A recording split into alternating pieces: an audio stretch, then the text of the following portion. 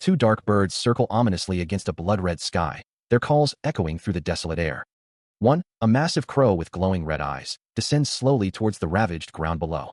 Scattered amidst the debris of a brutal conflict, a discarded sword, a broken shield, and tattered remnants of clothing mark the site of a recent struggle. A figure, face streaked with blood and tears, gasps for breath, the sheer exhaustion of the battle weighing heavily upon him. He sits slumped among the ruins, his body aching, the silence of the aftermath a stark contrast to the recent chaos. His mind drifts, wondering how long the Emperor and the fight had truly lasted. A sharp pain shoots through his side, causing him to clutch at his ribs with a pained grunt. The grim realization settles in. It feels as though a few ribs have been broken. Despite the agony, a small sigh of relief escapes him, knowing that even with such injuries, he can still move. He wonders about the others, the rest of his party, lost somewhere in the chaos. The landscape around him is a testament to the brutal conflict, a desolate expanse of shattered earth and twisted debris. Everywhere he looks, only destruction remains. Even the monstrous foes he faced are reduced to mere husks, their forms broken and lifeless. He lies amidst the wreckage, his body battered and bruised, struggling to rise. With a surge of determination, he pushes himself upright, a faint, purple glow beginning to emanate from his form. He gazes at his hand, where the purple energy intensifies, swirling with vibrant power. The energy erupts from his palm, a powerful burst of light and force.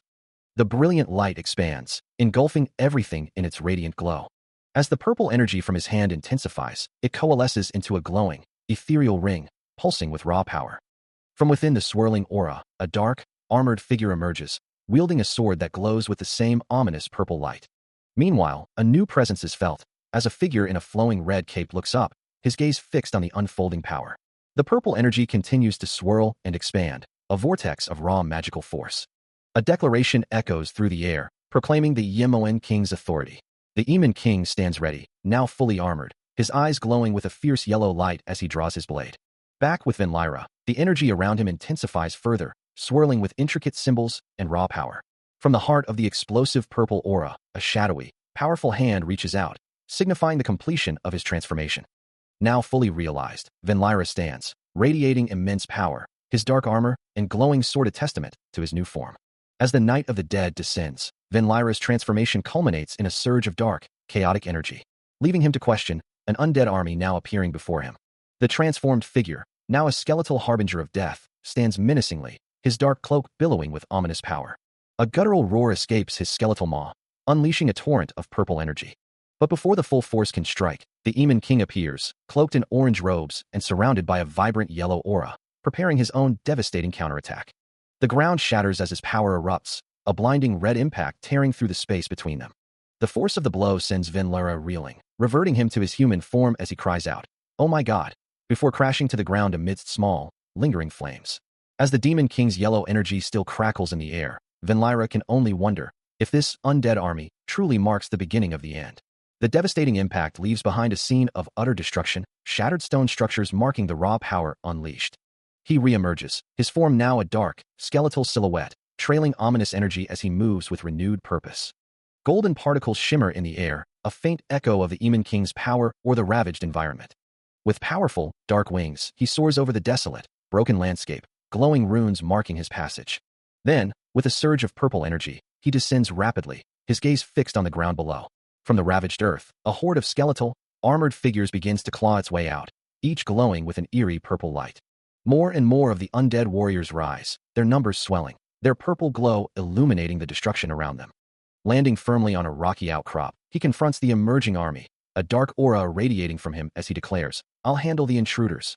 Venlyra, in his skeletal form, unleashes a devastating, sweeping attack, purple energy arcing from his very being. Acknowledging the skeletal warrior as a hero, as a knight in bright orange armor and a dark cloak looks on. Meanwhile, Venlyra continues to channel his power, a torrent of dark purple energy erupting from his form and engulfing the area. The raw magical force expands, a wave of destruction spreading outwards. His attack surges forward, a relentless tide of dark power. It slams into an unseen target, erupting in a violent, crimson-tinged explosion. The impact sends shockwaves rippling through the air, shattering the very ground. As the dust settles, the orange-haired knight prepares for battle, his sword now glowing with a fierce, white light. Venlyra unleashes a devastating surge of purple energy, his form a blur of motion as the attack streaks forward, impacting with explosive force and sending shattered debris flying in every direction. Before the dust can settle, a sharp pink energy streak slices through the chaos, followed by another violent impact. Then, a brilliant orange energy cuts through what appears to be a shattering barrier, cracking it into countless fragments. The fragments disperse rapidly, leaving behind a swirling void. More debris and dark, crimson energy erupt from a new impact point, the battle intensifying with each passing moment. Amidst the purple energy and flying fragments, a massive, scissors-like object appears, its form sharp and menacing. Black streaks of residual energy trail across the void, a testament to the raw power unleashed. Finally, the orange-haired knight stands ready, his eyes glowing with fierce determination, a pair of vibrant red energy wings unfurling behind him as he prepares to join the fray. The Demon King unleashes a torrent of dark power, a massive, rune-like symbol glowing ominously above him. The sheer force of the attack causes the very air to shatter. As Vinlyra moves with impossible speed, a blur of orange hair against the chaos. The battlefield remains engulfed in swirling purple energy. As the Demon King continues his relentless assault, a concentrated burst of dark power erupting from his core. Another devastating impact rips through the space, followed by a thunderous explosion of dark energy, engulfing everything in its wake. Amidst the swirling aftermath, the Demon King stands resolute, a glowing purple orb held firmly in his grasp, controlling the unleashed power. Residual white energy trails fade into the darkness, leaving behind a scene of utter devastation. The Demon King stands over his defeated foe, a dark aura swirling around him as he declares the battle finished. Below him, Vinlyra looks up, battered and surrounded by tendrils of dark energy, acknowledging the overwhelming presence of the Demon King. Yet, the Demon King's voice echoes with a chilling finality, proclaiming that there is no true end. As if to punctuate his words, a torrent of vibrant purple energy erupts from him, slamming into Vinlyra with devastating force. The overwhelming assault continues, massive tendrils of dark purple energy coiling and expanding, consuming everything in their path. His voice, now a resonant echo through the chaos, declares only continuation. The Demon King's form glows with an intense, malevolent purple, his power manifesting fully as the energy swirls around him, a vortex of destruction. He extends a glowing purple hand toward Vinlyra, who, amidst the crushing force, wonders if the Demon King intends to absorb him. The vast, dark purple energy continues its relentless expansion, engulfing the very fabric of their surroundings. The Demon King's overwhelming dark energy continues its assault, engulfing Vinlyra, who can only utter a surprised, guttural sound. Caught in the maelstrom, Vinlyra defiantly questions the attack, his eyes wide with a mix of shock and resolve. The force of the impact continues to bear down on him, violently propelling him through the air as a streak of purple energy. The Demon King watches from above as his opponent is sent hurtling into the distance, debris scattering around them. A blinding explosion erupts. The Demon King, his face grim, issues a challenge. Still reeling from the Demon King's assault, a pained cry escapes him as the dark energy engulfs his form, leaving only a lingering groan in its wake. The Demon King's malevolent power continues to swirl, a vortex of dark purple against the bruised sky, before finally slamming into the ground with a sickening thud, sending shards of energy scattering. A chilling declaration echoes through the air, Abyss activation. The world around him twists and distorts, jagged spires of darkness rising from the crimson landscape. Vinlyra lies broken amidst the devastation, his body slumped and still. Yet, even in defeat, a single hand reaches out, a testament to his unyielding will. He feels the insidious black light invading his very being, a chilling question forming in his mind. A guttural sound of distress escapes him as the world around him twists into a chaotic, crimson void. His form is swallowed by the encroaching darkness, struggling against an unseen force. Yet, a flicker of awareness remains, his eyes glowing with an unnatural purple light as he questions his own state. Meanwhile, the Demon King's monstrous form looms, a jagged silhouette against a blood-red backdrop. His presence distorts the very air, radiating an oppressive power. Standing before the Demon King, Vinlyra witnesses the full extent of his foe's transformation as the Demon King reflects on his past triumphs. His glowing purple eyes betray a flicker of doubt, a question of whether his end could truly be so ignoble.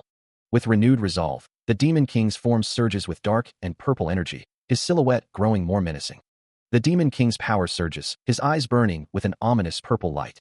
Erupting in a violent burst of dark energy, it ripples through the air with a deafening impact. His overwhelming aura continues to expand, a crushing force radiating outwards. Settling around him, his glowing purple eyes fixate on something unseen. "He's still alive?" he exclaims, his voice laced with disbelief as Vinlyra's bloodied face and newly glowing purple eyes come into view. "Then does that mean he has it too?" The Demon King questions, his dark power now visibly consuming the surrounding structures. The very landscape twists and crumbles under the oppressive force, swallowed by the encroaching darkness. As Vinlyra struggles, his body racked with pain, his eyes burn with the same ominous purple glow. The Demon King observes his hand, a chilling thought forming. The worthiness of receiving the abyss power. A sudden, overwhelming force erupts, demanding immediate attention. From the chaos, a red-haired figure emerges, radiating a powerful yellow light, a manifestation of the authority of light. Another, with vibrant yellow hair, joins the display, both figures embodying the same radiant power. Meanwhile, the very ground shatters under an immense, unseen pressure, dark energy seeping from the newly formed fissures. Amidst the escalating chaos, Venlyra's eyes glow with an ominous purple light, the abyss power now fully manifesting within him. With grim determination, he prepares for battle, drawing his holy sword to annihilate the encroaching evil. But a new, monstrous entity emerges, its armored form radiating dark purple energy, revealing itself as Kalen. His massive, shadowy presence looms, a formidable new threat in the escalating conflict. Unleashing the full, destructive force of the abyss power, Venlyra's form blurs with dark energy, his attack tearing through the very fabric of the desolate landscape. The impact shatters the earth, sending massive fissures spiderwebbing across the ground as debris explodes outwards. A deafening roar of power echoes. As a young woman in orange and white robes kneels amidst the rubble, her voice filled with concern as she asks if the two figures beside her are all right. The yellow-haired figure, sitting nearby, can only stare at the devastation, muttering about the sheer intensity of the power they just witnessed. The red-haired figure lies prone, his body severely damaged and bleeding from the devastating attack. The young woman gently cradles his head, her expression a mix of sorrow and determination. Despite his injuries, the red-haired figure's eyes glow with a fierce yellow light as he speaks, his thoughts fixed on the one who caused such destruction, Rogasasai's body. As his wounds visibly knit themselves back together, he exclaims in disbelief, realizing the incredible regenerative power at his command. "Did you receive my blessing?" The question hangs in the air, as the yellow-haired member of the Authority of Light kneels before Venlyra on a desolate, snow-dusted peak. The Demon King, its massive form now racked with pain, struggles to comprehend its defeat, muttering, "I was a bit flustered, but that should do." Meanwhile, the kneeling figure remains focused, offering reassurance to the hero. "Don't worry, hero." The Demon King's body begins to glow with a sickly pink light, its very essence unraveling as it acknowledges its demise. "My body is collapsing, and at its end." The Authority member confirms the victory, stating simply, "You won." The Demon King's monstrous form finally dissolves into shimmering particles, its reign brought to an end. The Demon King's monstrous form violently shatters, a guttural cry escaping him, as his disembodied voice declares this his final message. And that his story ends here. As the monstrous form continues to disintegrate into glowing particles, Venlyra reaches out towards the fading essence. The Demon King's voice continues, passing the mantle of responsibility. Even if the weight of this new responsibility crushes him. A brief, serene moment of clear sky. The Demon King lets out a final, agonizing roar as his form completely dissolves in a blinding flash of pink and purple energy. As the Demon King's essence fades, a vision flickers, showing a younger Venlyra walking alongside a white-haired figure through a snowy landscape, who offers a quiet encouragement to keep moving forward. The Demon King's voice echoes once more, a final, chilling sentiment, wishing Venlyra's journey would end differently than his own. His dissolving form, a shadowy mass with glowing purple eyes, continues, contrasting his fate with the empty me and the foolish us. As the last echoes of his words dissipate, the sky above begins to clear, revealing a vast expanse of blue. Yet, streaks of dark, ominous clouds, tinged with purple and pink, still linger, a stark reminder of the power that just vanished. On the ground, the very earth beneath Venlyra's feet cracks and shatters, a violent tremor marking the Demon King's complete dissolution. The ground continues to fracture, the sound of breaking stone echoing through the desolate landscape, as the world itself seems to recoil from the immense power that has departed. Finally, a small, pink, crystalline shard, the last remnant of the Demon King's core, floats away into the distance, leaving Venlyra alone in the vast, empty aftermath. The final, world-altering battle against the Demon King had concluded, leaving the hero and his closest companion to survey the vast, changed landscape from a high vantage point. A new dawn broke over a world forever altered by their struggle. Indeed, the battle between the hero and the Demon King, which determined the fate of the world, had ended. But the journey was far from over, as he continued to walk a solitary path, reaching out for something just beyond his grasp, until he found himself surrounded by new allies, a diverse group ready to face whatever came next. The world, now bathed in a gentle light, awaited their next move. After the world-altering battle, a sense of peace settled over the land, with towns celebrating their newfound freedom. Yet, as the festivities faded, time passed in a blur, each hero finding their own path forward. The young mage, still reeling from the conflict, was promptly dragged back to magic school by the headmaster, his adventures put on hold. Meanwhile, the elf, a stoic figure with a skull mask, set out on his journey back to his distant homeland. A priestess, her expression serene, stood in quiet contemplation. She offered a final farewell, and left the mortal world once more, her duties fulfilled. And the hero, Venlyra, stood bathed in a soft, ethereal light, his gaze cast downward in thought. He pondered the future, the weight of his past actions heavy upon him. Finally, with a renewed sense of purpose, he raised his head, ready to face whatever new challenges lay ahead. He had returned to where he belonged, a sense of peace settling over the land as evil faded into the light. Life breathed anew under the sun, and almost as if it were normal, fear quietly left their daily lives. Thus began a long era of peace, a tranquility that would last for generations. About 150 years later, the world had changed, yet the echoes of the past still lingered in the deep, dark forests. A new age dawned, with new paths emerging from the shadows. He sits, a skeletal figure against the ancient trees, a quiet declaration escaping his lips. Even after so long, a strange sensation grips him, making him wonder if even the immortal can catch a common cold. The world around him has changed beyond recognition. Mountains that once stood firm have crumbled into dust. Vast plains have withered, transforming into desolate deserts. He ponders if he is the only immortal being left, as even the once vibrant forests have undergone a profound transformation.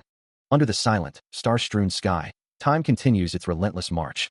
A sigh escapes him as he walks through the altered landscape.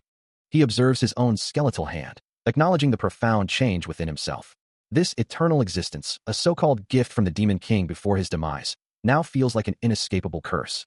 His hand clenches, a skeletal fist now, as the weight of his existence settles upon him, a curse that never fades. Huddled in the darkness, he ponders the purpose of this unending immortality. If he cannot simply disappear, if he is condemned to merely exist, what meaning can there possibly be in this desolate world? If he must stand alone forever? His form streaks across the night sky, a falling star in the vast expanse.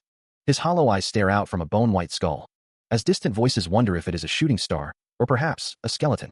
From the dark expanse above, 3 luminous streaks descend, piercing the night sky. Below, amidst the quiet of a forest floor, a young figure with blonde hair lies still, seemingly unconscious.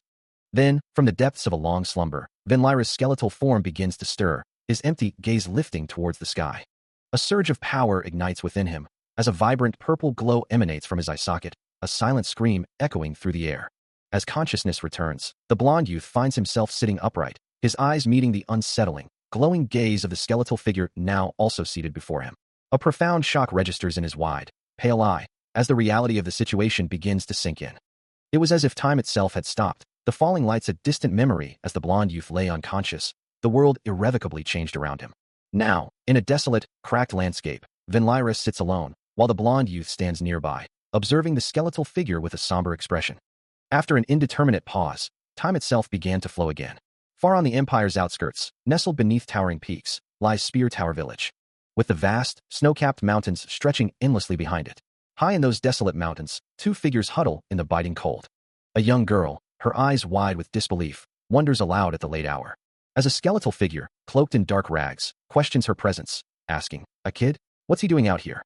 The skeleton holds a glowing skull, its faint light illuminating the girl's startled face. Her eyes widen further in shock, realizing the impossible. It's a talking skull. Wait. A shriek escapes her as the skull's eyes glow with an eerie purple light. And she desperately cries out, "Stop."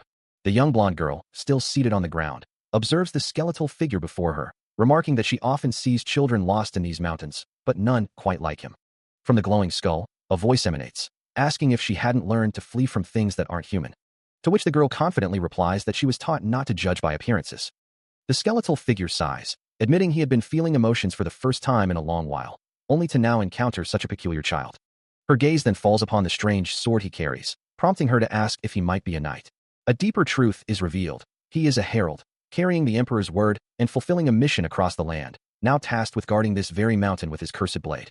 Intrigued, the girl presses further, wondering if the emperor's words truly make him strong. Indeed, even the highest-ranking generals of the empire's army refer to him as such.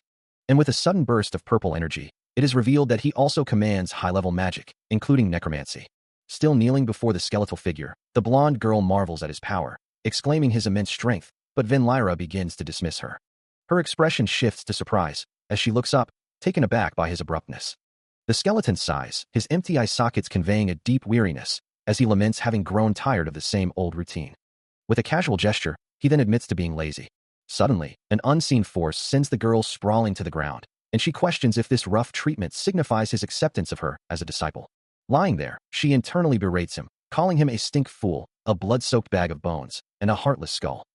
Despite the rough treatment and the implied difficulty ahead, she springs up, a vibrant purple aura now surrounding her, and joyfully chases after him, ready for the challenge. Still following the skeletal figure, the blonde girl listens as Venlyra asks if she isn't going home, warning her to return quickly before her parents worry. He adds that his appearance as a skeleton could easily lead to him being mistaken for a child kidnapper. But the girl, clutching a sturdy stick, dismisses his concern, declaring that he doesn't need to worry about her. Her words hang heavy, as images of a home burned down completely flash through her mind, a stark reminder of her lost parents. Venlyra, observing her resolve, recalls his own mother's words, a quiet thought about needing to be strong and stand on his own. The blonde girl, her gaze unwavering, reaffirms her purpose, declaring that this is precisely why she needs to grow stronger. With renewed resolve, she continues her journey, walking forward with a determined stride. Her unwavering resolve seems to have had an effect, as the skeletal figure of Venlyra stands cloaked in shadow, a faint purple energy emanating from him. The darkness around him deepens, then slowly recedes. He turns, his voice carrying a hint of resignation. Standing before the determined blonde girl in the sun-dappled forest, Venlyra watches as she brandishes a simple stick like a sword. He concedes, acknowledging that it would be unseemly for a hero to keep rejecting a child's earnest request. With a sudden burst of enthusiasm, Venlyra throws his arms wide, celebrating her persistence. The girl, now equipped with a bow and quiver, declares her intention to train herself to stand independently, addressing him with a formal title. As Venlyra begins to walk away, she follows, reiterating her commitment to self-reliance. A glowing purple symbol manifests, accompanied by a silent thought from Venlyra, expressing his remorse for failing to heed her words. Her determination now fully ignited, the blonde girl swings her axe with fierce resolve, its edge meeting Venlyra's sword in a clash that sends a jolt through his skeletal frame. Moments later, the intensity of their training subsides, and they rest beneath a towering tree, Venlyra holding a small, colorful lollipop. But a sudden, vivid memory or vision overtakes him, transporting him to a desolate landscape where a monstrous, skull-faced entity, wreathed in a vibrant purple aura, looms over him as he clutches the same glowing lollipop. The vision intensifies, showing him defeated and prone, the monster and its smaller, grotesque companions surrounding his fallen form, while the blonde girl watches, her face contorted in a silent scream of terror. Snapping back to reality, he finds himself still on the ground, the blonde girl looking down with a mix of confusion and concern, before the scene shifts, showing him offering the glowing lollipop to her, a gesture of comfort or perhaps a shared secret.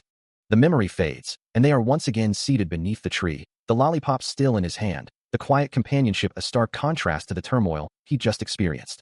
Later, both he and the blonde girl lie unconscious on the ground, discovered by an older man who looks down at their prone forms with a somber expression.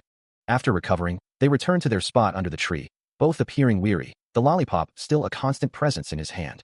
His hand clenches tightly, a silent testament to the pain or resolve simmering within him. He sits quietly beside her, both lost in thought as the world around them seems to fade into a soft, ethereal glow. Suddenly, a sharp, metallic clang echoes through the silence.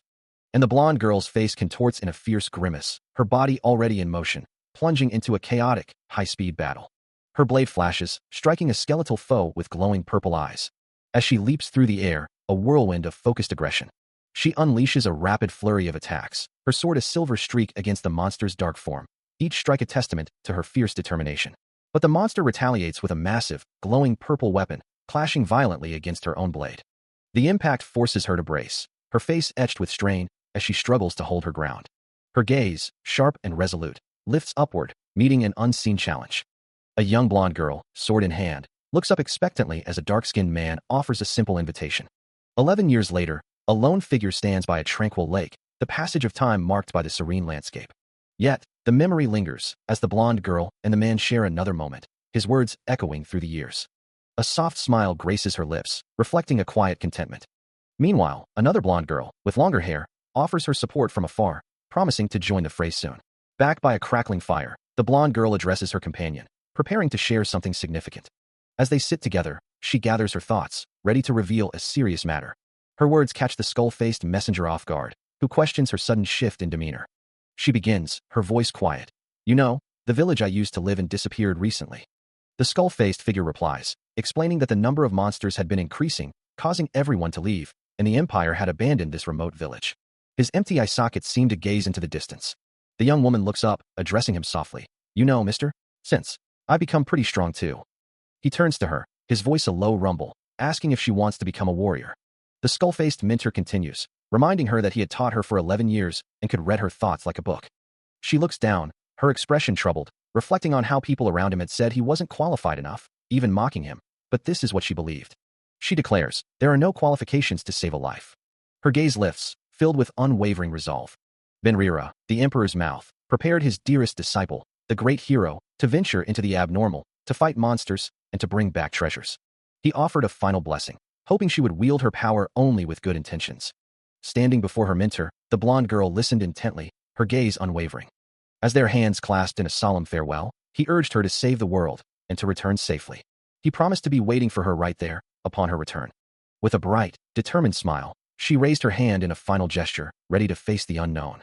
Left alone beneath the ancient tree, Benrira looked up, a silent question hanging in the air. How many years would it take? As she ventures deeper into the unknown, the blonde girl wonders how long this mission will truly take, perhaps 5 or even 10 years.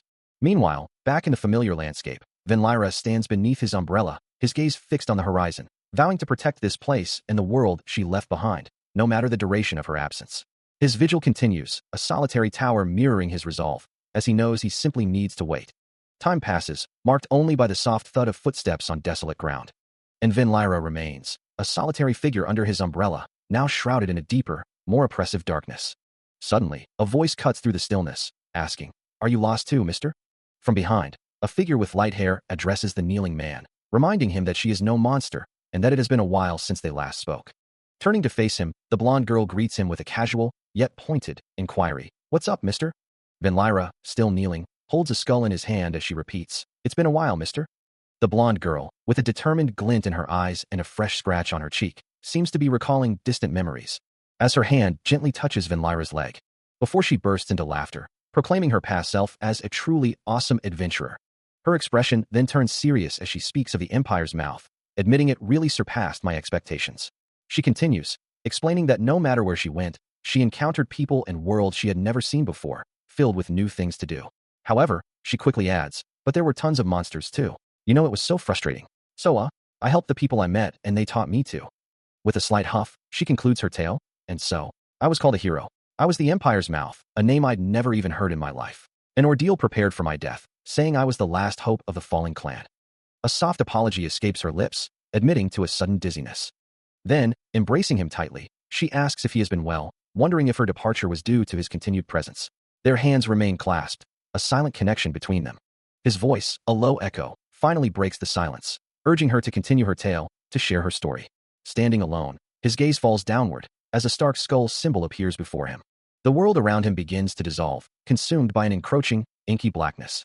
His form, a mere silhouette, is barely discernible within the deepening void. The inky black void dissipates, leaving him surrounded by heavily armored knights, their weapons already drawn. One of them curses, lamenting that rogue SSI didn't simply die quietly in the mountains, especially since they are in the middle of a search. Another knight demands to know what kind of person he is, reminding him of their duty to watch over the mountain. As their words hang in the air, a crackling energy erupts from Benrira, the sound of splintering wood echoing through the confined space. A disembodied voice seems to question the very reality of the situation, asking if anyone else can still perceive this unfolding event. Then, the true form emerges, a skeletal figure, its eyes burning with an intense purple glow, standing as unyielding as a mountain. The purple light intensifies, swirling within the depths of his eye, radiating raw power. With a swift, brutal motion, the skeletal warrior strikes, his staff tearing through the armor of one of the knights. From the swirling darkness, a multitude of shadowy, skeletal figures begin to coalesce, their eyes burning with an eerie purple glow. A guttural, echoing roar rips through the air, as one of the central figures lets out a chilling cry. More of the skeletal warriors emerge, their forms indistinct yet menacing, each one ready for the coming conflict. The ground beneath them tells a grim story, a place where guts were ripped out, heads crushed, and countless corpses hacked apart. Bodies piled up, the soil covered them, and a forest took root, transforming this place into what it has now become. For generations, this place has been watched over, with a constant fear of the wicked deeds of necromancers. Standing amidst the fallen, Benrira, now a skeletal messenger, questions the profound, unnatural feeling that courses through his very being. His glowing purple eyes betray a mix of power and bewilderment, as he grapples with his new form. Raising his staff, he commands the newly formed skeletal legion, urging them to calm down and fall into formation. A lone knight, his armor stained with blood, reflects on the inherent limitations of necromancers, believing they can only control a finite number of undead, even with countless bodies at their disposal, concluding that if they simply wait a little longer, the tide might turn. But before him, a dark, hooded figure stands, facing an overwhelming tide of skeletal faces, each with eyes glowing with an eerie purple light. As a chorus of desperate whispers echoes in his mind, pleading for salvation. Vinlyra, now the skeleton messenger, finds himself at the heart of this macabre legion, a force powerful enough to raise an entire army of the undead, their numbers stretching into the blood-red horizon. He moves with them, his own form now a part of their spectral march, his glowing purple eyes reflecting a profound confusion as he questions his very existence. What in the world are you? The question hangs heavy in the air, a desperate plea for understanding. Who? Yet, despite his internal turmoil, Vinlyra stands firm, a powerful purple aura radiating from him as he grips his weapon, ready to lead his new, terrifying army. A dark, tattered cloak billows around him, as a profound question echoes within his newly formed consciousness. Who am I? The query hangs heavy in the air. Before the skeleton messenger stands revealed, a towering figure of bone and dark cloth, wielding a massive, glowing purple blade. The answer comes with chilling clarity, a declaration of his new purpose. I am the Emperor's mouth, the Empire's voice. His weapon, imbued with potent, dark energy, hums with power, and his hollow eyes burn with an intense, violet light, reflecting the transformation within. He descends with an almost ethereal grace, the ground cracking beneath the sheer force of his presence. Vinlyra plunged deeper into the jagged chasm, his form wreathed in an ominous purple glow, a herald of the Empire's will. For he was the voice of the Empire, and all must heed the words of its messenger. From a nearby window, a man watched the descent, his eyes wide with disbelief, uttering a single, stunned question. As a surge of raw energy erupted from the chasm, a group of onlookers below could only stare up in horror, wondering what cataclysm had just unfolded. The herald's voice echoed, a chilling decree. Should the Empire ever stray from the Emperor's true vision? The very structures around the chasm seemed to crack and glow with the immense power, as if the world itself was reacting to his presence. His descent continued, a vortex of dark and purple energy, a terrifying manifestation of his new identity. And with unwavering resolve, the herald commanded, "Let the nobles and faithful servants correct its course." As the descent continued, the very air around him twisted into a maelstrom of dark energy, glowing orbs of purple light swirling in the abyss. Tendrils of raw power lashed out, painting the darkness with streaks of vibrant, chaotic purple, revealing the monstrous, shadowy form of the skeleton messenger, his eyes burning with an infernal glow and his maw filled with razor-sharp teeth. A voice, deep and resonant, echoed through the void, lamenting his former homeland. The image of a weeping skull, stark white against the black, materialized as a grim omen. As the voice delivered its final, chilling warning, to fear the consequence of tyranny. Vinlyra's breath comes in ragged gasps, his legs pumping relentlessly across the open ground, as he approaches a village nestled under a sky stained in ominous red. Finally, he slows, a moment of relief washing over him as he thinks he's safe. But the respite is short-lived, his eyes sharpen, and a crimson aura flares around him as he prepares to act, knowing the time is now. The air crackles with raw power, revealing the shadowy, monstrous forms of the undead, their eyes glowing with malevolent intent. As they advance, some armed with crude spears, their numbers growing. Meanwhile, a stern-faced commander receives the grim report. Undead have been spotted on the village's south edge. His single visible eye glows with a fierce red light as he barks the order for his knights to assemble. A monstrous, glowing eye with jagged teeth emerges from the darkness, its malevolent energy pulsing with a deep, resonant boom. An explosive impact follows, sending debris flying as the horde of dark figures surges forward. Before them stretches a vast, terrifying legion of purple glowing undead, their skeletal forms an endless wave of destruction. As the monstrous tide approaches, Vinlyra stands firm, a fierce red aura flaring around him, ready to face whatever comes. Meanwhile, a line of armored figures charges forward, their silhouettes stark against the light of the approaching threat. The armored commander watches the endless wave of purple-eyed horrors, a grim realization dawning on him. This is no mere skirmish, but a whole damn legion. The undead continue their relentless march, their glowing eyes fixed on their prey. With a powerful red glow now surrounding him, the commander turns to his knights, his voice ringing out with a single, urgent command. Everyone, move. As the battle lines draw closer, Vinlyra prepares his weapon, his entire form enveloped in a vibrant, crimson aura, ready to unleash his power. He moves with blinding speed, a white energy trailing from his weapon as he carves through the encroaching darkness. With a sharp chuck of impact, a vibrant purple aura flares around him, intensifying his assault. The shadowy forms disintegrate under his relentless blows, as the grim reality of the wolf hunt unfolds around them. His gaze remains sharp and focused, his jaw set with grim determination. Elsewhere on the battlefield, another warrior engages the shadowy horde, his sword a dark blur against the chaotic backdrop. This is Imperial Knight Escher Soma, his muscular frame clad in practical armor, his expression stern. A monstrous, shadowy face with glowing red eyes snarls in the darkness, a target for the knight's blades. Escher Soma observes the unfolding chaos, a single thought forming in his mind. So it's him.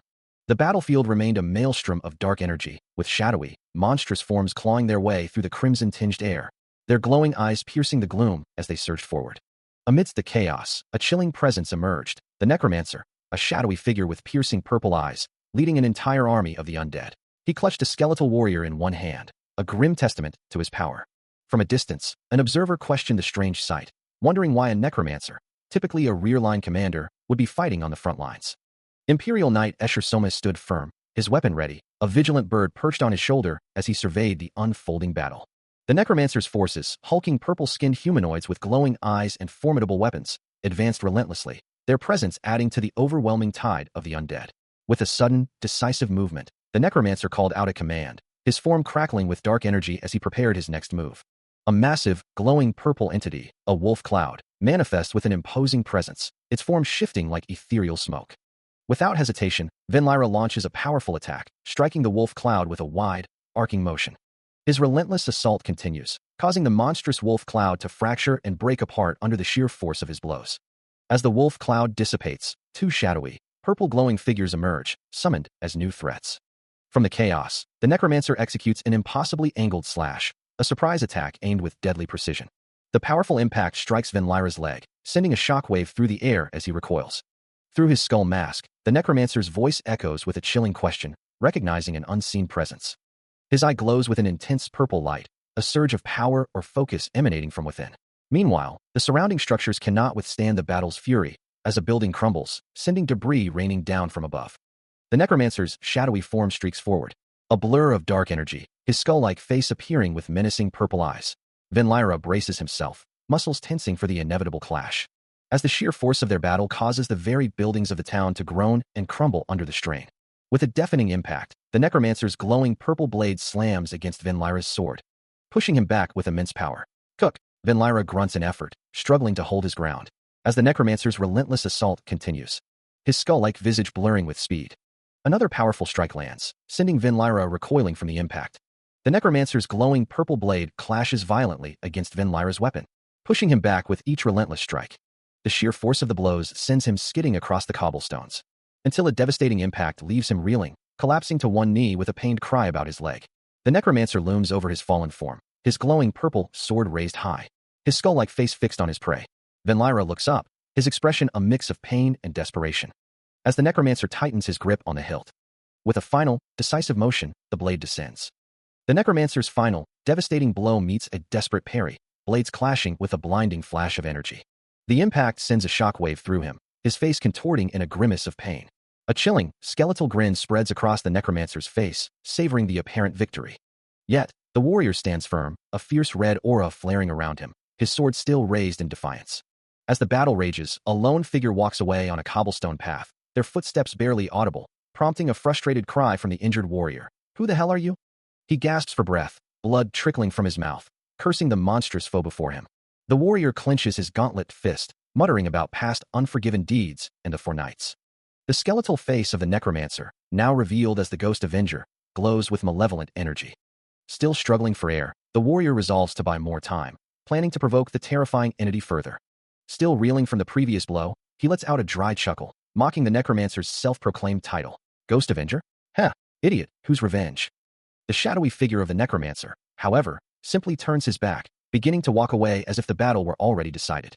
Venlyra struggles, coughing violently as the necromantic energy continues to drain his stamina. Despite the pain, he extends a hand, glowing with faint energy, and calls out, "Oi!" But before he can fully act, the necromancer's shadowy hand appears instantly, gripping his face with chilling force. A brutal impact follows, sending him reeling backward. A deep, glowing red wound blossoms across his torso, a testament to the necromancer's power. Even through the agony, Venlyra manages to challenge him. "Are you proud of killing people?" The necromancer pauses, his glowing purple eyes turning slightly, and replies with cold indifference. "For stupid shit like that, you kill people." Venlyra, his face contorted in a snarl, curses the necromancer's motivations, his teeth gritted against the pain of his wounds. Despite his injuries, he lunges forward, a blur of motion, his sword wreathed in crackling purple energy, his eyes wide with fierce resolve. He closes the distance with impossible speed, the blade a shimmering arc aimed at his foe. A desperate, primal scream tearing from his throat. The orange-haired knight brings his weapon down upon the shadowy form of the necromancer. But in an instant, the tables turn, and Venlyra is sent crashing back, buried beneath a cascade of stone and rubble. Even as he lies defeated, a final, bitter retort escapes his lips, mocking the necromancer's twisted ideals. A chilling smile spreads across the necromancer's face, his voice dripping with satisfaction as he declares Venlyra's demise nothing more than a necessary death. Surrounded by a faint red aura, he continues to mock the fallen hero, dismissing his efforts as ridiculous and his death as a mere reward. A sarcastic sorry hangs in the air, a final insult to his vanquished foe. But from beneath the crushing debris, Venlyra pushes himself free, his voice a ragged whisper of defiance, but not today. As he rises, a brilliant surge of blue energy erupts around him, cutting through the darkness. The raw power distorts the very air, illuminating the jagged, cavernous space. The necromancer watches, his masked face unreadable as the blue light intensifies. The energy surges once more, a vibrant, vertical column of light. It fills the entire space, a clear manifestation of Venlyra's unbroken will. Under a sky streaked with ominous blue energy, a lone figure observes a village. Meanwhile, magic relays are meticulously set on all the surrounding walls, with their circuits stabilizing. Soon after, 155 mana batteries successfully link into the system, completing the preparations. The anti-undead shield is now ready to activate, even as Venlyra remains ensnared, skeletal hands reaching down towards him. Yet, a defiant, blood-stained smile spreads across his face, a testament to his unbroken will. The mission is declared complete, and the anti-undead shield begins to activate, forming a vibrant green barrier. The green energy expands rapidly, enveloping the entire area in a protective dome with a powerful, resonating burst. Then, from within the newly formed shield, a brilliant blue energy erupts, pushing outwards against the green. With a surge of power, a glowing green fist strikes, scattering the shadowy forms of the undead. Two grotesque, purple-hued creatures, their eyes burning with an eerie glow, begin to falter. A larger, humanoid figure, wreathed in the same dark energy, also shows signs of collapse. With a dull thud, the larger undead dissipates into purple smoke, as armored figures stand firm below. More of the spectral army vanish with similar sounds, their forms dissolving around the steadfast soldiers. One armored hand grips a chain tightly, bracing against the lingering shockwaves of the battle. Above them, the protective green barrier holds firm. With a confident smirk, Venlyra declares, "Your undead army is all gone." He continues, his voice laced with challenge. "You're right to say the undead army is all gone. Even you might not last long here." Amidst the crumbling red debris, a sharp, metallic clang echoes through the air. As the necromancer acknowledges the power that just decimated his forces, thinking, "I know that. That fool was oddly meticulous, like a craftsman." His white hair flowing from beneath a wide-brimmed hat, the necromancer's expression remains unreadable. Though a flicker of surprise crosses his features as he surveys the devastation, a silent question hanging in the air. His dark hair now disheveled, he dismisses the loss with chilling indifference. "I don't care about the army. I can make it again anytime." But his tone shifts, growing darker as he speaks of his creations. "You created those who will fight beside me." Shadowy figures with glowing eyes emerge around him, embodying his ominous declaration, "The people you exploited." His form shifts into a glowing skeletal apparition, surrounded by tendrils of dark energy, as he promises, "They'll rise for revenge."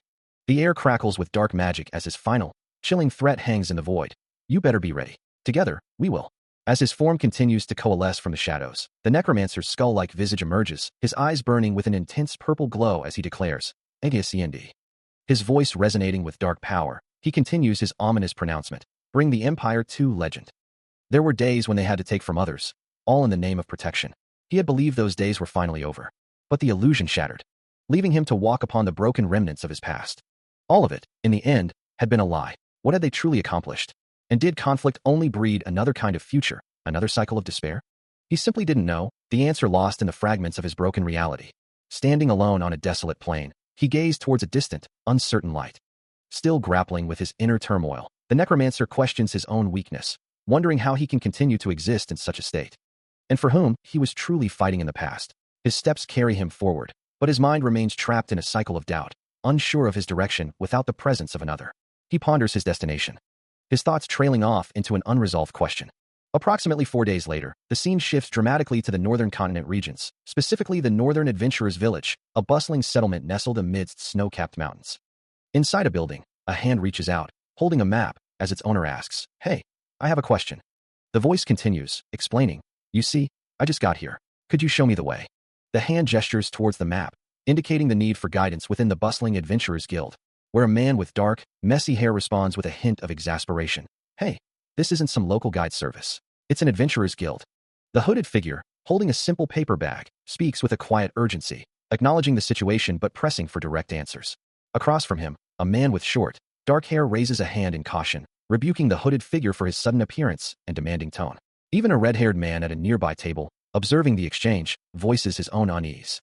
Ignoring the interruption, the necromancer's eyes glow with an ominous purple light as he dismisses the man's words, his gaze piercing, sensing a deeper truth. You reek of too much blood. At this revelation, Venlyra's expression shifts to one of dawning realization, his hand still raised in a gesture of surprise. A week has passed since the northern adventurers' village was attacked by a mechanized slaughterhouse knight. His eyes now burning with a fierce purple glow, Venlyra's resolve hardens, preparing for action. A knife flashes through the air, thrown with deadly precision. It strikes its target with an explosive force. Venlyra stares at his hand, a flicker of surprise crossing his face as he considers the outcome of his attack. Meanwhile, the necromancer's glowing purple eyes narrow, a guttural growl escaping him as he recognizes the nature of his opponent. His voice dripping with venom, he curses his adversaries. The necromancer's anger intensifies, his hand rising as if to ward off an unseen force. Suddenly, Venlyra crashes down, creating a small crater in the ground, his words echoing with disdain. He sits amidst the shattered earth, his gaze sweeping the surroundings. His eyes fix on something in the distance, a thoughtful expression on his face. The necromancer stands silently, a small, dark, dog-like creature now at his feet, its eyes glowing faintly red. Venlyra ponders the sudden appearance of the creature, wondering if his presence was detected, acknowledging that their plan has now failed. From above, the necromancer's voice echoes with a chilling command, urging his shadowy minions to eliminate the intruder. Yet, Venlyra, surrounded by unseen threats, can only mutter in disbelief that he had merely sought guidance, not a death sentence. The necromancer, his eyes glowing with malevolent purple energy, dismisses his plea, declaring that from this moment, any consequence is solely Venlyra's responsibility. As he plummets downward, his own eyes ignite with a fierce purple glow, the rogue prepares for the inevitable confrontation. He lands, immediately engaging the small, dog-like creature with glowing red eyes, his blade flashing as he strikes. The creature recoils from the impact, its body momentarily thrown back as the necromancer watches from above. But the beast is swift, countering with a ferocious claw attack, its glowing red eyes fixed on its target. He narrowly evades the strike, the force of the creature's missed attack kicking up dust and debris. With a guttural cry, he lunges forward once more, his blades poised for a decisive blow. He lunges forward, a blur of motion, closing the distance to the creature in an instant. His fist connects with brutal force, sending the shadowy form recoiling from the impact. But before he can press the advantage, a swift counterattack catches him off guard, a sharp blow forcing a gasp of surprise from his lips. The force of the blow lifts him off his feet, sending him hurtling backward through the air. He crashes into a stone wall with a deafening explosion of debris, the impact shaking the very foundations of the structure. The necromancer's creature stands motionless, its shadowy form observing the dust settle. Its skull-like head remains fixed on the damaged building, a silent testament to its power. The necromancer's creature stands triumphant over the fallen Venlyra, who lies still on the cold ground, while another cloaked figure observes the scene. Suddenly, the cloaked figure lunges forward, a glinting blade flashing towards the creature. He strikes with precision, his attack disrupting the creature's momentary victory. Both Venlyra and his unexpected ally register a flicker of surprise. But the necromancer's creature lets out a guttural roar, its form shifting into a more monstrous, skull-faced beast. A cloud of smoke and dust erupts, and as it clears, Venlyra pushes himself up, scanning the empty space. He disappeared, he exclaims, his voice laced with disbelief. A grim determination settles on his face. His eyes begin to glow with a fierce, purple light. With a surge of power, Venlyra descends, his blade already arcing towards the monstrous creature. The impact sends ripples of dissolution through its form, its single glowing eye beginning to unravel. He presses the assault, his grip firm on the hilt, knowing the true strike is yet to come. The initial thrust is merely a distraction, a feint to draw its attention. His gaze sharpens, the true attack coming from an unexpected angle. With a final, devastating motion, his blade slices clean through the creature's dissolving form. The creature lets out a silent, desperate cry, its existence rapidly fading into nothingness. Only an empty crater remains where the monster once stood, Venlyra standing victorious amidst the dissipating dust. From a distant rooftop, two masked figures observe the aftermath. One remarks on his strength, while the other notes his lingering humanity. Amidst the shattered earth and debris, Venlyra lies prone, his face streaked with blood and grime, as a voice echoes the sheer power of the captain, who achieved victory in just one strike. Meanwhile, a cloaked figure, their form obscured by a dark robe, walks away from the scene of devastation, leaving behind a trail of smoke and destruction. The masked observer turns their head slightly, a companion with a worried expression beside them, as the cloaked figure wonders aloud, Who? Their masked face is illuminated by an eerie purple glow emanating from their eyes, a dark aura swirling around them as they contemplate their next move, thinking, what will be next? The masked figure's thoughts conjure an image of a skeletal creature, its empty eye sockets glowing with the same malevolent purple light, a chilling vision of what might come.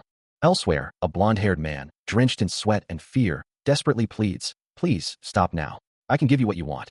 Inside a building, two men, one with spiky hair and another in a helmet, react with shock as they hear news about their guild, their faces etched with disbelief. From a higher vantage point, a man named Donghoon looks down, his expression somber, as he reflects on the necromancer who defeated their guild, revealing that he took the powerful individual in when they were just a child. The guild master of the northernmost guild, Thorvinland, smiles faintly, recalling a past event. He suggests, let's talk somewhere else. The conversation moves to the guildmaster's office, where he continues, describing a tale of a skeleton that preys on adventurers in the hills near Tower Village, a story even seasoned adventurers know. He explains how they received a request to deal with it, only to realize they had been scammed, as the skeleton they encountered was merely a decoy. A skeletal figure, glowing with an eerie purple light, appears in his memory as he exclaims, wow, who would have thought you'd really exist? His expression shifts from amusement to a deep frown, the weight of his current situation settling upon him. Clenching his fist, he admits, Guildmaster, I'm in quite a pickle right now. The necromancer, now appearing in a human-like form with glowing purple eyes, responds with an unsettling calm. It seems you have something to say. Get it over with. His words hang in the air, a silent plea for understanding, as the guildmaster considers their request. He gestures with a cigarette pack, explaining how the villagers are suffering under the empire, and they've been hesitant to act for too long. As he lights a cigarette, the grim reality of the situation unfolds. Villagers have abandoned their homes, while those who remain are burdened by exorbitant taxes and fees, barely surviving in the frontier. His expression hardens, challenging the implication that he's mocking their plight, or that his hesitation stems from fear of attacking the empire. A chilling voice, emanating from the skeletal form of the necromancer, cuts through his thoughts, stating simply that if nothing is done, nothing will ever happen. Thor takes another drag from his cigarette, his gaze distant as he refutes the notion, claiming they weren't entirely inactive.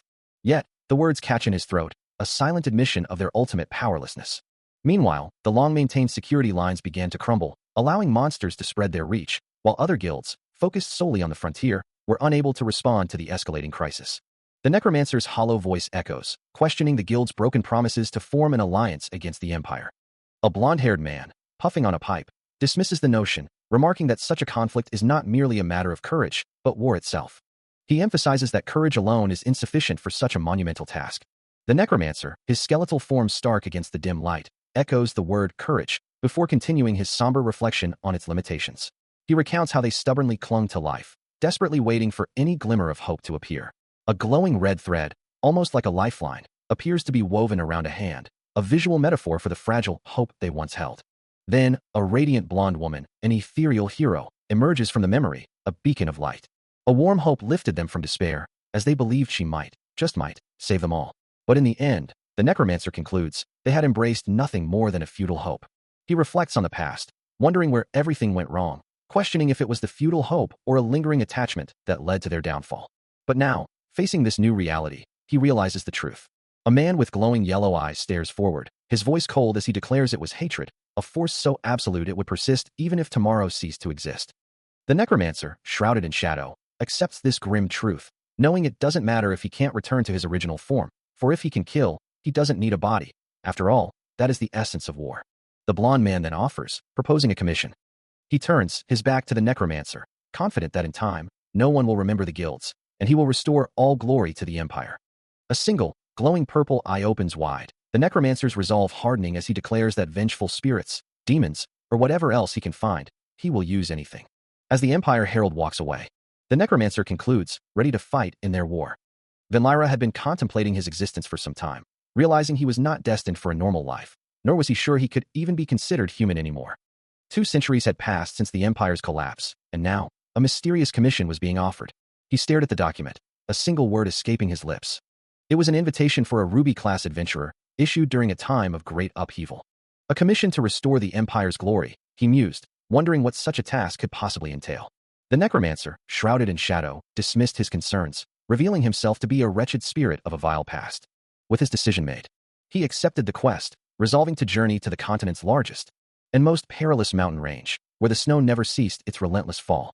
Clad in a skull mask and a heavy fur cloak, Vinlyra begins his perilous journey, his bandaged arms clenched in anticipation. His path leads him directly to the northern mountain range, a vast, snow-covered expanse marked by a specific travel route that winds past the polar bear village and along the northern continent's coast. As the biting wind swept across the desolate, snow-capped peaks, a voice broke the silence, wondering aloud how long it had been since they departed the villages. A hooded figure, his face partially obscured by goggles and a mask, confirmed it was the 5th day of their journey. He explained that they had utilized the mountain path to maintain their covert movement, remarking on their surprisingly swift progress despite the need for stealth. With a determined gaze, the hero affirmed the necessity of their speed, as they simply couldn't afford to be slow. A pause hung in the air, before the unseen companion prompted, "Then." As they observed a distant camp nestled in the snow, the hero muttered, wondering who those figures could possibly be. A heavily armored figure stood guard within the camp, as the hero concluded they were likely not survivors from nearby villages. Communicating through a device, he deduced they were likely raiders, preparing to advance on the capital after looting other settlements. Still traveling through the frigid, snowy landscape, Venlyra turns to his companion, asking about the path ahead, which the shadowy figure identifies as Muron Camp. The necromancer then clarifies his identity, stating his name and acknowledging Venlyra as his master, reminding him of their shared past with the church. Below the mountain, small camps to the landscape, and Venlyra observes that they will likely be raided for food and supplies. He continues, explaining that Imperial Knights frequently conduct such raids. This practice, he notes, has become routine since the new emperor usurped the throne. The necromancer, his skull-like face grim, declares his intent to eliminate them.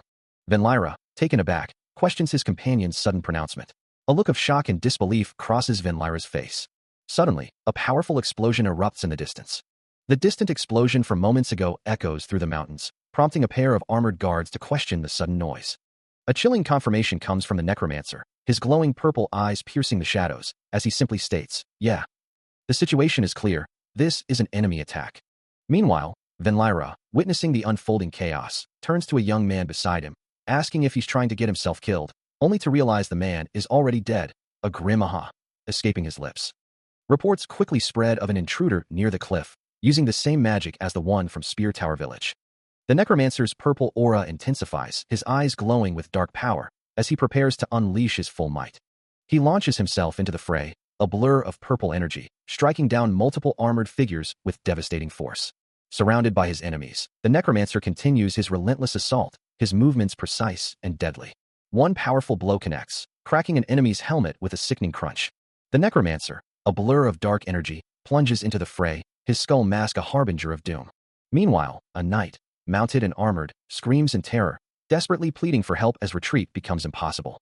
Another, attempting to rally his forces, shouts that there's only one enemy, urging his comrades to strike him down. But the necromancer is too fast, his purple magic already striking one of them, the knight's face contorting in agony as his eyes begin to glow with an unnatural violet light. He observes the chaos he's wrought, a single, dismissive thought echoing in his mind. Just one? The knight's eyes, now fully consumed by the purple glow, are clearly under his control, a mere tool for his dark power. With a surge of dark energy, the necromancer summons a horde of spectral faces, their ghastly forms appearing from the shadows. These spectral entities then tear through the remaining armored figures, overwhelming them in a torrent of purple light and despair. The necromancer watches, his glowing purple eyes fixed on the unfolding chaos, while below, a dark-haired knight questions the situation, wondering if the enemy's mana truly exceeds their rank. Suddenly, a monstrous, purple-glowing entity erupts onto the scene, its terrifying scream echoing through the air.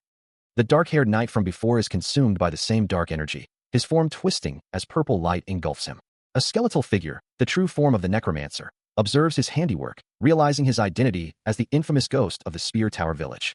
Now fully corrupted, the transformed knight, glowing with malevolent purple energy, turns on his former ally, savagely attacking a silver-armored comrade. His face contorted into a mask of rage and pain, the purple energy pulses violently around him. From a distance, Venlyra and a white-clad figure observe the grim spectacle, the blond man stating that it's nearly over and urging them to move. The white-clad figure agrees, as the necromancer's spectral, clawed feet touch the ground. Now mounted on a fearsome spectral horse, the necromancer, the ghost of the Spear Tower Village, rides forth, his dark power fully unleashed. As the tide of battle turned, a chilling declaration echoed across the ravaged land, the necromancer's corrupted forces surging forward, their victory imminent. One of the grotesque, purple-eyed creatures let out a guttural roar, its shadowy form a testament to the dark power now unleashed. Amidst the chaos, the necromancer, cloaked and skull-masked, moved with deadly precision, driving his spear into a knight who screamed in agony. A burst of purple energy erupted from the impact, the knight's defenses utterly overwhelmed. Without pause, the skull-masked figure lunged again, a relentless force of destruction. Another knight fell victim to his brutal assault, a flash of yellow-orange energy marking the fatal blow. The impact was so immense that the knight's head simply shattered, a golden medallion flying free from his collapsing form. The medallion, a symbol of loyalty, lay discarded in the snow, a grim reminder of the fallen. Observing the scene from a distance, Venlyra, accompanied by a tall, white-haired figure with striking red eyes, felt a growing unease. He couldn't shake the bad feeling that settled in his gut. A skull-masked figure, a father, offers a small charm, explaining that his daughter made it for adventurers. Looking down, Venlyra hesitates, unable to accept the offering. He quickly apologizes for his reaction, but the father reassures him that they are all the same. The scene shifts to Venlyra sitting with an old man, reflecting on how everyone carries their own scars and curses.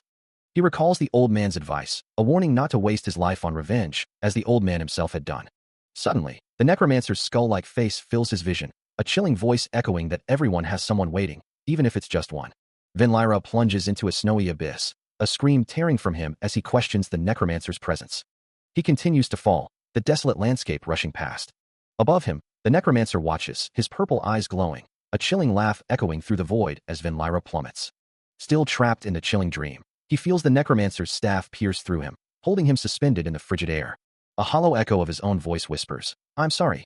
The vision shifts to another, a bloodied face murmuring, "Michelle's." The necromancer stands triumphant over the fallen forms of Michelle and Venlyra, their bodies lifeless on the desolate, snowy ground. His glowing purple eyes survey the scene, a silent testament to his cruel dominion. But then, a blinding white streak tears through the air, slamming into the necromancer with explosive force, as a skeletal warrior emerges from the swirling snow, having delivered the unexpected blow. The warrior lets out a guttural sound, its arms still raised from the powerful strike.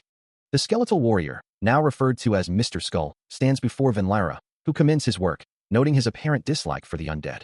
With the immediate threat handled, Venlyra instructs him to rest, assuring him that the cleanup will be taken care of. Meanwhile, a bald observer watches from a distance as a massive pyre ignites, musing aloud about the strange individual orchestrating such a scene. Back at the pyre, Venlyra declares his lack of need for the undead, questioning if they should all be cremated. He stands before the towering inferno, a silent testament to the destruction of the fallen creatures. The bald observer continues to watch the raging flames, his thoughts cut short by the overwhelming heat. Mr. Skull, observing Venlyra's intense demeanor, wonders aloud who he is doing all of this for, noting how truly enraged he appears. The bald observer remains fixated on the inferno, unaware of the chilling presence materializing behind him. A shadowy, skeletal hand reaches out, as the necromancer's voice echoes with a sinister certainty, reminding him, "I told you, it's your turn." He warns that one will be forced to face countless hard choices and fall into even deeper despair, but this is just the beginning, as their role hasn't even started. A shadowy voice commands silence, asserting that the target is merely at the socket and should remain in their place. Deep, guttural laughter echoes from the darkness. Then, addressing a small, floating skull, the necromancer questions if it truly believes it can escape its fate. He declares that at the very end, a despair beyond all imagination awaits. The ominous voice urges them to run from their fate, to do the best they can. From a desolate vantage point, the necromancer and the small, glowing skull observe a distant city engulfed in raging flames, its ancient walls crumbling under the inferno. The necromancer cackles with delight, a tiny skeletal familiar floating nearby, as they gaze down upon a city engulfed in roaring flames. The stench of the burning metropolis fills the air, a scene so captivating it makes one want to dance. A wide, menacing grin stretches across their face, sharp teeth glinting, as they declare their love for the smell of the burning. Standing beside a towering, armored figure, the red-haired individual dismissively waves a hand, stating they are out of the conversation, while the armored figure asks for their thoughts. They express deep disappointment, their hand covering their mouth, lamenting that the kingdom, once destined for the empire, fell too quickly. The armored figure agrees, having also expected a longer struggle, as the necromancer holds a glowing orange orb, doubting such a kingdom truly exists.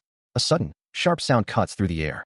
The announcement rings out, proclaiming the presence of War Knight Fry and her army, revealing imperial orders about an undead army spotted at the northern wall.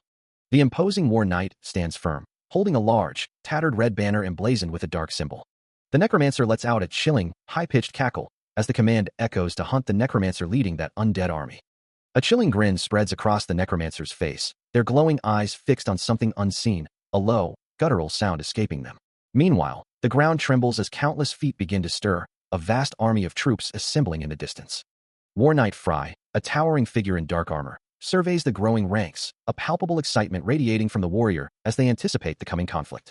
The necromancer's expression hardens, their glowing eyes burning with resolve, as a single, chilling declaration echoes across the land. To war. The vast, snow-covered peaks stretch endlessly under a cloudy sky. Two figures stand atop one such desolate summit, gazing out at the silent, frozen expanse. A quiet unease settles over Venlyra as he takes in the profound stillness, remarking that it's so quiet. He turns to his companion, the necromancer, expressing his growing concern that after 2 weeks of travel, the necromancer hasn't uttered a single word, feeling as though he's been walking with a corpse. The necromancer, however, dismisses the notion, his gaze fixed on a skeletal warrior floating eerily in the air before them, stating, "That's not exactly wrong." He continues, pondering the impossible sight of a skull hovering unsupported. How does its head float in the air in the first place? Venlyra can only offer a hesitant, "Well," as the necromancer's thoughts drift to a dusty, abandoned interior, revealing the skeleton to be an undead from the Spear Tower village. He concludes that it's likely one of the warriors who perished there recently, a place that also happens to be the village where he himself died in his childhood. Venlyra considers the implications, wondering if the fighting stance of their new ally might appear weaker than expected. Meanwhile, Michelle reflects on the warrior's demeanor, concluding that it was exactly like the warriors, and that this person is probably not bad, perhaps an associate worried about an enemy. He continues to ponder the situation, admitting he doesn't know what the warrior intends to do to the Northern Empire, but affirming that they are not an enemy. However, a lingering doubt remains, as it's uncertain if the warrior is willing to bring down the Empire. Addressing Fry, the sword warrior, and the magician, an unseen voice commands, "You two happen to be on the same path, right? I ask you to clear the way." With glowing yellow eyes, the red-haired mage acknowledges the unpredictability of the situation, questioning if things will truly go as planned, before confidently stating, "Don't worry." Venlyra, deep in thought, simply utters, "I." A sense of optimism washes over him, as he concludes, "Have a good feeling." A mage with glowing yellow eyes ponders the implications of a certain direction, his thoughts trailing off into uncertainty. Meanwhile, far away, a cloaked figure walks through a desolate, snowy landscape, his own mind focused on a destination, a specific direction he must take. He confirms his target, the Spear Tower village. A brief stop is all he plans, a quick detour on his path. Elsewhere, a blonde child, clutching a small object, looks up in confusion, a small, bag-headed creature trailing close behind. Their journey takes them through a vibrant, bustling village, its medieval architecture rising against the horizon. The child and the creature continue their trek, moving deeper into the settlement. As they walk, the child suddenly reacts, a look of surprise crossing their face. A blonde child, bound by ropes, stands tied to a wooden post, their expression a mix of apprehension and resignation. Nearby, a peculiar figure with a bag over its head aims a bow and arrow at a target, seemingly unfazed by the child's predicament, its arrows flying with practiced ease. The projectiles strike true, embedding themselves firmly in the bullseye. A sudden, piercing scream erupts from the blonde child, their eyes wide with terror. Later, the child and the bag-headed creature navigate a bustling market, a vibrant tapestry of stalls and people, their previous activity a stark contrast to the lively scene. The bag-headed creature walks with a steady gait, observing the surroundings. Its simple, brown sack mask remains impassive, revealing nothing of its thoughts. A weathered wooden sign, bearing a distinctive symbol of a stylized tower or spear, marks a location within the bustling settlement. The training grounds lie empty, a lone target standing against a worn wooden wall, its surface scarred from countless impacts, while the wooden floorboards stretch out, leading to shelves filled with forgotten equipment and debris. A silent testament to past efforts and present neglect. The air hangs heavy with stillness, broken only by the faint sounds of the outside world. From somewhere within the quiet, a young voice pipes up, wondering aloud, "I thought we were going to be remaining until it's too late." A gloved hand rests on the wooden surface, its owner contemplating the words. Before reaching for a mug of beer and responding with a casual tone, "Sorry, but class ended a long time ago." The bag-headed trainer stands over the tied-up blonde child, adding, "Are you not going to train anymore?" Two women, one with fiery red hair and another with blonde locks, share a drink, the red-haired woman addressing her companion. Meanwhile, the blonde child, still bound, questions the trainer if he knows the meaning of new beginnings, recalling that he hasn't heard from someone since they left. Without a word, the trainer pours the liquid from the bottle directly into the child's ear. A particular brew known as New Beginnings, popular among adventurers. The child then reveals that this bottle is the last one the trainer's student left for him. But the trainer pours the drink onto the ground, stating that he would only drink to the journey if he were to take the child someday. In a memory, the trainer is seen sharing a drink with the red-haired woman, a customary act among adventurers who wish for safety before embarking on their journeys. Later, the blonde child, now wearing a red mask, reflects on the time that has passed since they last saw the trainer. This country is already ruined, no matter what path you choose to rise up, but what you are talking about doing now is truly wrong. It might be possible to save the people of this land in the end, But is that truly what you want as a child? Would I have wanted to look like that? A soft tap against the parchment echoes as the trainer considers. I don't think you would have. He gazes at the drawing of the child on the scroll. That child, so innocent. A monstrous image appears on the page, a dark vision of what the child would have grown up to be, a little monster. The trainer's thoughts drift to a memory, a clinking of mugs as he hears a voice call out. Innkeeper. More beer. In the flashback, Venlyra stands before the mage headmaster, explaining, that's right. He left this to me. He asked me to pass it on to you. The scroll reveals illustrations of heroes and maps, detailing a quest for gathering colleagues and saving people, a fairy tale-like story about defeating evil. He considers how it said that a long time ago, the adventurers of Red Jade experienced something profound. He thinks of the journey they undertook, a true adventure like no other. The image of those legendary figures flashes in his mind, their tales echoing through time. He reflects on the very concept of adventure, wishing for a fairy tale-like journey for the child. But the reality of their path weighs heavily on him, a stark contrast to such innocent dreams. Turning his back, he murmurs, I wanted to leave with you. His gaze falls upon the ancient scroll, its intricate patterns holding untold stories.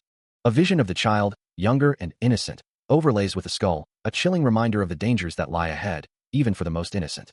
Placing a hand on the child's shoulder, he declares, you may rely on your teacher, but I'm the one who leads. Feel free to place your hearts on my shoulders. His hand, wrapped in bandages, extends forward, a silent gesture of gratitude as he acknowledges the drink. The innkeeper's voice cuts through the quiet, asking, where are you going now? The bag-headed trainer remains silent, his gaze fixed on the child, a complex mix of concern and resolve hidden beneath his mask. As the innkeeper presses further, wondering if he is truly starting a new beginning.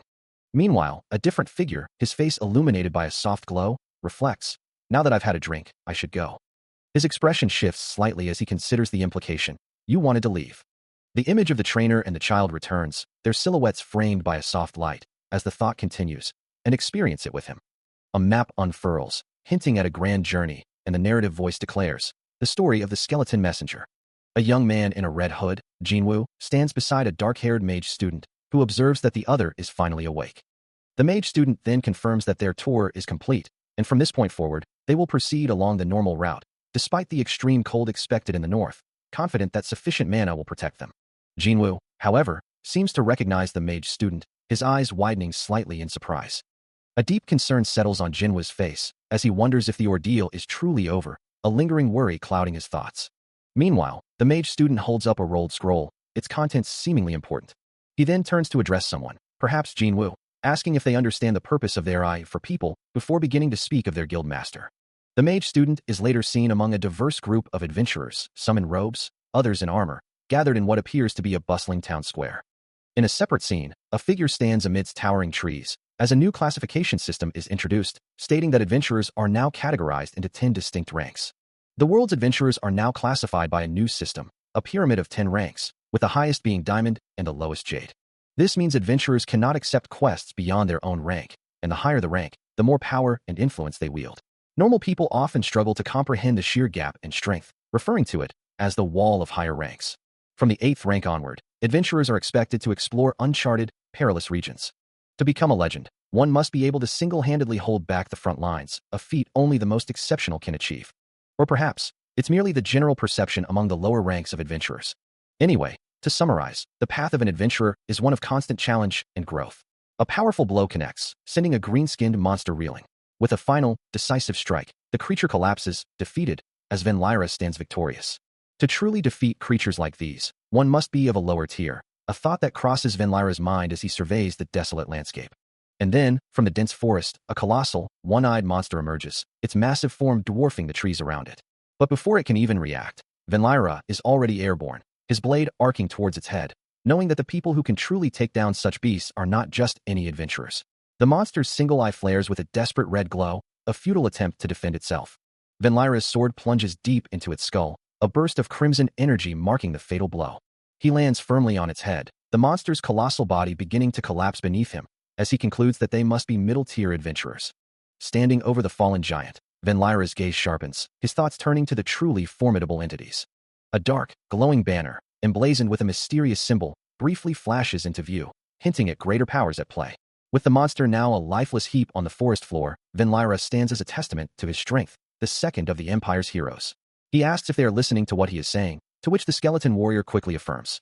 The skeleton warrior then inquires about their ranks, and Venlyra, after a moment, admits that they are both in the 8th tier, Topaz, a rank he finds surprisingly high.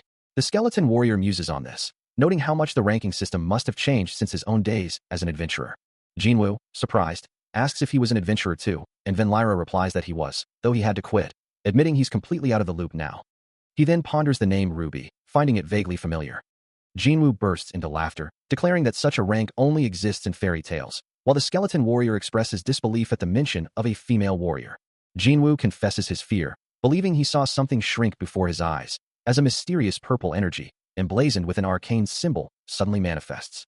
Venlyra reacts with a thoughtful hum, as the vibrant purple energy spreads rapidly across the ground.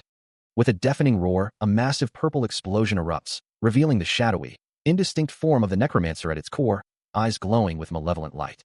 Overwhelmed by the necromancer's attack, Venlyra lies prone, surrounded by grotesque pink, amorphous creatures with multiple limbs and glowing eyes. As the pink magical residue dissipates around them, Jinwoo and the skeleton warrior stand over him, the latter scoffing at his apparent weakness. Looking down at the fallen adventurer, the skeleton warrior remarks that for a novice hunter, Venlyra possesses the guts of a flea. The harsh words trigger a memory, a vivid recollection of past battles, where he felt overwhelmed by countless defeated monsters. He recalls a time with other adventurers, a diverse group standing together against unknown threats. Another memory surfaces, of a younger, blonde-haired version of himself, sitting with the skeleton warrior in a desolate, snowy landscape, a quiet moment amidst hardship. The memory shifts to a young blonde girl, her face contorted in distress, sharp teeth bared, a vivid image of fear or pain. The skeleton warrior's skeletal hand gently clasps another, his skull wearing a soft expression, offering comfort in a moment of vulnerability. Back in the present, Jinwoo stares into the glowing magical rift, his thoughts resolute. He must be the one to grow strong. This place is overrun with monsters, and he cannot keep running. Right here, right now, it is his moment to change. Venlyra, still reeling from the attack, observes the lingering magical residue, acknowledging the necromancer's power. He recalls the necromancer's barrier, a formidable defense that had seemed impenetrable, and wonders how such a thing could have been breached. The memory of the glowing, pulsating shield fills his mind, a testament to the enemy's unexpected strength. Venlyra acknowledges the necromancer's growing power, realizing that if he wishes to overcome the Emperor, he must become stronger himself. The skeleton warrior, observing Venlyra's resolve, simply affirms his determination. He then recalls a past conversation, perhaps a memory or a shared plan, about the northern people and allies. The skeleton warrior continues, revealing his original, more violent intention, to directly confront and take the Emperor's head. However, he admits that his disciple had persuaded him against such a direct approach, suggesting a more strategic path. Venlyra, reflecting on the conversation and his own renewed purpose, decides that for now, a more measured approach is necessary, rather than resorting to brute force. The skeleton warrior muses on the intricacies of physical reconstruction, finding the current state of affairs to be overly complex. Meanwhile, in a desolate, rocky expanse, Jinwoo confronts a red-haired mage, accusing him of abandoning his mission and fleeing, before declaring that he has little patience for such failures and challenging the mage to a fight. As the confrontation unfolds, a hooded figure observes from a dark, cavernous chamber, lamenting the sheer volume of tasks yet to be completed. While Jinwoo turns his attention to the glowing purple form of the necromancer, who mockingly questions his courage. Standing over the now-defeated red-haired mage, Jinwoo declares that a new game is about to begin. The hooded observer lets out a chilling laugh, urging someone unseen to flee. Responding to the challenge, the necromancer's form shifts and expands, transforming into a massive, amorphous purple monster. As Jinwoo charges forward, giving the monstrous entity a mere 10 seconds to prepare for his assault. The red-haired mage cries out in alarm, demanding to know what Jinwoo is doing, insisting he hadn't provoked him, and urging Muron to intervene, convinced that the man is completely insane. As Jinwoo's form begins to fade, the mage can only utter Muron's name in a bewildered whisper. Having already moved past them, Jinwoo dismisses their pleas, telling Muron it's time to end this once more. Meanwhile, the necromancer's body begins to distort and swell, its pained cries echoing as Jinwoo calmly counts down the final seconds of its transformation. The sheer scale of the metamorphosis is staggering, even for him. With a final, guttural roar, the necromancer's monstrous form fully emerges, a towering mass of purple energy and distorted flesh. Across the world, the newly transformed entity looms over the landscape, a terrifying spectacle for all to witness. Far away, the skeleton warrior gazes at a glowing orb, reflecting on the hero who has vanished, yet whose memory remains.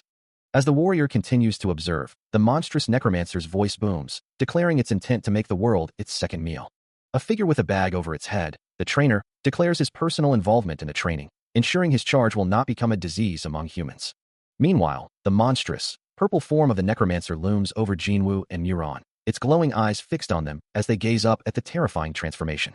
Elsewhere, a skeletal warrior reflects on a past failure, vowing that this time, he won't get lost. He resolves to protect them until the very end, determined not to be lonely again. The skeletal warrior's empty eye socket stares forward, his resolve hardening so he can continue his mission. A distant explosion marks the landscape, a sign of the ongoing chaos, so that from now on, things will be different.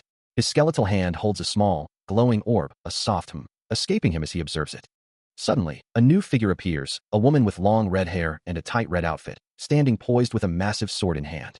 Her feet are planted firmly on the lush green grass, small white flowers crushed beneath her boots. A voice echoes, clear and resolute. "I've found you." A colossal, horned demon, its purple skin rippling with raw power, roars into existence, crackling with energy. The very air around it hums with a strange energy, as the dense forest below stretches out, seemingly insignificant against such a threat. Suddenly, a red-haired warrior is sent hurtling through the air, a blur of motion against the green canopy. She slams into the ground with brutal force, purple energy erupting around her as the impact shakes the earth. Her face contorts in a grimace of pain and fear, a desperate thought echoing in her mind. She might truly die here. Another massive explosion rips through the mountainside, a desperate plea escaping her lips as the landscape is torn apart. Despite the overwhelming assault, the warrior pushes herself up, running through the forest, a massive, furry leg of an unknown creature looming in the foreground. Her escape is short-lived, however, as she is once again hurled through the air, purple energy trailing her trajectory. Landing hard, she grips her massive sword, her expression hardening with grim determination as she prepares for the next attack. The monstrous entity continues its relentless assault, its glowing pink claws sweeping through the air with devastating force. A blinding wave of energy follows, striking the warrior with brutal impact. She is sent hurtling through the air, her body twisting helplessly as she cries out in shock. The force lifts her entirely off the ground, before slamming her down into the earth, the impact sending cracks spiderwebbing across the ground. The very earth shudders, shattering under the immense pressure. A raw scream of pain escapes her lips, her eyes wide with terror. But in the next instant, the fear vanishes, replaced by a fierce, unwavering resolve as her gaze hardens. As the battle rages, a voice calls out to a towering figure, addressing the skeletal warrior as Mr. Undead. Meanwhile, Fry, fueled by her renewed resolve, launches herself into the air, executing a spiral-style attack against the monstrous purple creature. Her technique, a powerful dragonbone break, connects with brutal force, shattering parts of the creature's form. Having dealt with the immediate threat, she turns her attention back to the skeletal warrior, again calling out, "Mr. Undead." The ancient warrior responds, his voice carrying a hint of amusement, remarking that it has been a long time since he last saw a real sword. Surprised by his articulate response, Fry asks for his identity. Stepping forward, the red-haired warrior introduces herself, stating, "Nice to meet you. I'm Fry of Changshad Village. My name is Fry." Her expression firm, she elaborates on her standing, identifying herself as one of the Empire's 4 knights, Fry of War. From the shadows, a new, dark-haired figure observes, his form indistinct, muttering that he has heard of them. The hooded observer, one of the men the bearded figure had mentioned, watches Fry, muttering to himself about being exposed, yet a strange excitement fills him as he asks if he can finally fight her. Fry, without hesitation, launches herself forward, a blur of motion as she closes the distance to the armored creature. With a resounding thud, her initial strike sends the heavy creature reeling backward. Her eyes glow with a fierce red light, a predatory grin revealing sharp, elongated teeth as the thrill of battle consumes her. She follows up with a powerful kick, driving the creature further back with explosive force. Another strike lands, a relentless barrage of blows keeping her opponent on the defensive. With a fierce cry, she executes a spinning kick, the impact echoing across the desolate landscape. The creature's armor finally gives way, shattering to reveal the skeletal form beneath, still recoiling from the relentless assault. Fry delivers a final, devastating punch, impacting the skeleton's face with bone-shattering force. Still in the throes of battle, Fry moves with incredible speed, a blur of motion past a snarling, dark beast. From a hidden vantage point, the mysterious observer watches, a soft exclamation escaping him, as he notes the girl's unusual fighting style. He muses on her unpredictable attacks, how her movements defy normal human physiology, like a fish darting through water, a body that simply isn't human. Suddenly, Fry appears before him, her voice sharp, calling him an unpleasant bastard. Before he can react, she strikes, her clawed hand connecting with his face in a burst of impact. Her eye glows with an intense, almost feral focus. As her hand transforms further, becoming a weapon of razor-sharp talons, she unleashes a furious barrage of clawed strikes, tearing at his cloak. With a final, powerful blow, she sends the mysterious observer flying through the air. After being sent flying, the mysterious observer lands with a heavy thud, his foot creating a small crater in the desolate ground. He surveys the scene, a dismissive scoff escaping him, finding Frey's previous attacks a little disappointing, with no army and a bit weak. Fry, her face now streaked with blood, grits her teeth, enduring his taunts. The observer continues, his voice dripping with condescension, asking if her paltry, weak attacks mean nothing to her, promising to bury them with her. A primal urge surges within her, a single, violent thought echoing in her mind. Kill them? Unaware of the shift in her resolve, the observer presses on, suggesting she might win if she had more reach. But before he can finish his thought, a sudden, explosive movement catches him off guard. Fry, now airborne, her hands transformed into glowing purple claws, closes the distance in an instant, delivering a devastating strike as she retorts. Your poor eyesight is a real flaw. Blood splatters across her face as the impact lands, a fierce, almost manic expression crossing her features. Amidst a swirling vortex of pink and purple energy, Venlyra's voice cuts through the chaos, urgently commanding Muron to provide a sword. Responding with a quick, all right, Muron's command is swiftly obeyed as a skeletal hand reaches out to grasp a waiting blade. A heavy impact echoes through the forest, the sound reverberating through the dense canopy. From the depths of the woods, the mysterious observer struggles to regain his composure, a ragged cough escaping his lips. He looks up, a smirk playing on his lips, taunting his opponent with the revelation that he had been present all along, unnoticed. But his bravado quickly falters as he glances down, a sudden jolt of pain making him exclaim in surprise at whatever he has stepped on. Meanwhile, Fry, looking distraught, clutches a small, chibi-like Venlyra, passionately listing the ingredients for a complex recipe, only to be met with a firm no from the smaller figure.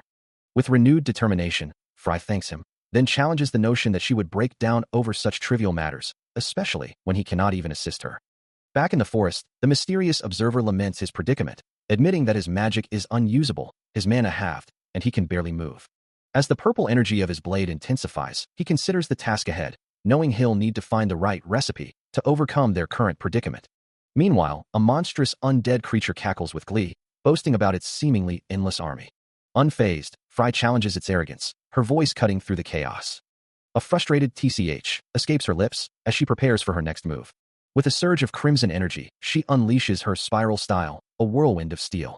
The attack culminates in a colossal explosion, as she swings the colossal axis with immense force.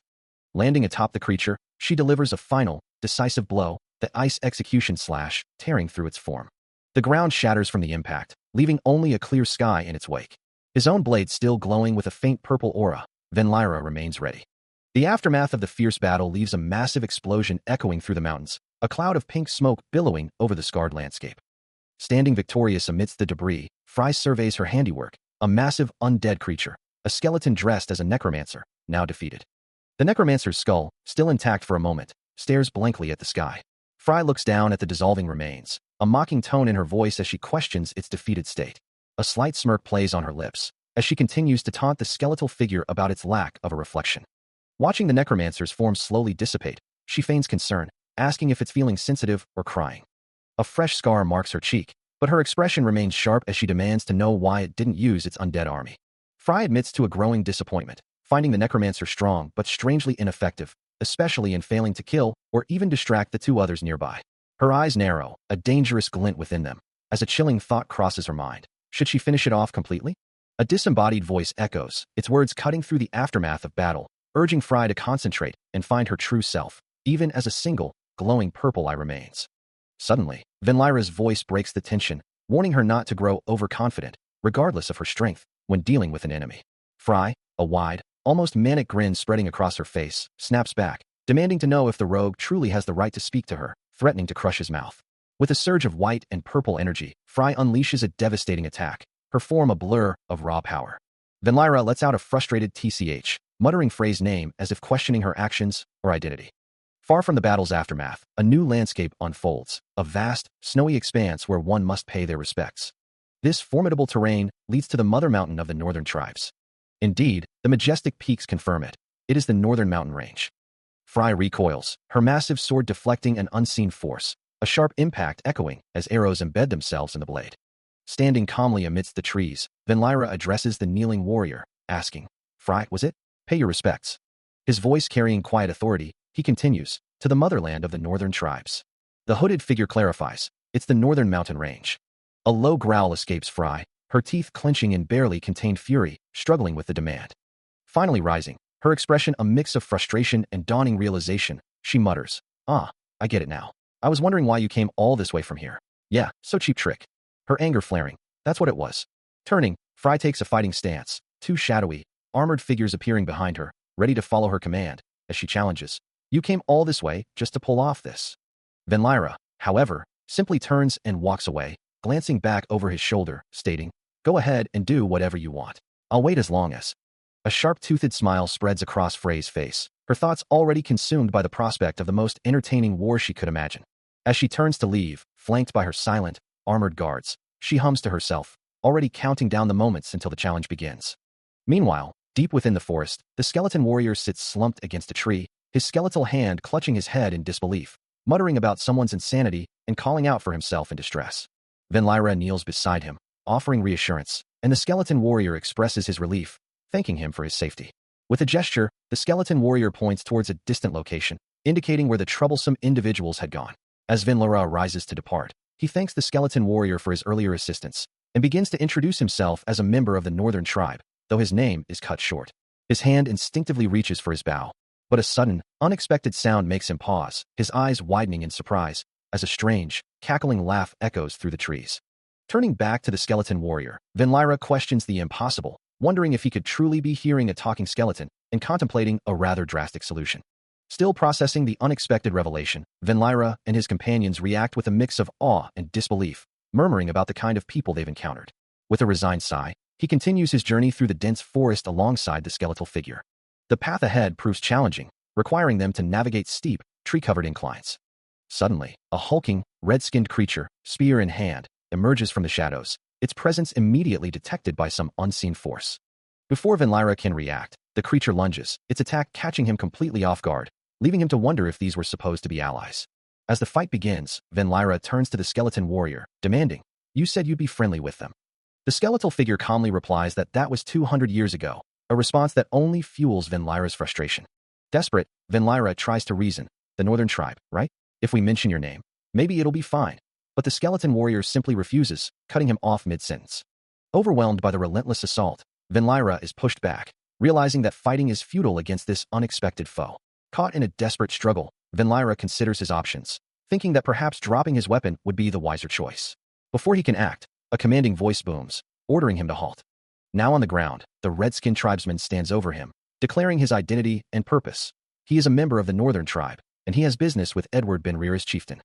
Venlyra, now face-to-face with his captor, questions his affiliation, wondering if he's a member of the northern tribe, or perhaps even the skeleton's northern tribe.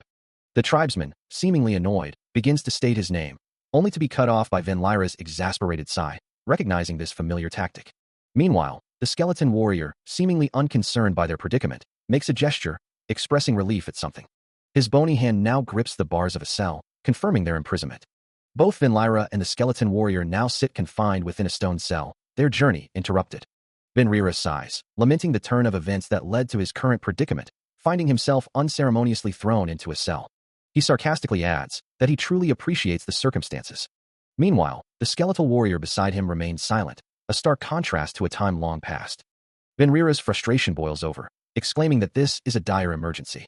Their current location is revealed to be the northern tribe's village, and if the chieftain discovers their presence, they will be in serious trouble. He calls out to his companion, demanding to know what is wrong, as they were explicitly ordered to avoid any contact with the northern tribe. Their mission was simply to head back, and contact with the northern tribe was to be thoroughly avoided. A metallic clang echoes through the stone cell, as the skeletal warrior remains impassive behind the bars. Benrira addresses the undead warrior, pondering what the chieftain's reaction will be to their capture. As the northern tribesmen close in, clearly asking for him, Venlyra finds himself and the skeleton warrior surrounded in the heart of their snowy village. The skeleton warrior remains impassive, offering no response to the growing tension. Meanwhile, a winding mountain path stretches through a desolate, snow-covered landscape, hinting at the vastness of the northern territories. Back in the village, one of the tribesmen steps forward, his voice laced with suspicion as he addresses the silent warrior, asking if he is the talking undead. Another tribesman, his face stern, accuses them of having the audacity to pretend to be one of their own. The true authority of the Red Sheep tribe, their chieftain Red Silk, observes the scene with a commanding presence. Venlyra's purple eye narrows, a silent thought forming in his mind about the unexpected turn of events. The tribesman continues his tirade, questioning their audacity to simply walk into their territory as if nothing had happened, before trailing off with a challenging "Do you know?" As the tribesman continues his accusations, he insists that despite their appearance, he truly belongs to the northern tribe, while Vinlyra internally questions why they don't simply release him. His voice growing sharper, the tribesman warns that impersonating their people is a serious offense, regardless of where Vinlyra claims to have come from. And to make matters worse, he scoffs at the failures Vinlyra has brought along, those who can't even call themselves true northern tribesmen. As the skeleton warrior's chained hand is shown, Vinlyra's thoughts drift to the Great Hunt and the implications of how these individuals are being treated. Suddenly, a tribesman lunges forward, attacking the skeleton warrior with a swift, aggressive strike. Vinlyra's thoughts continue, observing the tribesman's stubborn adherence to their traditions. His eyes flaring with a vibrant purple glow, Vinlyra finally speaks, his voice laced with a dangerous edge as he demands to know the true reason for this confrontation, warning them not to speak carelessly about the undead. As the chieftain, Red Silk, watches the unfolding scene, a tribesman shouts his title, drawing attention to his presence. The skeleton warrior, noticing the change in his companion, internally questions the strange, purple glow now emanating from Vinlyra's skin. Still reeling from the previous confrontation, the northern tribesman, fueled by anger, lunges forward with a guttural cry, his weapon raised high. He closes the distance in a blur, a fierce grunt escaping his lips as he aims for the skeleton warrior. His voice raw with fury, he vows to tear his opponent to pieces. But before the blow can land, the skeleton warrior's hand moves with impossible speed, a bony blur intercepting the attack. With a powerful, almost casual flick, he deflects the tribesman's weapon, sending the attacker spinning through the air. The tribesman lands hard, sprawling on the ground, as another warrior cries out, realizing the danger of such a swift counter. Meanwhile, Vinlyra, his skin and eyes still glowing with an intense purple light, raises his hands, a silent command or warning hanging in the air. From the gathered tribesmen, Chieftain Red Silk's voice cuts through the tension, his command clear and authoritative. Both of you, fall back. The attacking tribesman, still on the ground, looks up in stunned silence, the impact of the deflection still resonating through him. The skeleton warrior moved with impossible speed, a blur of dark energy as it parried and deflected the relentless onslaught of the northern tribesman. One tribesman was sent sprawling from a powerful counter-deflection, his comrade gasping in disbelief at the sheer force displayed. Even as the chieftain's strength was acknowledged, the tribesman realized this skeletal figure was an entirely different caliber of opponent. Each incoming blow felt like a cannonball, yet the warrior remained unyielding. With a renewed cry to attack, the tribesmen pressed their assault, but the skeleton warrior, with the necromancer observing from behind, continued its flawless defense. Another tribesman was sent flying, the force of the impact throwing him clear of the fray. Even a volley of projectiles was met with impenetrable deflections, the necromancer noting with satisfaction that nothing could breach their defenses. Panic began to set in as the tribesmen, screaming in terror, started to flee, their chieftain Red Silk watching their desperate retreat. The skeleton warrior stood victorious, a defeated tribesman lying at its feet. The skirmish decisively concluded. Despite his recent victory, the skeleton warrior finds himself under a sudden, fierce assault, a blur of motion descending upon him with a metallic clang. As the blows continue to rain down, the skeleton warrior, surprisingly defiant, challenges his assailant. Is that all you've got? Unfazed by the taunt, Vinlyra presses his attack, a dark, determined figure closing the distance. With a surge of power, his fist connects with brutal force. The skeleton warrior recoils violently from the blow, a pained grunt escaping his hollow form as he's thrown backward. His skull-like face registers surprise, as Vinlyra's voice cuts through the air, "You're light." The masked figure continues, "Of course, I'm nothing." Before the skeleton can react, a final, devastating blow shatters his skull into countless fragments. Standing over the scattered remains, Vinlyra delivers his chilling pronouncement, "The dead should stay dead," and a cloaked figure advances, purple energy crackling around him, leaving fissures in the very ground with each step. Meanwhile, a muscular man struggles, his body beginning to crack and freeze, a desperate thought escaping him. My body won't move. Did he hit a pressure point? When did he? The dead should simply turn to dust and fade away, a silent conviction echoes. Yet, the cloaked figure, his eyes glowing with an eerie purple light, dismisses the notion, muttering, "That's what I've heard 1,000 times before." The muscular man, still struggling against the unseen force, feels a growing unease, wondering, but you know what? Something feels off. His thoughts race, questioning his own state. While I, the dead one, still stands tall? Why is it that you can't take a? The cloaked figure continues his slow, deliberate approach, finishing the man's unspoken question. While I'm the one walking toward you. His glowing eyes fix on the paralyzed warrior, addressing him directly. All right, chieftain of Red Sheep. With a purple blade manifesting in his hand, he declares, "Now let's talk." Utterly defeated and completely overwhelmed, Red Silk reflects on his recent loss, feeling a sense of total loss that reminds him of sparring with his father as a child. Meanwhile, a tribal leader commands a kneeling chieftain to gather all the northern tribe chieftains, declaring their intention to move. Their ultimate goal being to strike the empire, a troublesome task the chieftain acknowledges. Back with red silk, a glowing symbol now pulses on his chest as he resignedly agrees to the assembly, knowing that as they are defeated, there is little else he can do. The tribal leader then confronts Harrier, mentioning a great council, but immediately expressing his distrust. He questions Harrier about the Harriers, wondering why he seems unaware of something important. Harrier responds with a knowing, almost mocking laugh, implying that the tribal leader's information is incomplete. From an unseen speaker, a voice dismisses the situation as ridiculous, demanding an outsider listen well. Meanwhile, a crucial detail is revealed. The man's true name is Sword. This Sword is none other than Hawker Harrier, a figure from an allied tribe. His full identity now clear, he stands revealed as Sword Hawker Harrier. The journey leads to the northern mountain region, home to the Red Sheep tribe. A quaint village nestles amidst the snow-capped peaks, leading to the grand mansion of Hawker Harrier, where they finally arrive. Let's go, a voice urges, signaling their entrance. Inside, Venlyra sighs, acknowledging the sheer size of the place. I guess that's why the mansion is so big. Totally shocking, really. He muses, finding the scale somewhat overwhelming. He reflects on his past, a name he left behind in the mountains, a past he has no desire to revisit or maintain. Turning to his skeletal companion, Venlyra admits, to be honest, this place is very uncomfortable. I'll be in my room, call me if you need anything. The skeleton warrior observes him, a silent question hanging in the air. He seems like a different person, does he? Later, a man with a kind smile bows deeply to Venlyra, introducing himself. Nice to meet you, everyone. My name is Yun Sun. I'm the steward of this mansion. Introducing himself with a respectful bow, Yun Sun confirms his role as the caretaker of the Hawker mansion. He then turns to his companion, presenting him as Benrira to an unseen individual. A young man with dark, tied-back hair and a scar on his cheek greets Yun Sun warmly, asking how he has been, to which Yun Sun replies with a hesitant, "Oh well." Muron then explains his past connection to the mansion, recalling how he used to visit the flower beds with his father, the quartermaster's daughter.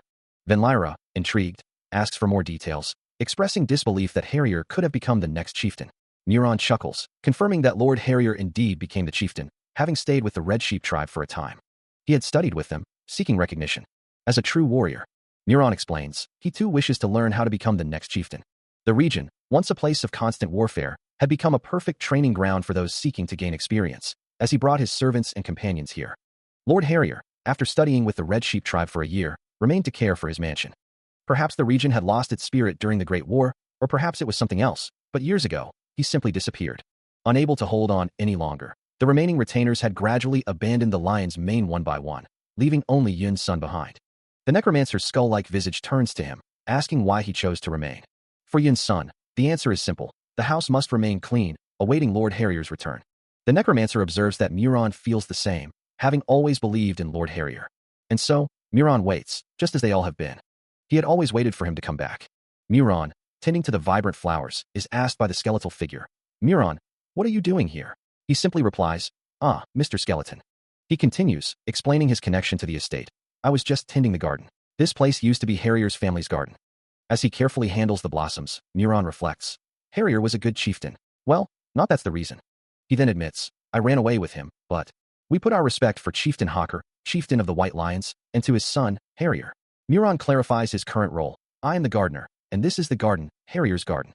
The skeletal figure observes him, a faint hum escaping its non-existent lips, as a new narration begins. "Welcome to our tribe's land. You and your daughter are both most welcome here."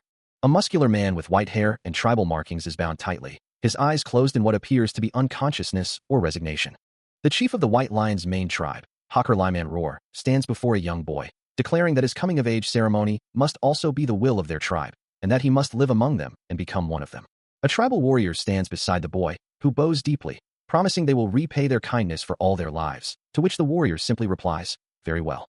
The warrior then instructs, "Harrier, she's waiting for you," telling him to show Muron around the ceremony, a command the boy acknowledges with a surprised "ah," followed by a respectful "yes." The scene shifts to a bustling tribal village, but a question lingers. Why isn't Muron able to climb the wall? Muron strains with effort, grunting as he struggles to ascend the sheer rock face. He looks up in surprise as a hand reaches down, a voice offering, "Come on, I said I'll help you get to the top." But his grip fails, and Muron cries out, plummeting towards a small, dark creature below, exclaiming, "Aff, it's northern rat droppings." The scene abruptly shifts to the tribal warrior from before, who chuckles darkly, as a shadowy figure appears beside him, introducing himself with a chilling smile. "Nice to meet you. I am the necromancer, Muron's enemy." The warrior's expression hardens, his voice filled with anger as he asserts, "I am higher in rank than you. Acting like this will only get you punished." Muron looks up at his companion, asking if the topic they were discussing was truly important, wondering about the man Harrier had mentioned. Harrier, standing over him, dismisses his concern, suggesting it holds little weight when they are simply playing together. Muron then lets out a small sound of realization, his expression shifting. He stammers a denial, his face flushing slightly. Harrier's hand comes into view, playfully flicking Muron's forehead, a teasing remark about his foolishness accompanying the gesture. Later, as part of a tribal ritual, Muron and Harrier scale a sheer rock face, their ascent watched by other members of the White Lion's main tribe. But Muron's grip fails, and he begins to plummet downward. Harrier reaches out desperately, but Muron is already too far gone. He lands hard on the ground below, a cloud of dust rising around him as the tribal members look on. He stands beside Harrier, a quiet observer as the tribal test unfolds around them. The two boys a stark contrast to the older, more experienced participants. Muron watches Harrier, a flicker of something unreadable in his young eyes. Then, the fall, a sudden plummet from the rock face, as other tribesmen look on. In the aftermath, Muron remembers Harrier, thinking how he never treated him like someone to be revered, never saw him as a figure of authority. Harrier didn't flatter him to earn his favor, nor did he try to get anything from him, as a voice calls out, "Harrier, it's your turn." Harrier didn't see him as the chieftain's son, but simply as himself. It was the first time Muron had ever felt that way. 1 year later, Harrier, bound and looking at Muron, addresses him, while Muron, also tied, questions his own actions. Still bound, Harrier asks if he thinks he's just like his mother, a comparison Muron quickly dismisses, stating he's nothing like the chieftain's son. He then confides his anxieties about heading to the White Lion's main tribe, expressing worry about his performance. Harrier reassures him, but Muron hesitates, seemingly about to contradict. The White Lion's main tribe, it seems, already has faith in him. The scene shifts dramatically to a snowy, mountainous region, where a group of tribesmen welcome a younger Muron. Red Silk, the chieftain of the Red Sheep, introduces himself as Muron's new teacher, promising to impart all his knowledge. He urges him to persevere, emphasizing that a chieftain must be both the strongest warrior and the wisest elder of their tribe. For if a chieftain were to fall in battle, all authority and unity among their people would be lost. A different memory unfolds, revealing a young tribal warrior suspended by ropes, his body taut with effort, as a stern voice echoes the fundamental truth of his people. Stamina is national power. Your stamina will become your tribe's. The red-skinned warrior endures the grueling physical trial, the weight of that declaration pressing down on him. Later, a mentor's hand taps a strategic map, his voice sharp with instruction.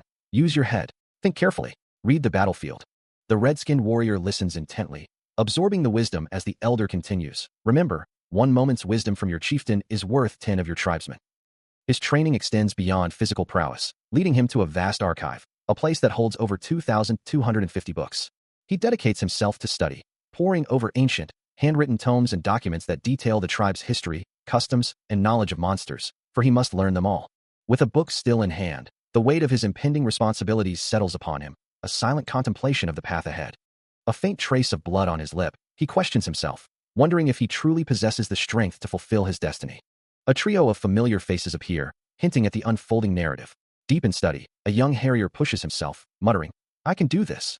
Yet, about a year after Harrier began his rigorous training, he abruptly left the tribe's territory. Hooded and solitary, he walked away from the snow-laden structures. His face obscured by shadow, only the faint glow of his eyes visible beneath the cowl.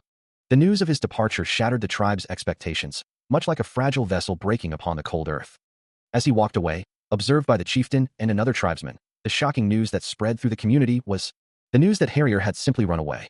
From the perspective of those left behind, it was simply that Harrier ran away.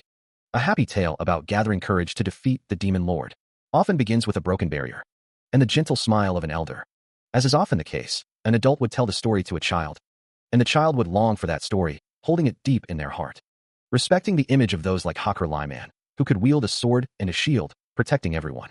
They would also be inspired by the sight of tribe members following their leader, leading them to practice tirelessly, for they wanted to be like them, holding that longing deep in their hearts. Legends spoke of warriors who commanded respect even in defeat, their lives dedicated to the edge of their blades. And yet, after all was said and done, only a broken boy remained. Now, a biting wind whipped through a desolate, snow-covered mountain pass. A voice called out, urging Muron to calm himself, reminding him that a fierce snowstorm raged across the entire mountainside, making all outdoor activities impossible. The older man questioned how Muron could possibly know the weather conditions when he constantly tried to run away from him, his words laced with exasperation. As Muron continued to flee, the voice warned that running out recklessly was foolish, pleading for him to come back. The desperate cry of Muron echoed through the swirling snow. Despite the warnings, Muron simply acknowledged them with a quiet, "I know." His footprints continued to mark a determined path through the fresh powder. Far in the northern region of the continent, nestled amidst the snow-covered peaks, lies the northern adventurers' village. Within one of its dwellings, a young man looks down with a pained expression. His voice barely a whisper as he calls out a name, Harrier. The village itself is a stark contrast to the warmth within, a small cluster of buildings braving the relentless winter. Inside, Harrier lies sprawled on the wooden floor, surrounded by overturned stools, a picture of utter despair. His body remains still, a silent testament to his anguish. A memory, or perhaps a lingering thought, echoes in the air. I told you before, didn't I? That being an adventurer wouldn't be bad. With a flicker of movement, Harrier turns his gaze towards the open doorway, the biting cold wind and swirling snow a stark invitation from the outside world. His face, etched with sorrow, reflects the weight of his circumstances. Harrier lies sprawled on the floor amidst the wreckage of overturned furniture, his name a soft utterance from Muron, who stands over him. With a determined gaze, Muron continues, I found you. Harrier, his face etched with sorrow, looks up, asking why he ran away, only to answer his own question with a defeated whisper, because it doesn't suit me. He confesses his perceived shortcomings. I have no talent, and even less qualification. Muron stands firm, his shadow falling over the despondent Harrier and the scattered remnants of the room. The weight of the moment heavy between them. Suddenly, Muron lunges forward, grabbing Harrier by the collar and pulling him up, his face contorted in a furious disbelief. Don't talk nonsense. Muron roars, his voice thick with emotion as he holds the now openly weeping Harrier.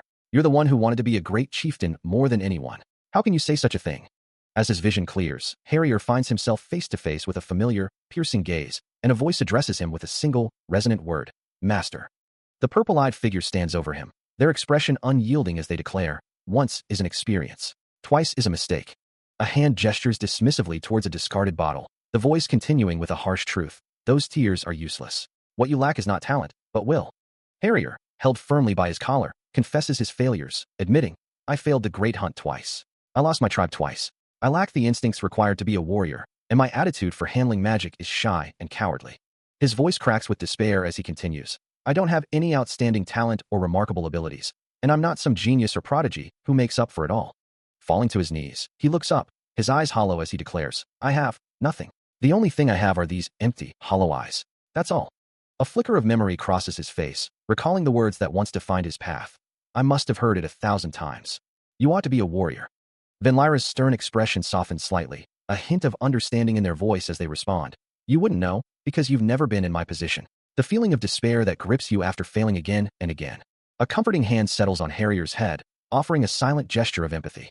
From the place everyone expects you with expectations, Van Lyra begins, you ran away. Harrier, looking down, admits, so that's why. He continues, his voice heavy with resignation. At least here, it's easier to breathe than back then. No, Master, here and no, I'm not running away from something that is a superior. Van Lyra's gaze is sharp, her words cutting through his self-pity.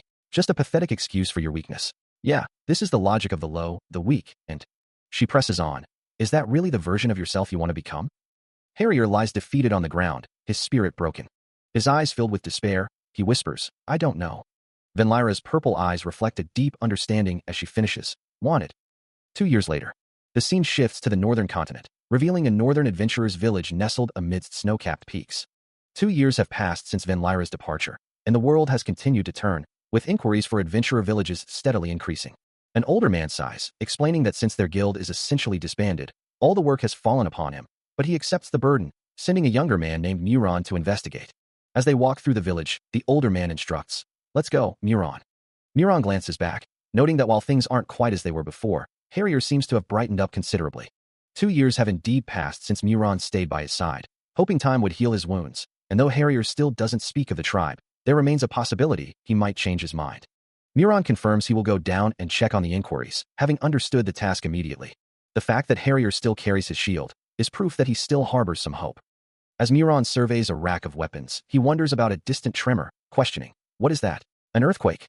If something, anything at all, triggers a turning point, Muron looks down at Harrier, asking what's wrong, as he looks like he's just seen a ghost, but the other man simply replies that it's nothing, just something he saw earlier. Then, looking at his own hands, Harrier reminds Muron that he'd said, perhaps jokingly, that he'd take him on as an apprentice. Muron considers this, thinking that despite having enough talent and skill, Harrier is just struggling because he's naturally the wrong type. He realizes what the other man truly needs, and thinks he knows exactly what it is. What he needs is just one thing, and Harrier, looking up with a desperate expression, asks, what's that? The tightly clenched fist of a struggling soul is revealed, a symbol of the internal battle raging within. For what Harrier truly needs right now is a chilling whisper near his neck as a small, skull-like entity begins to burrow into his very being. Harrier's name echoes, a testament to the profound impact of this sudden intrusion. The tightly closed wall of his heart is breached, as the entity's single purple eye glows, commanding him to let go, eliciting a primal scream of terror. The skull-like figure insists, telling him to stop struggling and simply lets go, as his cries continue. It delivers a chilling warning, promising to devour his soul if he rests for even a second, casually threatening murder. Overwhelmed, Harrier demands to know why it's digging through his head and his sad past story. His frustration boils over, as he yells at the entity to shut up. Observing the chaotic scene, Miron wonders how this entity could possibly know about Harrier's past. Miron watches the skeletal form of Harrier, a faint smile playing on his lips, noting that Harrier possesses surprisingly good hearing, even in this state of mental intrusion. He muses, as a memory of himself holding a younger Harrier surfaces, that this particular individual is actually quite interesting, while the child babbles incoherently. Another memory flickers, revealing a young Venlyra, who asks with a bright smile if this idiot is not, in fact, rather cute. The memory shifts back to Miron and the child, who, after a moment of confusion, calls out to an Oingo Boingo brother, his voice echoing through the fragmented past. A heavy breath escapes Harrier, the mental assault taking its toll. His frustration boils over, a guttural curse escaping him as the memories continue to flood his mind. Images of a snowy village flash by, names like Maecenas and Gigi Audrey echoing, each one a painful shard of his past. More names, Daikoin and Angelo, surface from the depths of his guilt, as a child's voice, filled with sorrow, repeatedly apologizes. Back in the present, Harrier, battered and bruised, looks up with a grimace, declaring that he cannot possibly go to Valhalla in such a state. As the mental intrusion continues, he reflects on being the sole survivor of a devastating encounter, a memory where everyone else fell to those bastards. A pack of fierce, red-eyed wolves, one scarred across its face, materializes in his mind's eye. And his own eye glows with a fierce, pained red as he declares, "The Empire's damned wolves are coming." Peering down into a dark opening in the wooden floor, Jinwoo wonders aloud what lies beneath. Beside him, Yun-sun asks where Harrier might have gone. Miron joins them, suggesting that even if Harrier is foolish, he remains dangerous, a sentiment Jinwoo agrees with, while Yun-sun dismisses it. A skeletal visage with a glowing purple eye appears, a silent question hanging in the air. How could one fail to recognize such enormous potential, or were their eyes merely for show? Back with the group, Jinwoo mentions Bengalun, causing both Yun-sun and Miron to gasp in surprise, though Miron notes such a phenomenon is rare. Jinwoo agrees, finding it interesting, and suggests they let him be, as a slightly foolish person is easier to control than a wise one.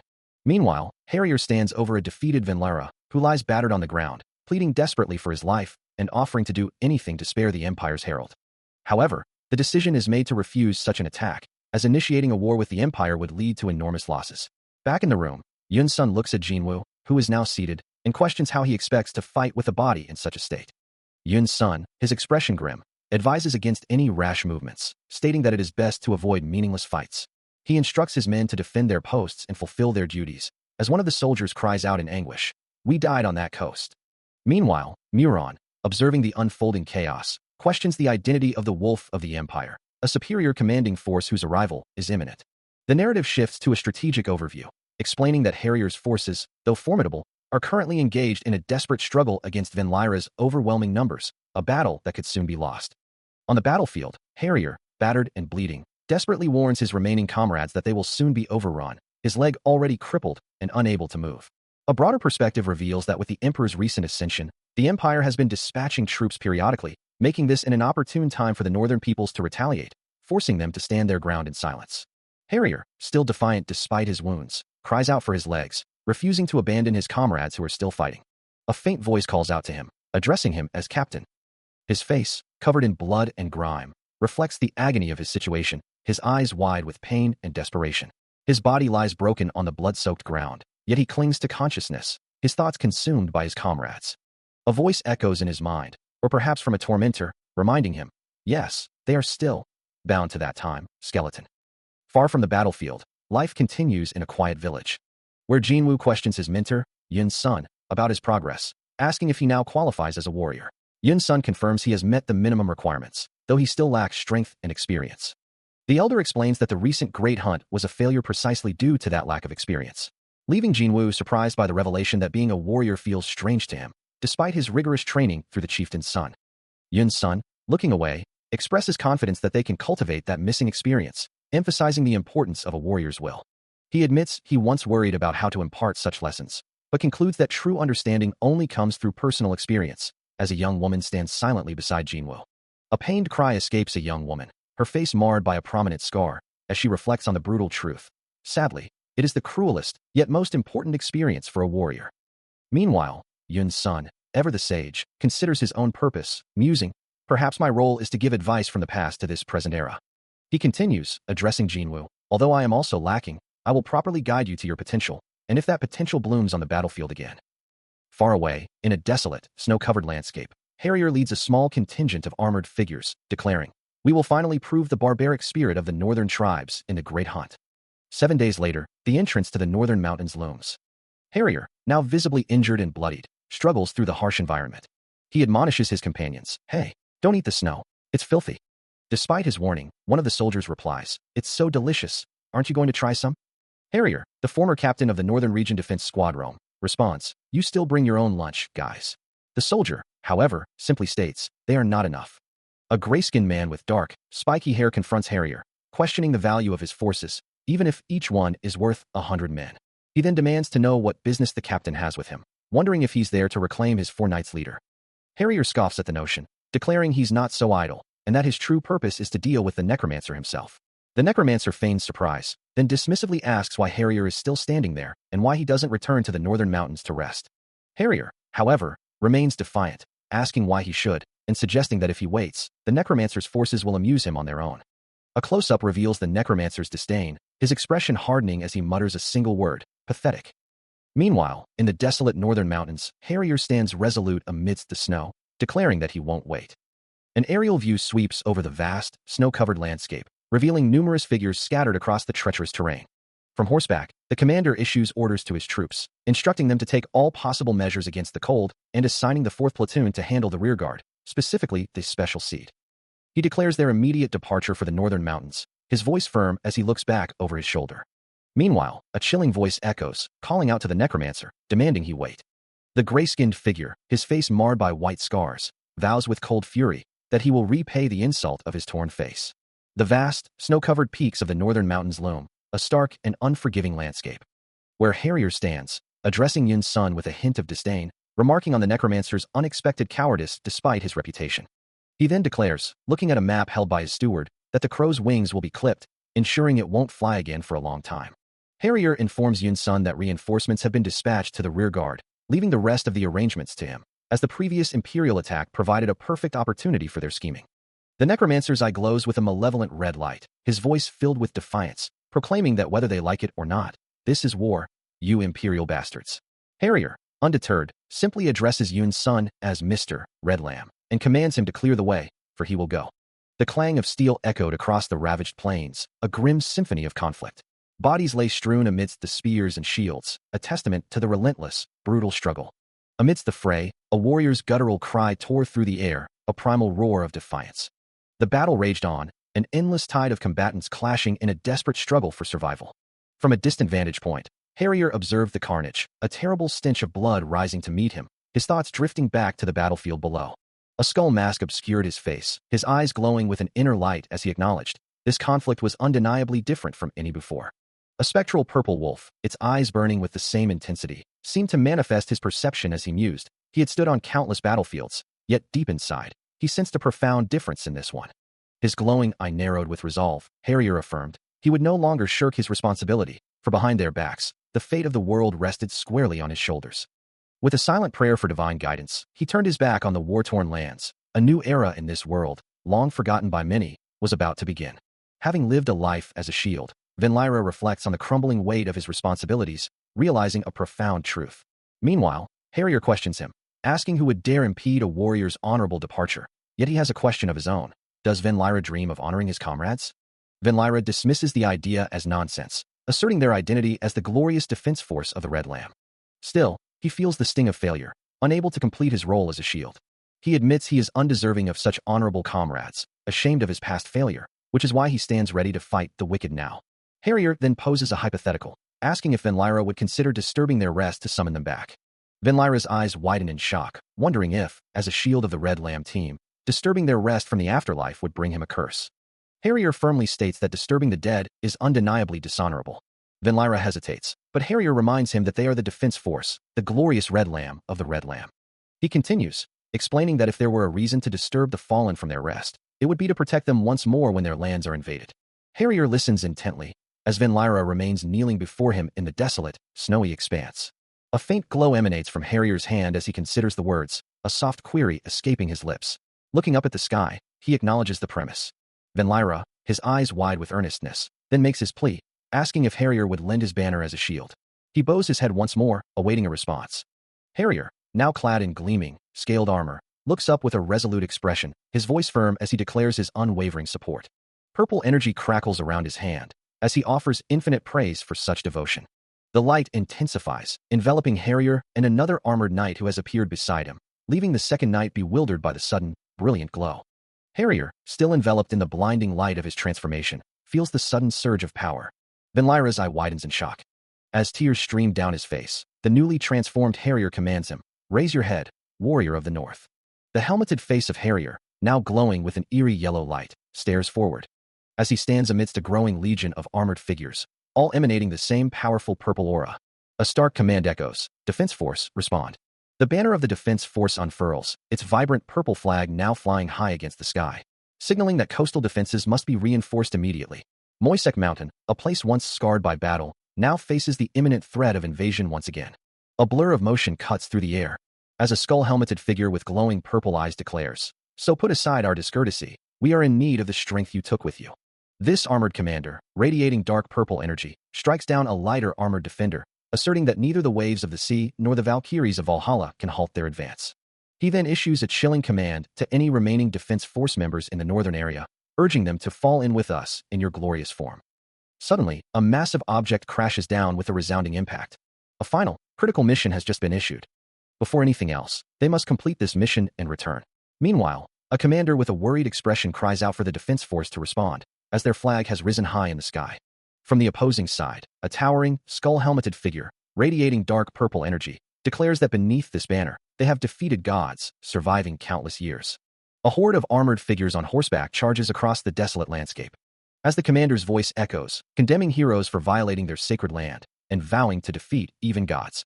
The skull-like helmet of the invading commander looms menacingly. As their forces, the high-ride, indomitable shields, surge forward. In a desperate plea, an elder raises a hand in prayer, begging Mother Mountain's command to forgive the sin of calling upon those who have already departed. The skull-helmeted commander, radiating a dark aura, declares the dawn of a new age for the world. And with a chilling finality, he asserts that the afterlife is still too early for those who stand against him. But a new voice interjects, acknowledging that sometimes, advancing is also important. Across a desolate, snow-capped landscape, the commander observes that the return of the Defense Force has rebalanced the battlefield, making it a perfect training ground for enlightenment. He then addresses Harrier, stating that the time has come. The commander announces the Great Hunt, a time to mimic war, and challenges Harrier to prove himself on this real battlefield. Harrier's eyes widen in anticipation as the commander speaks of the true nature of the conflict, a place where countless lives and death pass by like the wind. The battlefield lies silent and cold, a desolate expanse where countless lives have been extinguished, leaving behind only a scene of slaughter. Amidst the grim aftermath, the invader commander challenges Harrier, asking if he can truly prove himself here. Harrier begins to respond, his voice trailing off as he struggles with the weight of the moment, a silent battle raging within him. The commander places a hand on his shoulder, a gesture both firm and unsettling, urging him to empty his head of doubt. He continues, his voice a low rumble, explaining that the circumstances demand full attention, and one must not look away from tragedy and sin. The commander's words echo with grim finality, asserting that this new reality will be the same as the old, and the responsibility for it is his alone to bear, while Harrier's duty is simply to fulfill his role. As the commander turns to leave, Harrier calls out, a hint of desperation in his voice, asking where his master is going. The commander's response is cryptic, a simple declaration of intent amidst the desolate landscape, that he needs to. Left alone on the ravaged ground, Harrier's expression hardens, his gaze fixed on the distant threats as he resolves to settle things with that monster. A grimace twisting his features, Harrier acknowledges the enemy's deployment of the undead legion. Before he can react, a blinding white explosion erupts, sending him sprawling to the ground. As he struggles to rise, sword drawn, the invader commander's voice echoes, declaring his time has come. Another unseen force lifts him from his feet, hurling him through the air with immense power. From a distance, the invader commander watches, his glowing red eyes fixed on the airborne warrior. His voice carries across the battlefield, commanding the mage platoons to prepare their fire against the northern warrior. A soldier, gripping his shield, relays the order for the shield platoons to form a defensive line. As the shield wall solidifies, the mage platoons behind them begin to channel their energy, blue light crackling around them. Still suspended in the air, Harrier is engulfed by a volley of glowing magical projectiles. Still airborne from the initial attack, Harrier descends with unbelievable jumping power, his momentum carrying him down towards the enemy ranks. As he falls, it becomes clear he isn't using mana to boost his physical strength, relying purely on his natural abilities as he grips his sword. He plunges into the midst of the invader forces, his twin blades ready for impact. Harrier lands with a brutal, explosive force, shattering the ground and sending enemies reeling. An enemy soldier, recognizing him, calls out a warning, but Harrier remains focused on the fight. His body moves with an explosive, absolute, rogue elasticity, a testament to his unique physical prowess. Harrier, once a mere farm boy, had achieved the pinnacle of swordsmanship without relying on mana, a path he chose by focusing solely on physical training. He had merely mimicked the appearance of his father, whom he idolized, but his true ability lay in something far more profound than mere imitation.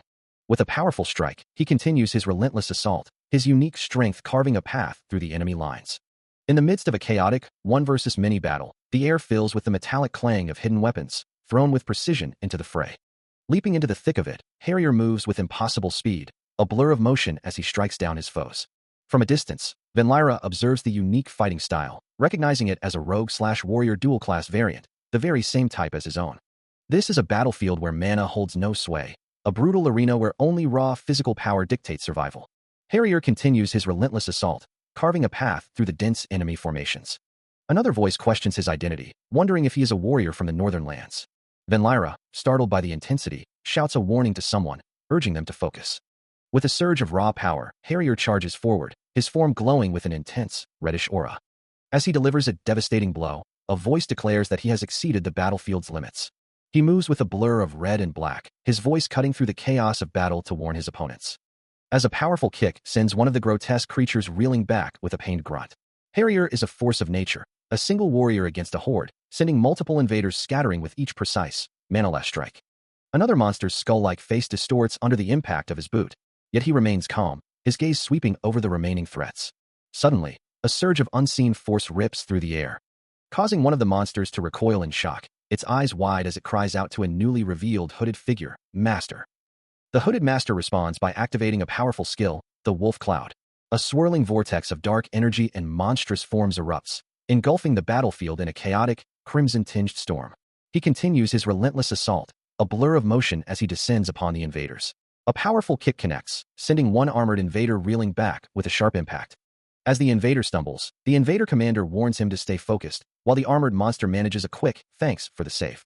Meanwhile, a hooded figure watches the chaos unfold, their eyes glowing a sinister red as they utter a single word, "Human." The mysterious master stands tall, a dark silhouette against the ravaged landscape, sword at the ready. The armored invader, now facing the master, notes the unique fluidity of their movements, unlike any skeleton they've encountered. Harrier, observing the new arrival, realizes this master has interfered with his hunt, effectively stealing his prey, and welcomes the challenge, knowing the invaders are doomed either way. With a fierce glare from their glowing red eye, the master issues a direct challenge, "Bring it on." Harrier wastes no time, clashing blades with the hooded master in a burst of energy, as the master curses the northern brats. Harrier unleashes a rapid, precise assault, a technique known as the Dawn style. His blows landing with the force of a wolf roar, shattering the air around his opponent. Yet, the master stands unfazed, a wide smile spreading across his face as he mocks. "Huh? What's wrong? Is that it? Isn't the person who attacked suddenly?" Harrier, undeterred, simply states, "Get used to it. We have to keep up with a combo from now on."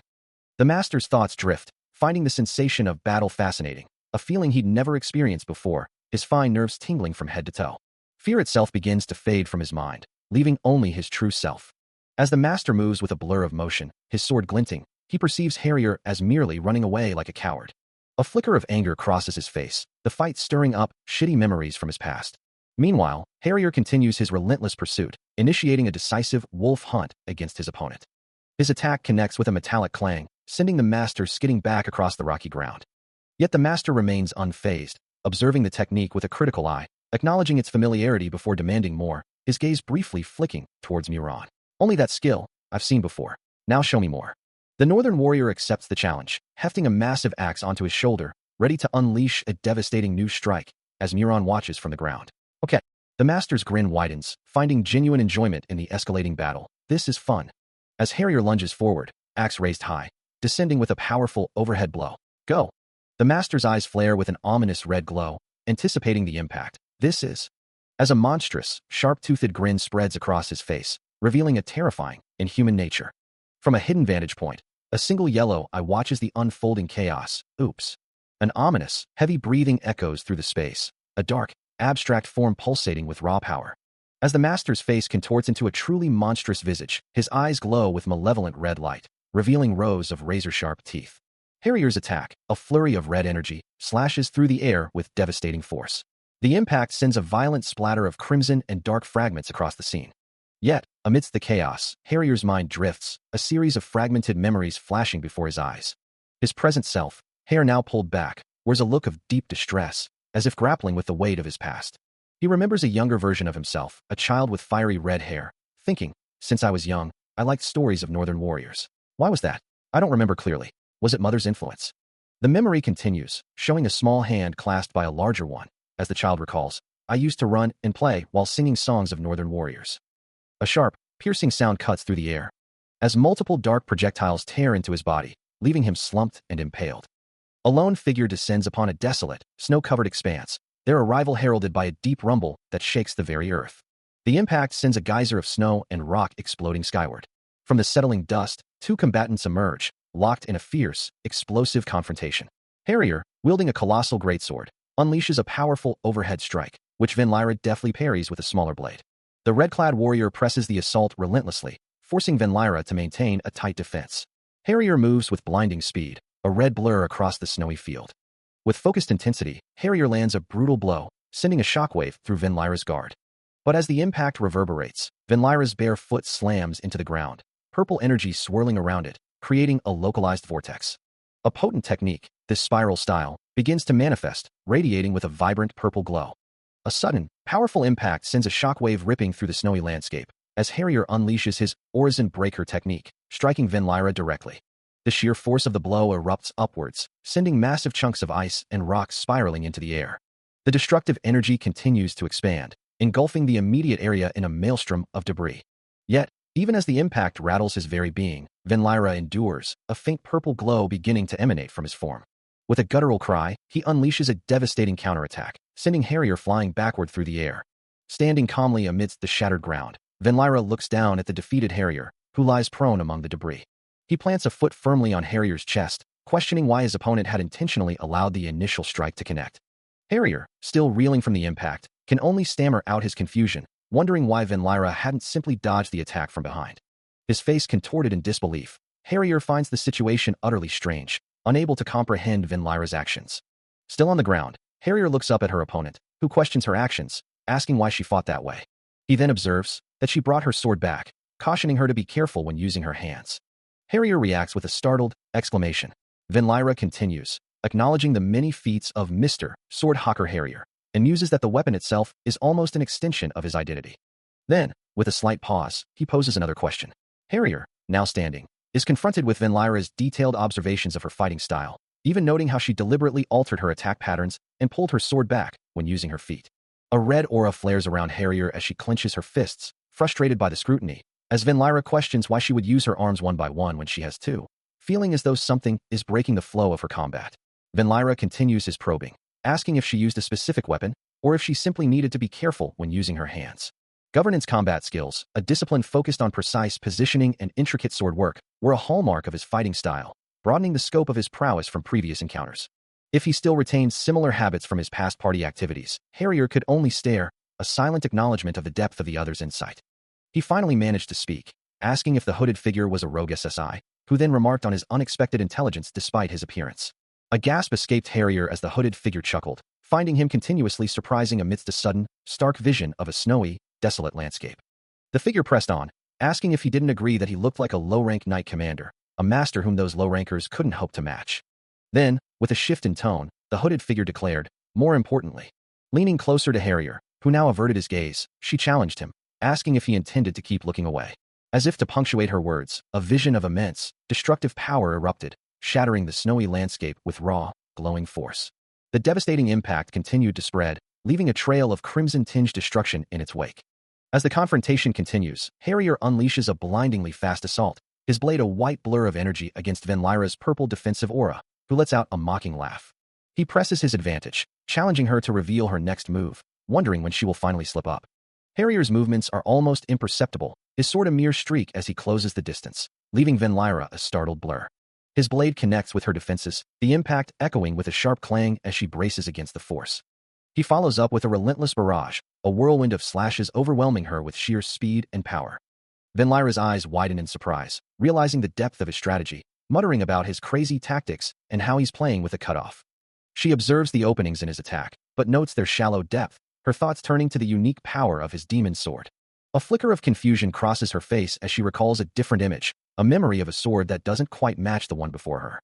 Harrier's voice cuts through her thoughts, acknowledging her deep understanding of him, questioning if that knowledge is the source of her confidence, as Van Lyra continues to process the fragmented memory of a different sword. Still reeling from the confrontation, Harrier demands to know the whereabouts of Neuron, his voice laced with urgency. He observes Van Lyra, who once again avoids his gaze, her silence a familiar, frustrating response. Having already been brought to his knees, Harrier struggles to rise as Van Lyra, in her skeletal form, stands impassively over him. Another unseen force slams into him, sending him recoiling with a burst of energy. Harrier thinks to himself that Mr. Skeleton is truly heartless.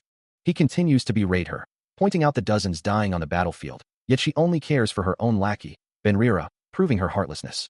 The skeletal visage of Van Lyra remains unmoving, her empty eye sockets seeming to absorb his words without reaction. A cynical thought crosses Van Lyra's mind, acknowledging that Harrier's accusation is the most relatable thing that crazy bitch has ever said. Harrier's internal monologue continues, concluding that she is truly heartless beyond measure, as purple energy crackles around her skeletal form. Harrier, defeated and frustrated, demands to know why she doesn't even glance at the fallen, questioning her inability to save them. Her skeletal face, framed by a chilling purple glow, offers a cold retort, asking what good it would do if she did, and if they would even accept her true form, before declaring that he looks just like them. A dark truth echoes in her mind, a cynical observation of humanity, wishing for blood, craving, stealing, and yet still whining that they have no one to bleed for them. Her skeletal hand reaches out, tendrils of shadow coiling around her, as she commands him to simply give up and accept it.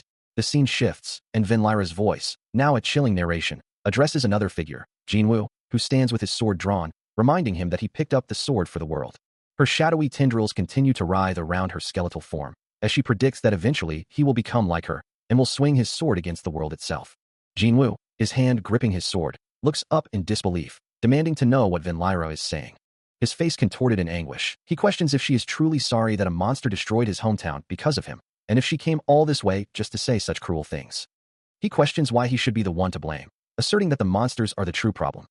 Van Lyra, however, dismisses his concerns, telling him not to blame himself, as he is not the skeleton she spoke of.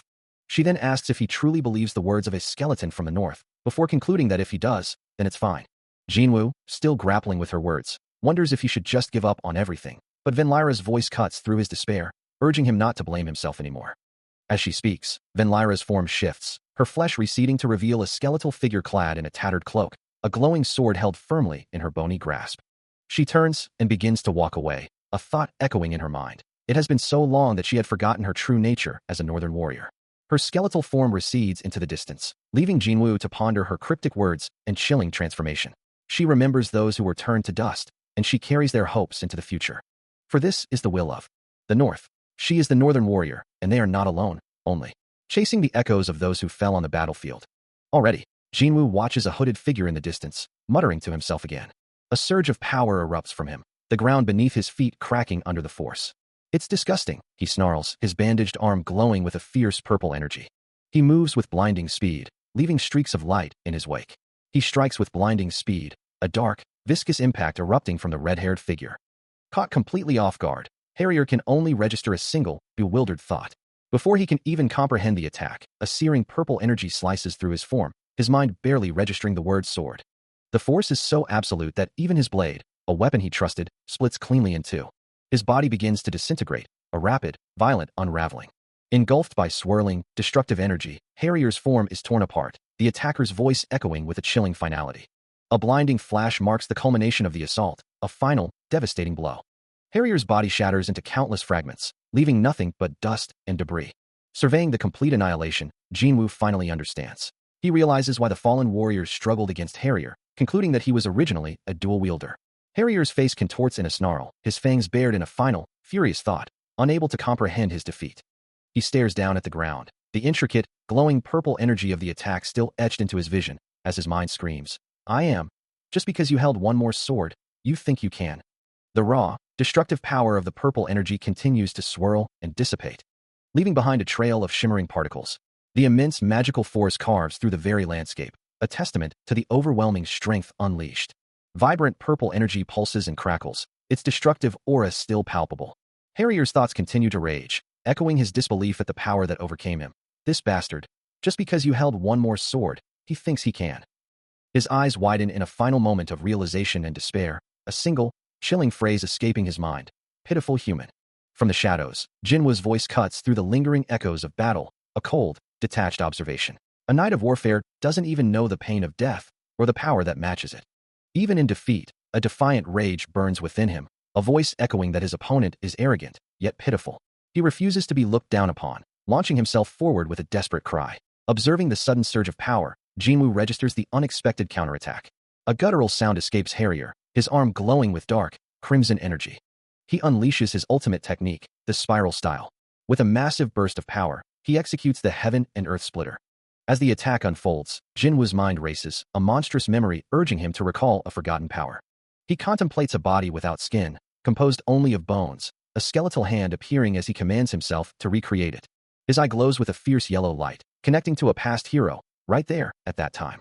A vast, insidious evil spreads across the world, demanding a single, decisive strike to sever its influence. From above, a skull-masked figure descends, executing a rapid, sweeping attack, its momentum carrying through the air. The sheer scale of the impending devastation looms over the cloudy mountain peaks. As the figure, wreathed in purple energy, carves a path through armored adversaries. A weapon, glowing with dark power, connects with devastating force, unleashing a surge of pure evil. The attack culminates in an annihilation quake, shattering the very ground and sending debris flying. As the dust settles, the skull-masked figure hovers amidst the chaos, surrounded by residual purple energy and shadowy, bat-like entities. The devastating force unleashed by Venlyra manifests as a torrent of dark energy, a technique known as the Ascalon Dragonslayer Slash, tearing through the very fabric of the battlefield. A hooded figure, his face obscured by shadow, offers a quiet reassurance to an unseen presence, promising that everything will be fine. Yet, a single, glowing yellow eye betrays a deeper turmoil, staring out with an intensity that hints at a desperate struggle. Moments later, the same figure lies broken on the ground, blood staining his clothes and the earth beneath him, a pained gasp escaping his lips. His face, now fully visible, is contorted in agony, blood trickling from his mouth as his body trembles. Standing over the gravely wounded Jinwoo, another figure, red-haired and wielding a sword, issues a stern command, insisting that Muron must not speak now. Jinwoo, his hand clenched and bloody, curses his own helplessness with a guttural cry. The red-haired warrior, Harrier, pleads with the unseen Muron to retreat, his voice laced with anguish as he laments the unstoppable flow of blood from Jinwoo's wounds. Harrier stands over the fallen Jinwoo, his sword still in hand, a look of profound despair on his face as he whispers a plea for him not to die. A lone foot stands on the blood-soaked ground of a battlefield, a voice echoing with disdain. Mocking, just whining and crying like a baby on the battlefield. Pathetic bastard. But the gray-haired warrior, his face contorted in fury, vows in return, I'll kill you. The dark-clad figure, unyielding, simply replies, I will certainly kill you. Before the warrior can react, a sudden, unseen force slams into him, his face twisting in a scream of pain as red energy flares around him. The dark-clad figure's weapon connects, sending the gray-haired warrior flying backward, debris scattering from the impact. Despite the brutal blow, the warrior pushes through the pain, his eyes burning with renewed resolve. Suddenly, the scene shifts as Harrier is caught in a devastating attack, blood and fragments exploding around him. Severely wounded, his face streaked with blood, he clenches his fists, a grimace of agony etched upon his features. Despite the bloodied wounds marring his face, Harrier endures the dark-clad figure's relentless assault, who sneers, telling him to babble whatever he desires. The figure, looming over him, continues to mock his perceived lack of manners, labeling him a savage. A surge of vibrant purple-pink energy then erupts, engulfing the area in a blinding cloud of dust as Harrier defiantly questions, savages? The destructive energy continues to expand, and he finishes his thought, if we are. The dark figure, now wreathed in a faint purple aura, looks down at the battered warrior, delivering a final, cutting insult. Then you must be a monkey. Lying on the ground, his strength failing, Harrier desperately cries out for his master.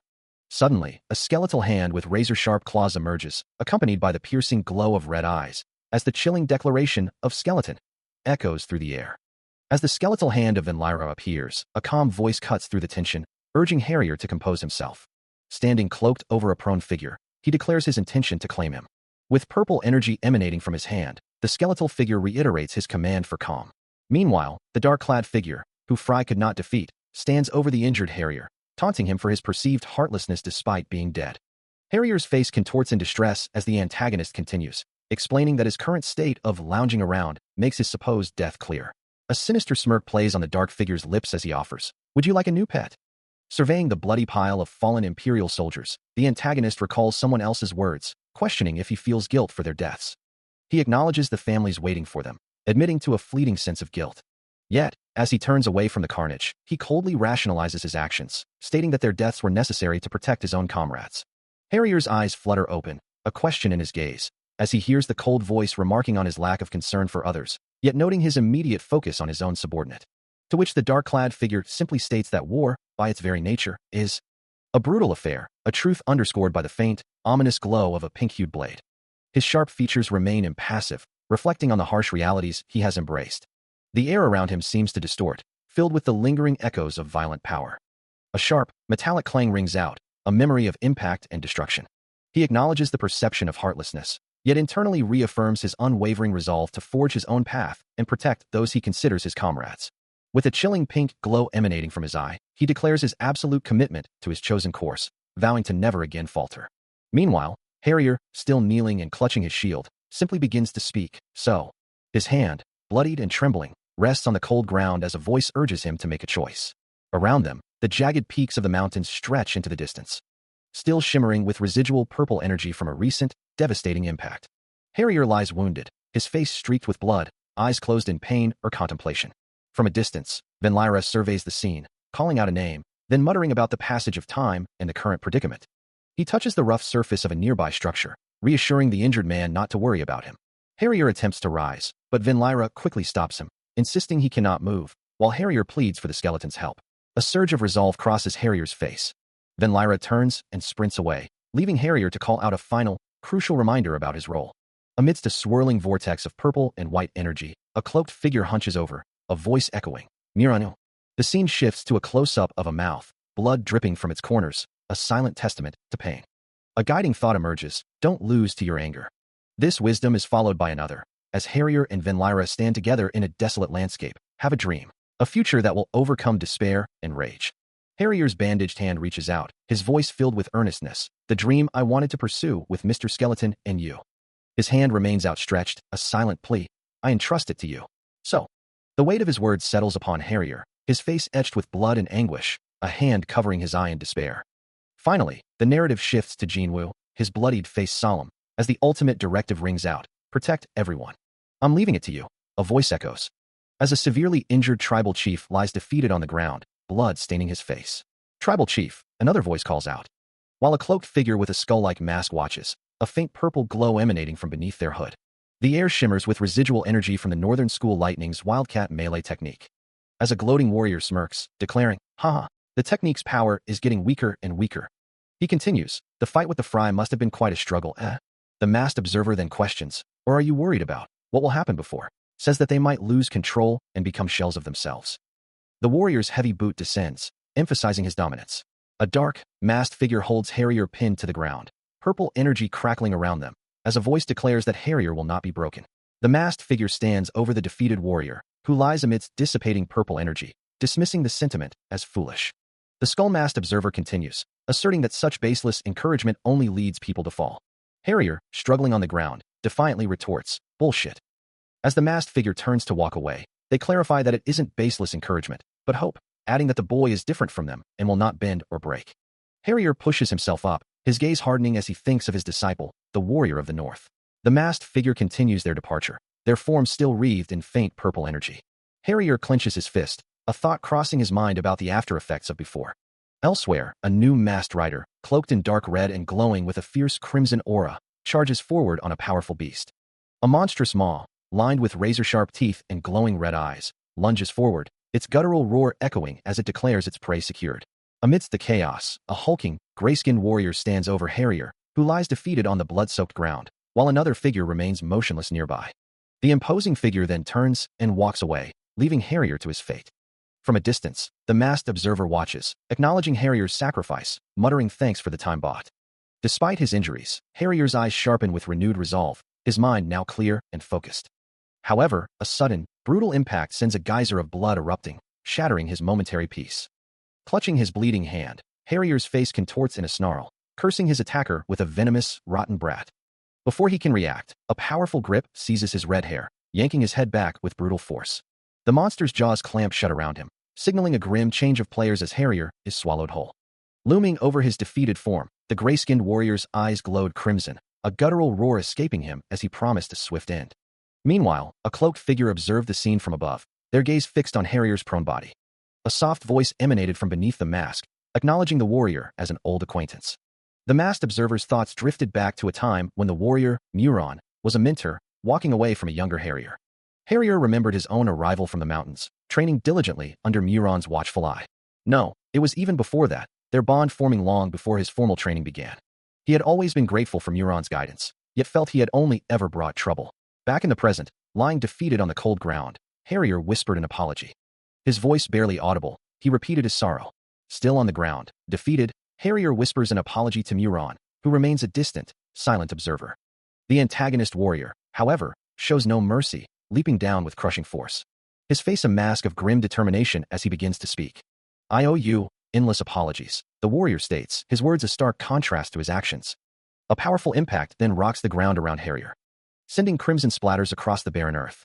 The antagonist warrior seizes Harrier by the neck, pressing a blade to his throat, and with a brutal twist, forces a pained grunt from him as blood wells from his wrist. His grip unyielding on the defeated warrior's sword arm. Still held captive, his wrist bleeding from the blade pressed against it, Harrier could only grit his teeth as the antagonist warrior maintained his brutal hold. Then, with a sudden jerk, the warrior pulled Harrier's head back by his hair, pressing the cold steel of the knife against his throat, silencing any further struggle. As a distant voice cried out in protest, the antagonist warrior dragged his captive across the rough ground, heedless of the plea. Despite the pain and humiliation, Harrier's gaze lifted, his thoughts turning to Muron. A fierce resolve burned within him, a silent vow to live for the other's dream. The knife, however, offered no reprieve, digging deeper into his wrist, eliciting a sharp cry of pain. His teeth clenched, Harrier fought back the agony, blood staining his lips. A guttural scream tore from his throat, a raw expression of his torment. The antagonist warrior's grip tightened further, the knife twisting, grinding against bone, ensuring Harrier's complete subjugation. A raw, pained grunt escapes Harrier. As the antagonist warrior, Gelji Tun, continues his relentless assault, his blade flashing with deadly intent. From a distance, a masked observer watches, a desperate plea for Harrier escaping their lips as the danger intensifies. Gelji Tun presses his advantage, forcing Harrier to his knees, his blade poised for a finishing blow. But in a sudden, desperate surge, Harrier's bloodied fist connects with brutal force. A blinding white energy erupts from his body, sending Gelji Tun reeling backward. Harrier's eyes glow with a fierce, purple light, a raw, primal power surging through him. The impact leaves a searing, purple wound on Gelji Tun's chest, a shocking testament to Harrier's hidden strength. Gelji Tun stumbles back, spitting blood, his masked observer crying out his name in alarm. As the battle rages, a hand clenches, a silent testament to the escalating tension. This is it, the critical moment. Harrier, surrounded by his allies, presses his advantage, purple energy flaring around him as he continues to overwhelm the antagonist warrior, who struggles to defend against the relentless assault. The sheer force of the confrontation elicits a sharp, wordless cry. Meanwhile, the terrain itself presents a challenge, as this particular mountain range is known for its narrow, winding paths, making pursuit difficult after losing sight of the enemy.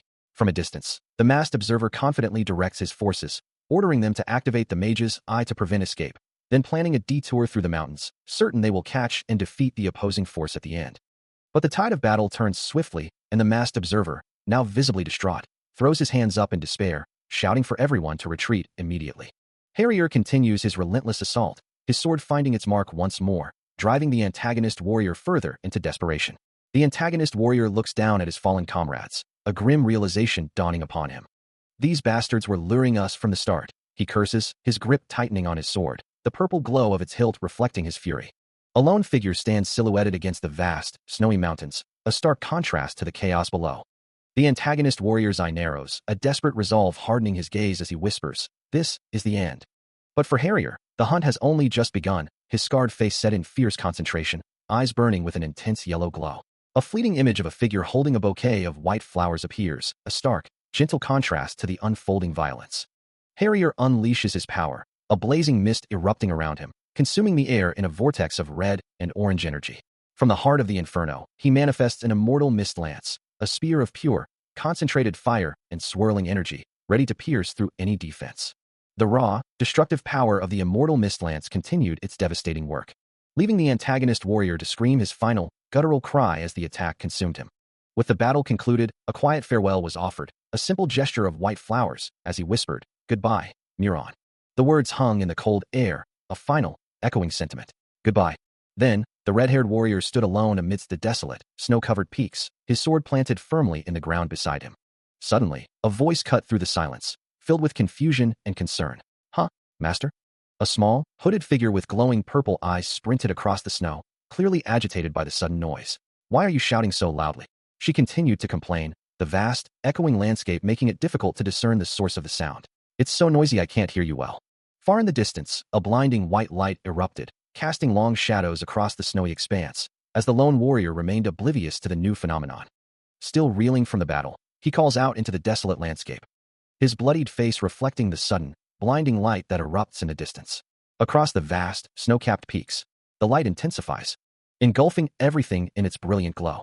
Observing the strange phenomenon, he murmurs to himself, wondering about its origin. He holds a crystal ball, its surface reflecting the distant radiance as he questions. Meanwhile, in an unknown location, a voice addresses a bound arm, questioning its delayed movement. The observer of the light is none other than Edward Ben-Rira. A vast, snow-covered mountain range stretches endlessly under a pale sky, a desolate landscape where approximately 1,000 Imperial soldiers once roamed. Now, among the fallen, Escher Soma's vanguard, consisting of 600 soldiers, and Frey's squad, lie defeated across the frigid ground. Roughly 400 more soldiers, who had been waiting in the rear for an opening, also met their end, their weapons now silent. The tribal chief surveys the carnage, understanding that the combined strength of the enemy was used to create a false front, a deceptive tactic that led to this devastating defeat. A masked rider, observing the scene with glowing red eyes, remarks with cold detachment, "Isn't that right, sir?" The battlefield remains a gruesome tableau of blood and snow, a stark testament to the ferocity of the conflict. The masked rider continues, confirming that the northern chieftains were completely annihilated, leaving no survivors. A guttural scream tears through the frigid air, a final, desperate cry from a bloodied soldier amidst the snowy desolation. As the full horror of the battlefield unfolds, with voices questioning how any enemy could possess such overwhelming strength, and the chilling realization that the northern chieftains are all dead. Through the silent, blood-stained snow, heavy footsteps crunch forward, passing by the grim monuments of defeat, a scattered pile of bodies and broken spears, and the final, desperate plunge of another soldier tumbling down a sheer, icy cliff face. The masked rider, their skull-like helmet stark against the snow, surveys the devastation alongside a horned companion, their glowing red eyes reflecting the chilling success of their campaign.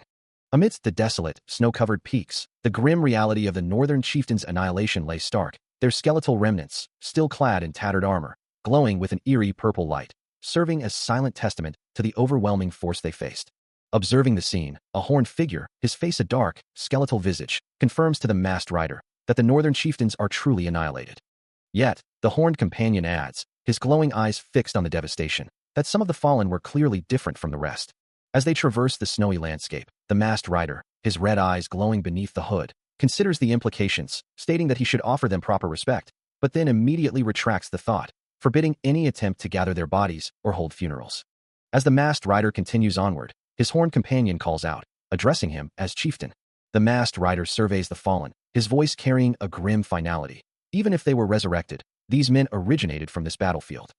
His skeletal companion, holding a gnarled staff, offers a different perspective. To rest on this battlefield is their honor.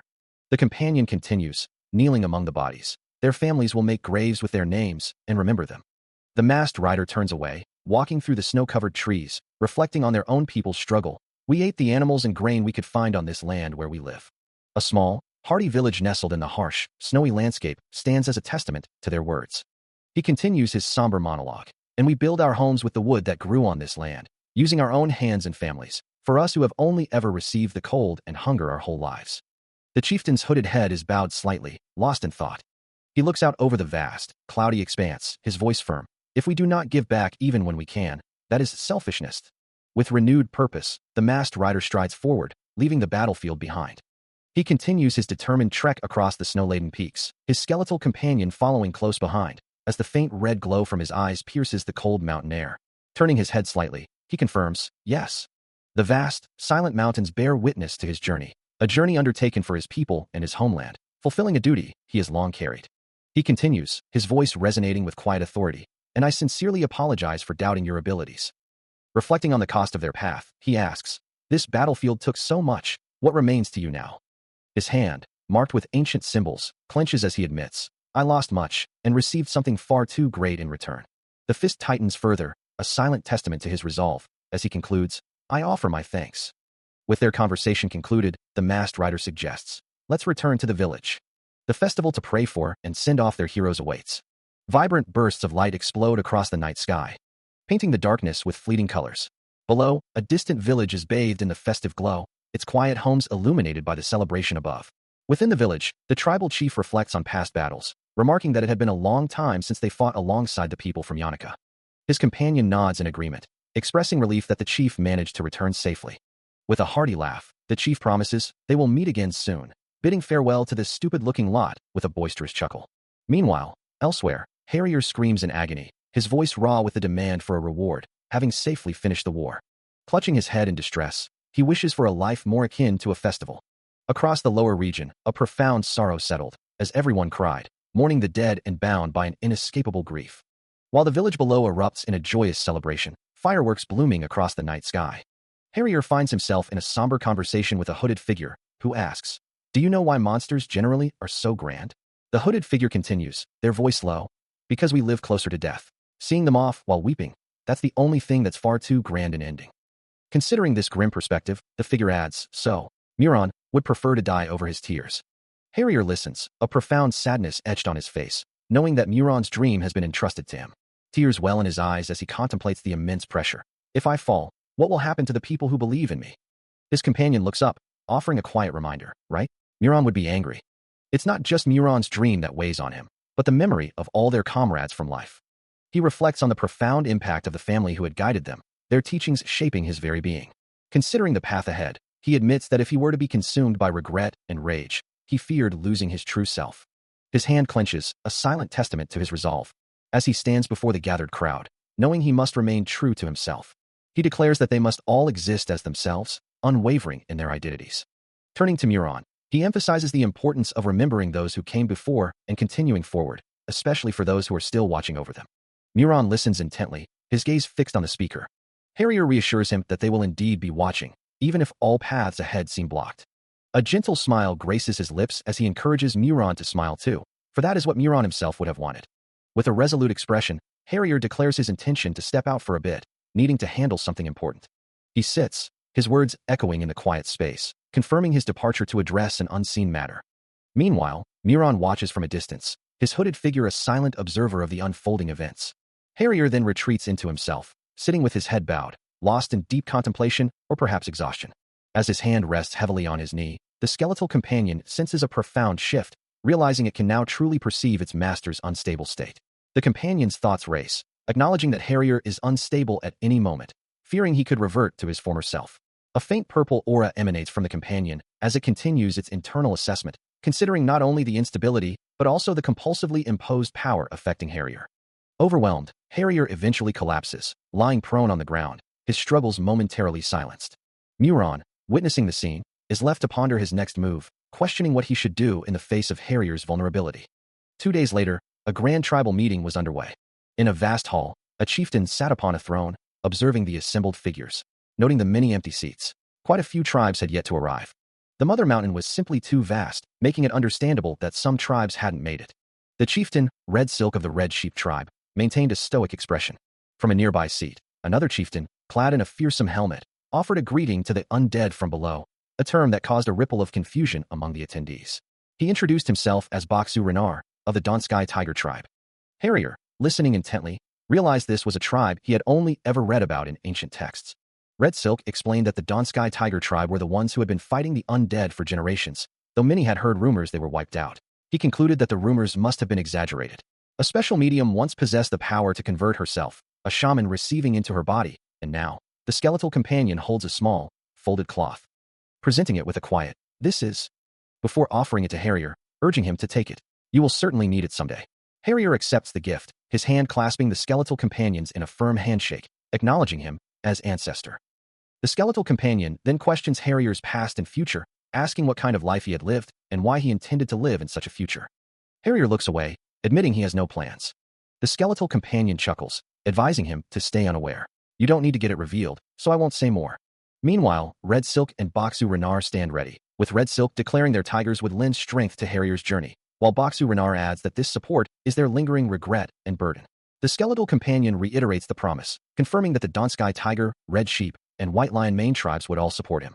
A gray-bearded chieftain, his face etched with concern, admits he cannot speak for the other leaders, but vows to take responsibility and bring them along, before turning to address the final matter at hand. His words hang in the air as the camera shifts to a red-haired prisoner, bound and gagged, suspended by heavy chains.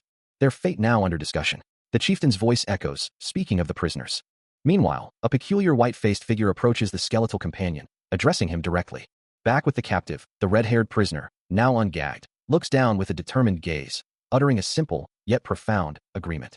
His mouth, revealing sharp, predatory teeth, then opens to make a bold demand. He insists on joining the war.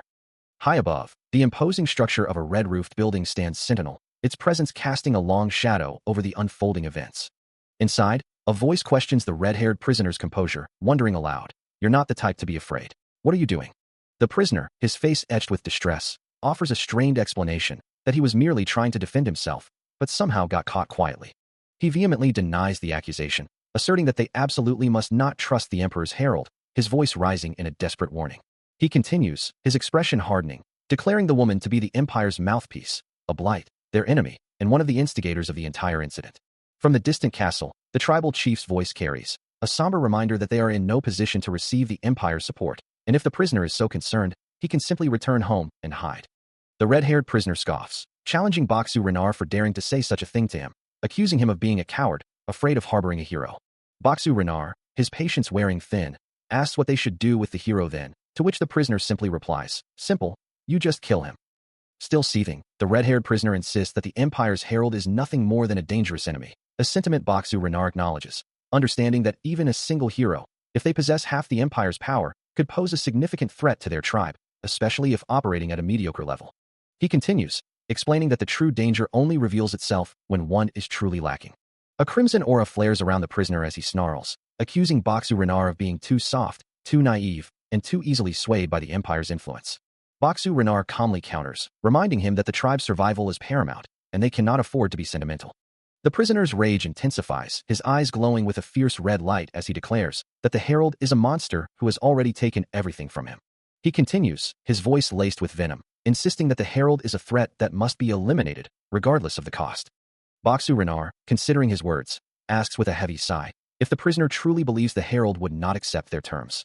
He turns to the skeletal figure, his voice firm as he declares the woman responsible for this chaos, and that an important person's life is now intertwined with her fate. The skeletal companion acknowledges the truth of her disruptive nature, musing that such individuals, who lack mystery and are easily understood, are often underestimated.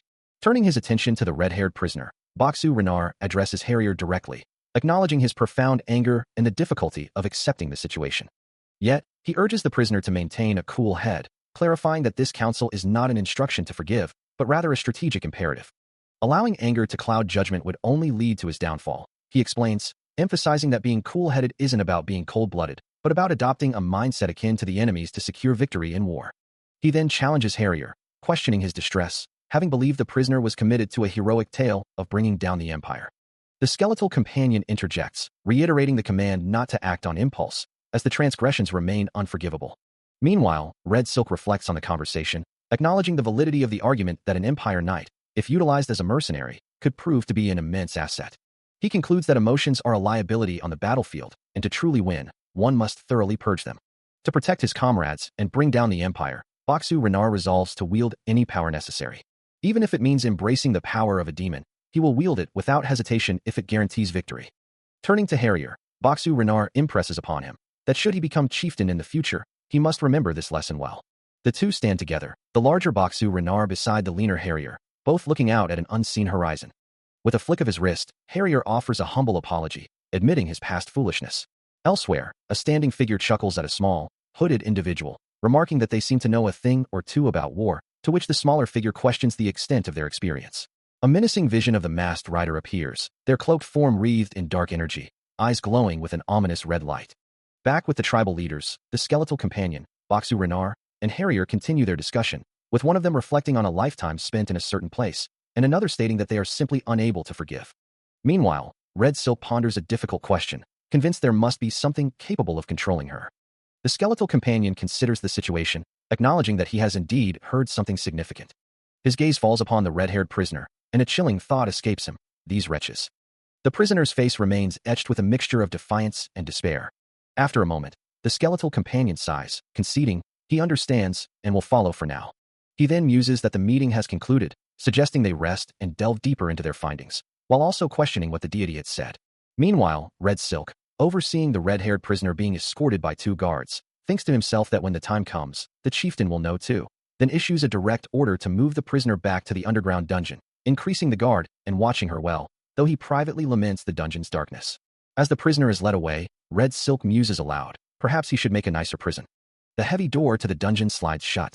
As the skeletal companion watches the scene unfold from a distant window, from behind a wooden partition, a figure with white hair and glowing red eyes peers out, a soft sound escaping him. He then addresses someone unseen, asking if they've achieved any results after such a long time. The older man, Van Sun, responds with his name, while a quiet thought warns him not to utter unnecessary things. It seems Lord Harrier has been honing new abilities, shifting away from his past as a shield warrior, prompting the question of his identity. Van Sun stands silently, as Harrier lets out a soft chuckle, observing that the older man seems to delve into research more than he does. Van Sun then directs his words to Harrier. The swordhawker Harrier, once a renowned warrior, has now gained immense power, and is on the verge of replicating Van Sun's own abilities. Harrier, pipe in hand, confirms that he is a little closer to that goal. He walks along a quiet path, a companion by his side, reflecting on past conversations, wishing he had spoken more with his skeletal friend. Meanwhile, a simple wooden coffin rests in solitude. A stark reminder that some forces, like the White Lion's mane, are always present, always behind you. A grand, ornate building stands majestically in the distance. But the focus shifts to a simple grave, adorned with flowers, bearing the name Euron. Elsewhere, a figure walks away, as the narration reveals he inherited the power of the ancient dragon, becoming a true dragon. With a new scar marring his face and his eyes glowing red, Harrier reflects on his own shortcomings, admitting he is incredibly lacking. He acknowledges that earlier, he was too forgiving emotionally, hinting at a newfound resolve. Harrier gazes up at the sky, reflecting on the dream that has consumed him, to become the chieftain of his tribe. He knows that if his aspirations are any smaller than that grand vision, he cannot truly call himself a man of the North. With fierce determination in his eyes, he vows to become the great chieftain who will unite all the tribes of the northern mountain range. He grips his axe, knowing that until he is worthy of the name Hawker, he must continue his journey, promising a fallen comrade, "Wait just a little, Neuron." His expression hardens, a testament to his unwavering resolve. Later, a voice calls out to him, "Lord Harrier." As he walks through the forest, an older man approaches, addressing him as Mr. Van Sun. The elder explains that the chieftain asked him to pass something on, presenting an item with a question. "This is?" Harrier's hand grips the scabbard of a sword, a weapon he knows to be his father's. The hilt, worn with age and battle, rests against his palm. As Van Sun, his elder, observes him with knowing eyes, declaring that having served his father for so long, he can tell Harrier would surpass even the Great Hunt. He continues, foretelling a future where Harrier would become a magnificent chieftain, leading their people and forging a name in the history of the North. Yet, a note of caution enters Van Sun's voice, asking if Harrier is truly following the path of that person. He elaborates, explaining that that person possessed the vision of a great general, and with him, Harrier would achieve things far beyond anything he has learned so far. With a final, cryptic remark about understanding his specialty, Van Sun turns and begins to walk away into the dense forest. Harrier, his hand still clenched around the sword hilt, offers a quiet word of thanks to the departing elder.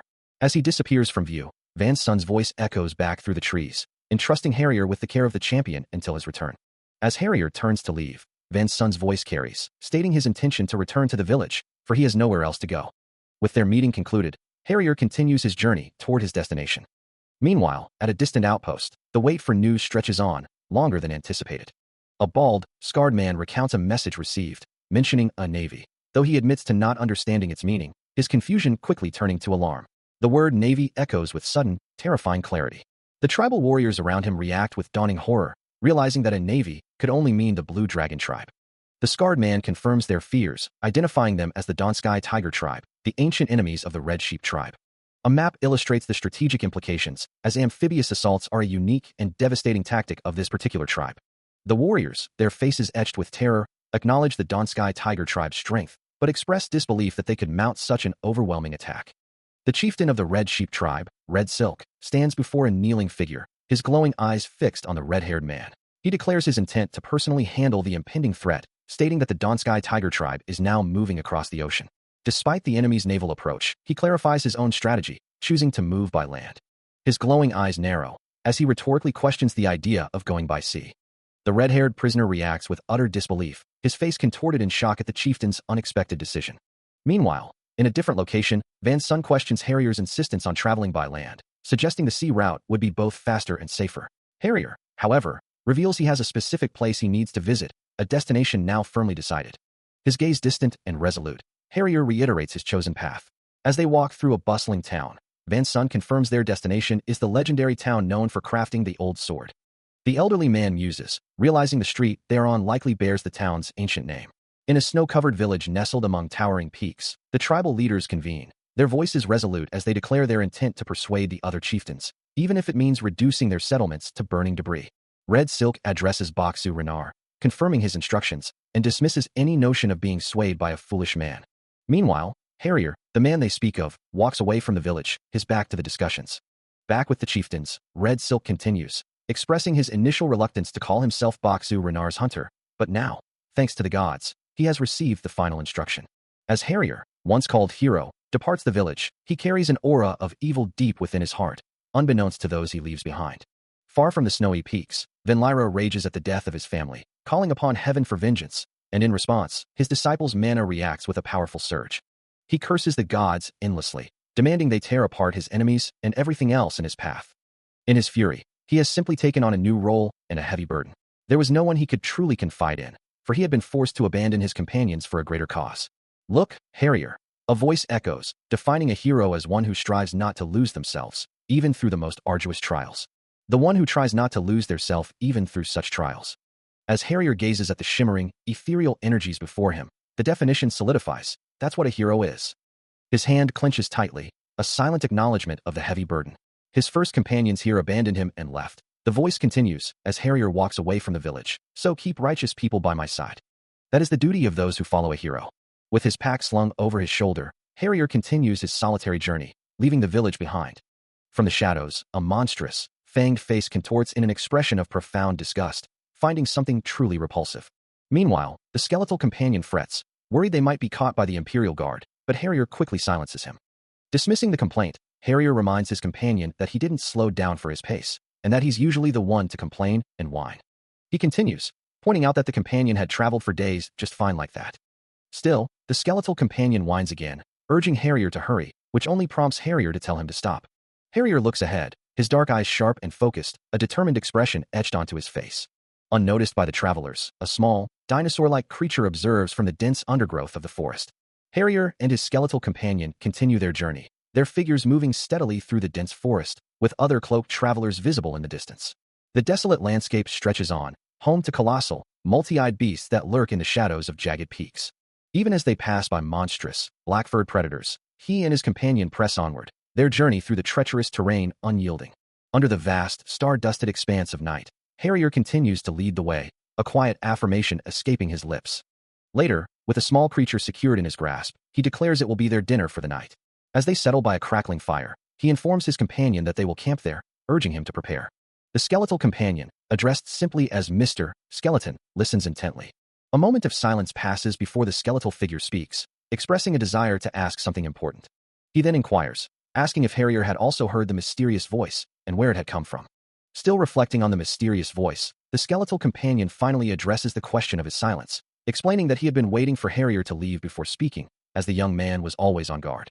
He elaborates that he had no chance to ask about it until now, before revealing that the voice belonged to an old friend, though he wasn't entirely sure of its meaning. Harrier, listening intently, clenches his bandaged hand, a silent resolve hardening his expression. Without hesitation, he declares his intention to seek answers directly, setting their course for the desolate battlefield where everything began. As they journey towards the snow-swept plains, a memory surfaces, revealing that his mother had once caught the eye of his noble father, a detail from his past that now seems to hold new significance. Harrier reflects on the burden of his father's name, a name that once caused him to hesitate, but the skeletal companion counters, explaining that a justification was needed for his own actions. He continues, revealing that his disciple once asked him the same question, wondering why he had to kill a noble.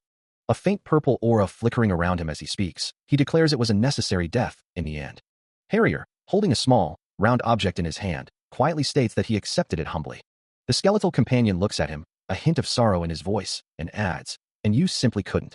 He then refers to himself with a stark realization, skeleton. Harrier lets out a short, bitter laugh, a sound of grim understanding. The skeletal companion turns his head slightly, admitting that he initially couldn't understand Harrier. He recalls a time when someone, driven to madness by the death of a loved one, declared war on an empire, finding in that conflict a new justification for their existence. He had initially believed his companion to be either foolish or indifferent to the world's affairs, but now understands that neither was true. He simply sought a reason. A justification to continue living in this world, he muses, adding that Harrier is bound by justice and righteousness, and should leave such matters to him. He then corrects himself, acknowledging that his companion is no longer an empire's pawn, yet still chose to remain in this desolate state, concluding that the hero's death was the catalyst he needed. Harrier, having listened in silence, finally snaps, demanding the skeletal companion cease his incessant, foul-mouthed pronouncements. He finds the notion of a master requiring their disciple's death utterly absurd. The skeletal companion, unfazed, instructs the empire's dog to listen carefully, clarifying that his stillness does not imply a lack of anger. His silence, he asserts, was not an act of forgiveness, and allowing his companion to speak this time does not mean he has forgotten the past. The chieftain of the Red Sheep tribe, Red Silk, begins a chilling monologue, his voice laced with contempt as he speaks of the cost of defiance. His eyes glowing with a malevolent red light, he promises retribution that will extend even beyond death. A maniacal laugh erupts from him, his face smeared with blood as he revels in his dark thoughts.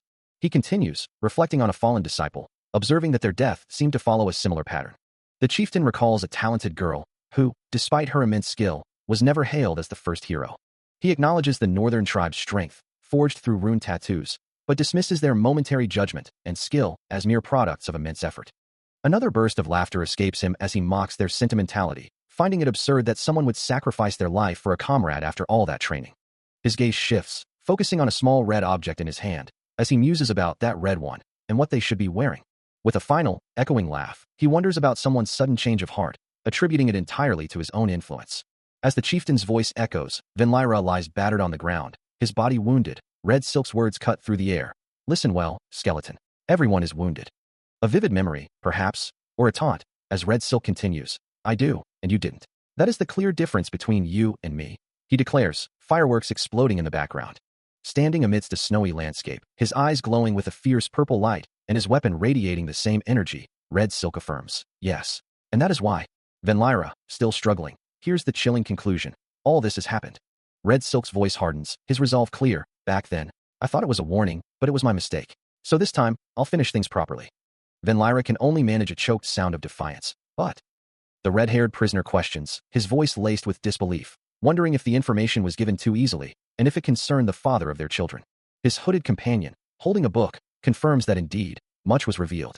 The red-haired prisoner shakes his head, asserting that the individual in question is not one to readily divulge secrets. He muses aloud, "Who knows?" as the scene shifts to raw, bloody meat. A monstrous maw, glowing with an internal red light, demands, "Kindly." And blood splatters, as the red-haired prisoner concludes, "And he answered." Bandaged hands continue to meticulously cut the raw meat. Bound to a post, the red-haired prisoner sits before a small fire, a pot simmering above the flames, as the skeletal companion observes him. The companion asks, his voice a dry rasp, "What's so funny?" To which the prisoner replies, "Nothing. I'm just excited." He then adds, with a hint of challenge, "Your disciple must think you're a hero." His voice drops, a philosophical edge entering his tone as he states, "Kill one, and you're a murderer. Kill 10,000, and you're called a hero." With a piercing gaze and eyes that glow faintly, he concludes, "I'm really curious what your disciple will realize then. Watch carefully." He gazes up at the night sky, a lone shooting star streaking across the darkness, contemplating how this journey will ultimately conclude. After a long journey, a skeletal foot finally touches solid ground, announcing their arrival. Before them lies a sprawling settlement, nestled amidst the rolling hills. As they approach, the skeletal companion states their immediate goal. They must resupply food and materials here before continuing their journey. The red-haired prisoner, however, pauses, a sudden thought striking him. He glances down at his worn attire, a look of mild distaste crossing his face. The prisoner finds his current outfit extremely uncomfortable, wondering aloud if he can finally change into his own clothes. The skeletal companion, however, remains focused on their mission, dismissing any thoughts of grand announcements or imperial heralds. They have no choice but to pass through as quietly as possible to avoid any conflicts or wars. Following his companion's advice, the red-haired prisoner now wears a gray hooded cloak and a mask, his features completely obscured.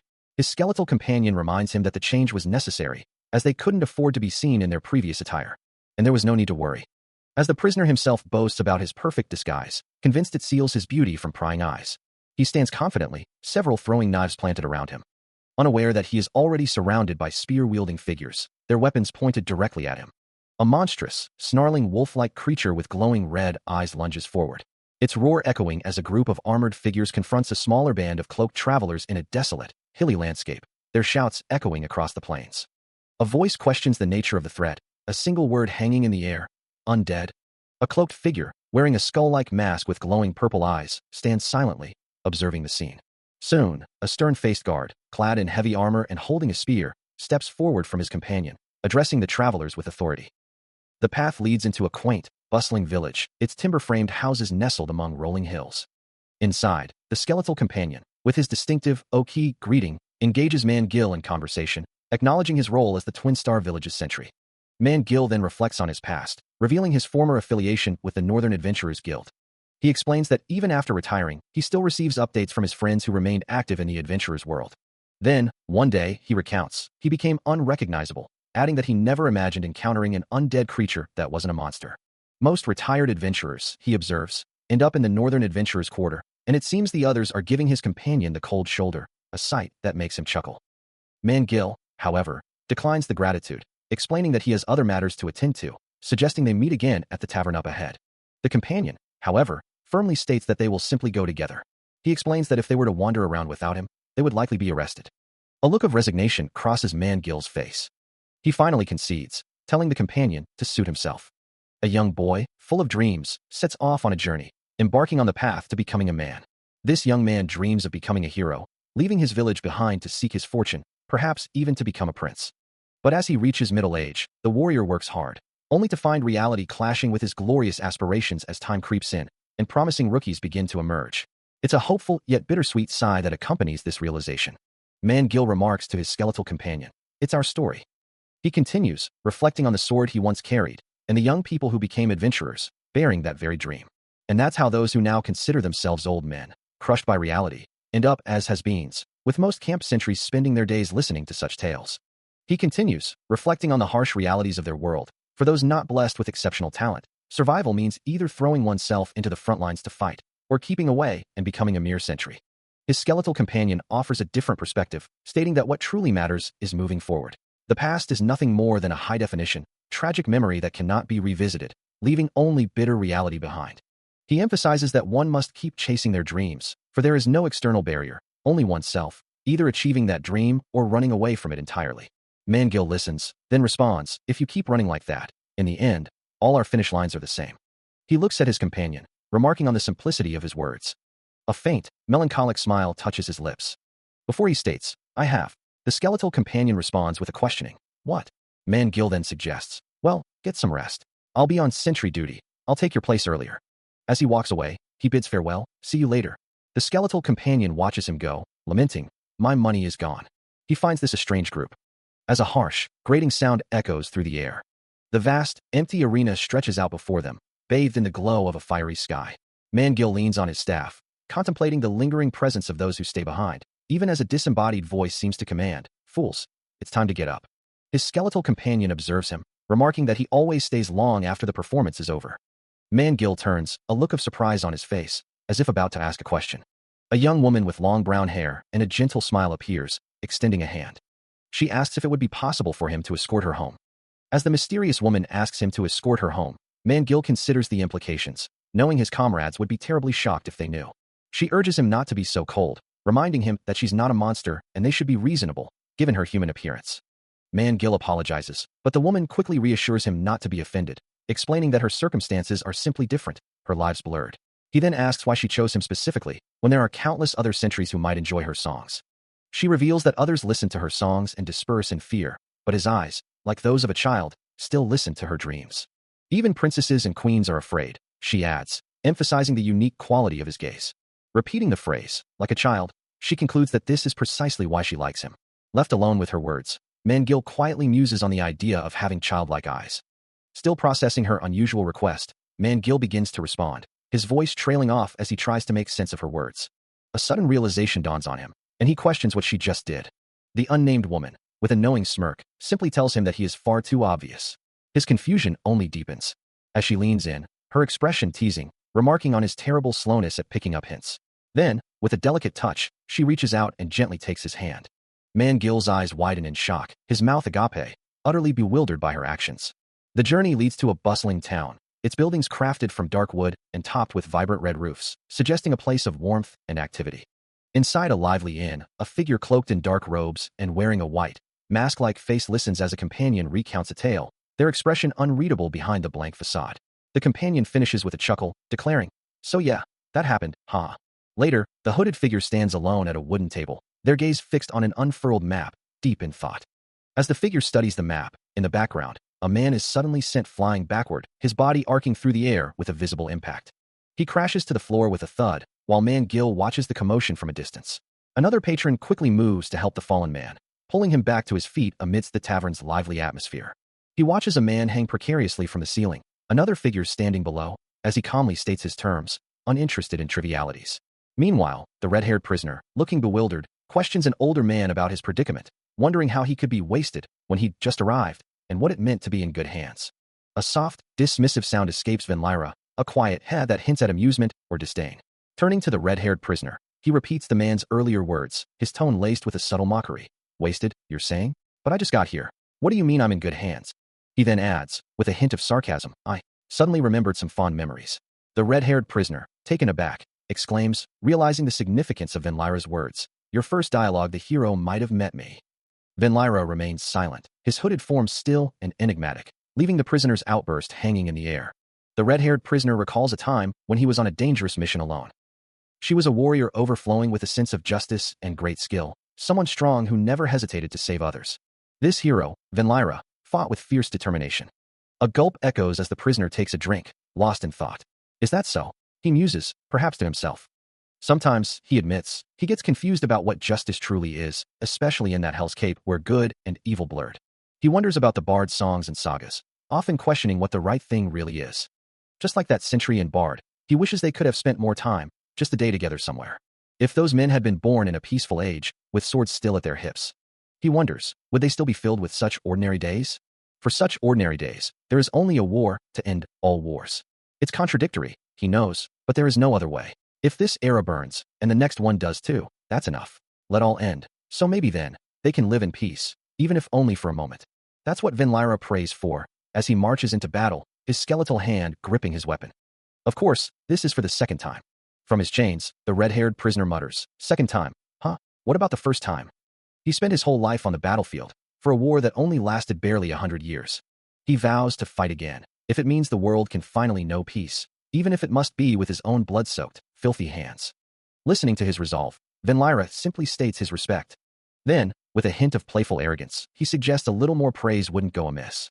Meanwhile, a peaceful night had settled over Kinret village, until a Bursa order was suddenly detected from the southwest.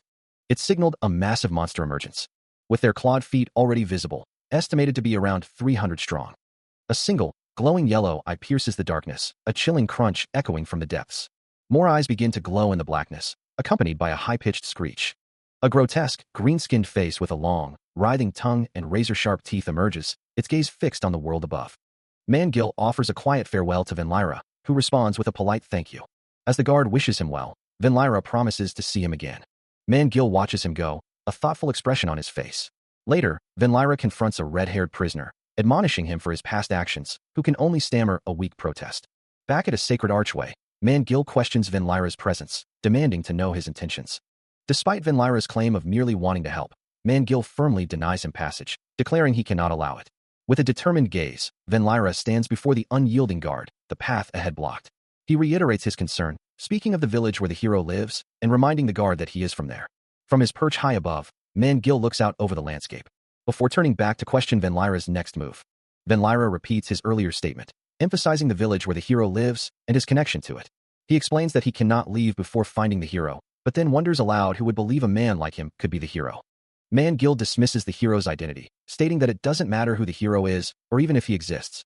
As long as the village is protected by his, Vinlyra is cut off. With the conversation concluded, Vinlyra rides his horse away from the village, leaving the gate behind. A sudden, disorienting force throws Vinlyra through the air, his mind struggling to grasp what is happening. As he tumbles, a dark, swirling energy surrounds him, leaving him stunned and bewildered by the abrupt turn of events. He can only wonder what just occurred.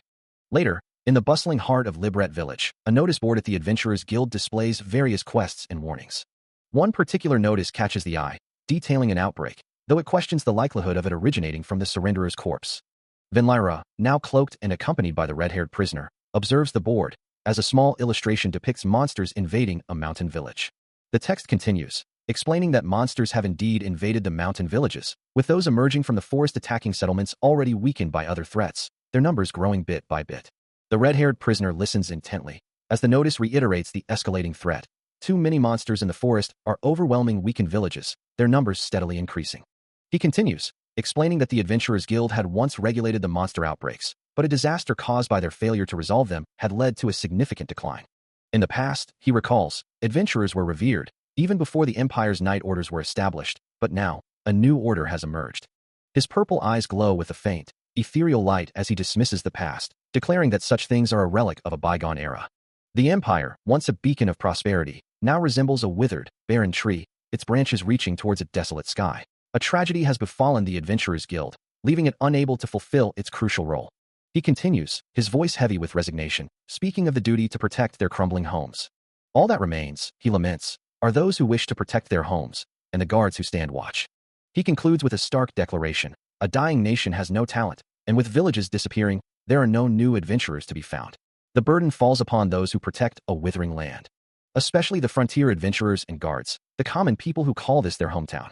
A small figure, sword in hand, stands frozen in a doorway, a chilling realization echoing through the air. The words hang heavy, a stark declaration of impending danger.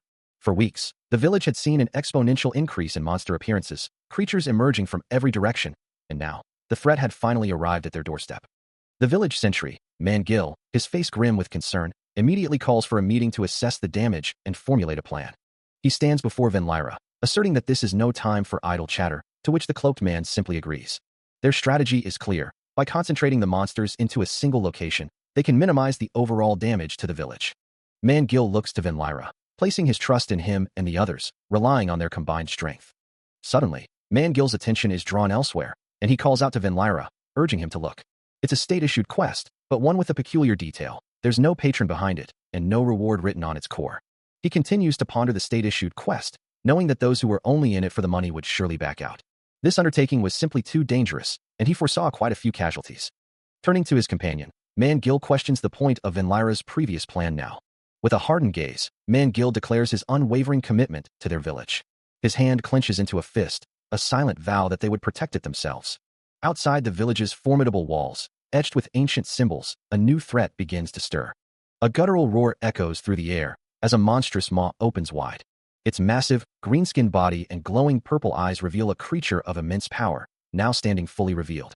Gripping his weapon, Vinlyra moves with swift precision, landing a sharp blow against the massive green-skinned creature, which recoils from the impact. Got it. It's trained for this, he mutters, then leaps onto its back, securing his position as the monster roars in protest. Won't hold long, he declares, knowing its defenses are temporary. With a surge of effort, he plunges a glowing blade deep into its neck, eliciting a pained shriek.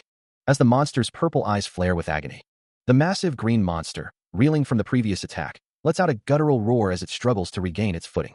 Even after such a devastating strike, each of these creatures proves far tougher and more resilient than any normal individual, operating on a completely different level.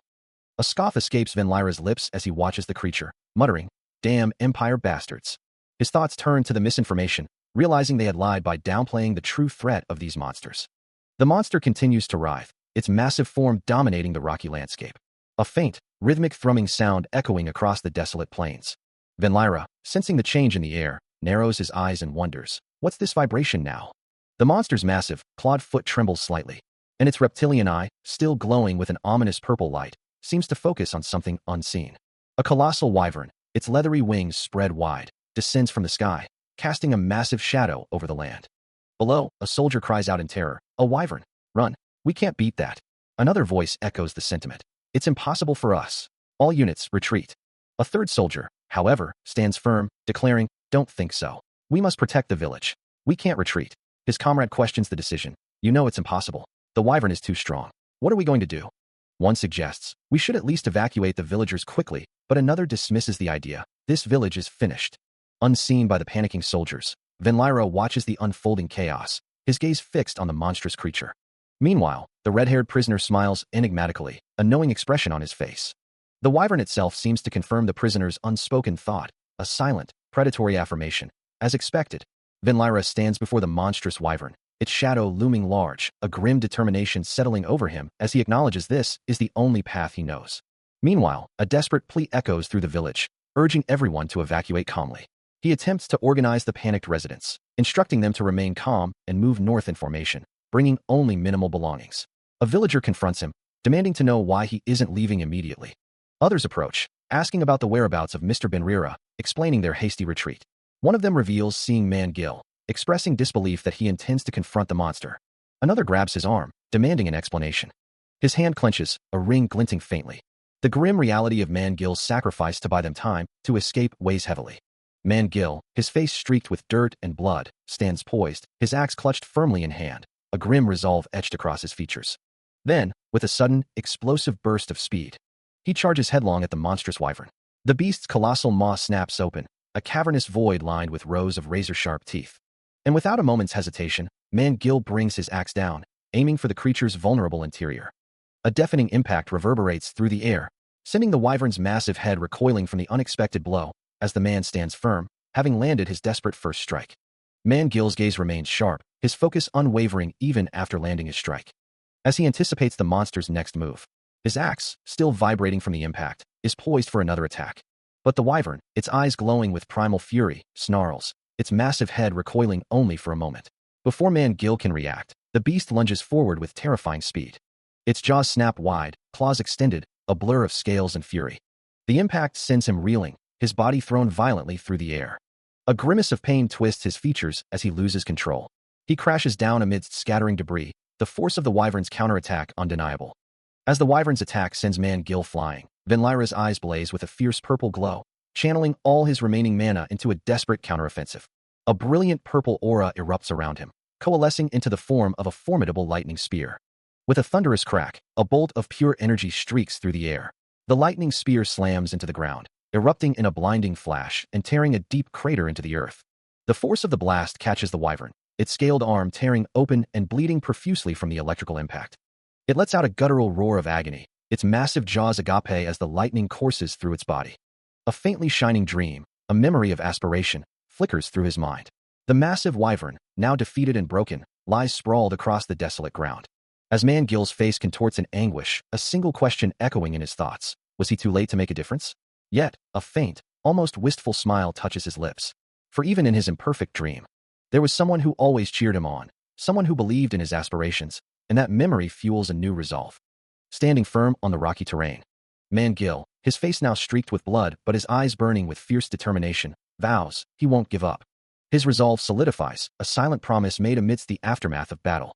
Suddenly, a powerful kick slices through the air. But a deep, resonant voice simply commands, "Come." The air hangs heavy with the challenge, a silent testament to the ancient struggle of slaying the dragon, saving the village. The hulking figure stands, an imposing presence. Before a searing red beam erupts from its single, dark eye with a sharp hiss. From the depths of the shadows, a pair of glowing red eyes pierce the darkness, watching the unfolding chaos. Meanwhile, a figure with a spear moves with brutal efficiency, driving their weapon through the chest of a grotesque goblin. The creature lets out a guttural cry of agony, its life quickly draining away. Standing victorious over the fallen foe, the warrior hears a voice declare, "The dragon has already been slain." With a determined expression, the spear wielder prepares for the next challenge. Without hesitation, the spear finds another target, piercing an older, muscular man who cries out in shock and pain. Even if he launches himself with incredible speed, leaping onto the back of the towering, fur-clad creature. A powerful impact shakes the ground, sending dust and debris flying as the creature crashes down. A final, desperate thought echoes in the silence. "I die today. The spear, now impaled into the desolate earth, marks the creature's end, a small pool of blood staining the ground. Standing amidst the quiet aftermath, the spear wielder reflects on his swift victory, a silent declaration forming in his mind. I have already. He stands tall, his back to the desolate horizon, the spear held upright as a testament to his power. A faint, determined smirk plays on his lips, his gaze sharp and unwavering. The spear wielder kneels in the desolate, snow-dusted landscape, his body weary but resolute after the brutal confrontation. A low grunt escapes him, his face streaked with blood and grime, a testament to the ordeal he just endured. Standing over the fallen forms of two monstrous, green-skinned creatures, he hears one of them utter a final, defiant thought. I have already. Yet, his own mind is fixed on a singular, driving purpose. He has saved his princess. A sudden, swift movement cuts through the air. As his grip tightens on the weapon, revealing the intricate technique of the Northern School, specifically its spiral style. The full name of the martial art, the Northern School of Hunting, is now clear, a legacy etched into his very movements. He unleashes a lion's claw strike, his spear erupting with purple energy as it slams into the Earth-axis rockbreaker, sending shockwaves through the ground and the monstrous foe. The battle continues in a wild melee, a blur of motion and power. After the dust settles, a disgusted groan escapes him, muttering about monster flesh in his mouth. He looks down at the defeated creatures, suggesting to unseen companions that this was merely practice, perhaps to grow their tiny brains, before admonishing them not to fight. Suddenly, Venlyra, a blond man with striking purple eyes, appears, calling out to a guard. The scarred guard, looking weary and battered, struggles to respond, acknowledging that Venlyra isn't holding back against the monsters. The guard's purple eye glows faintly as he recognizes Venlyra, his voice trailing off in surprise. Venlyra turns to leave, thanking the spear wielder for holding the monsters, which made his own task of cleaning them up easy.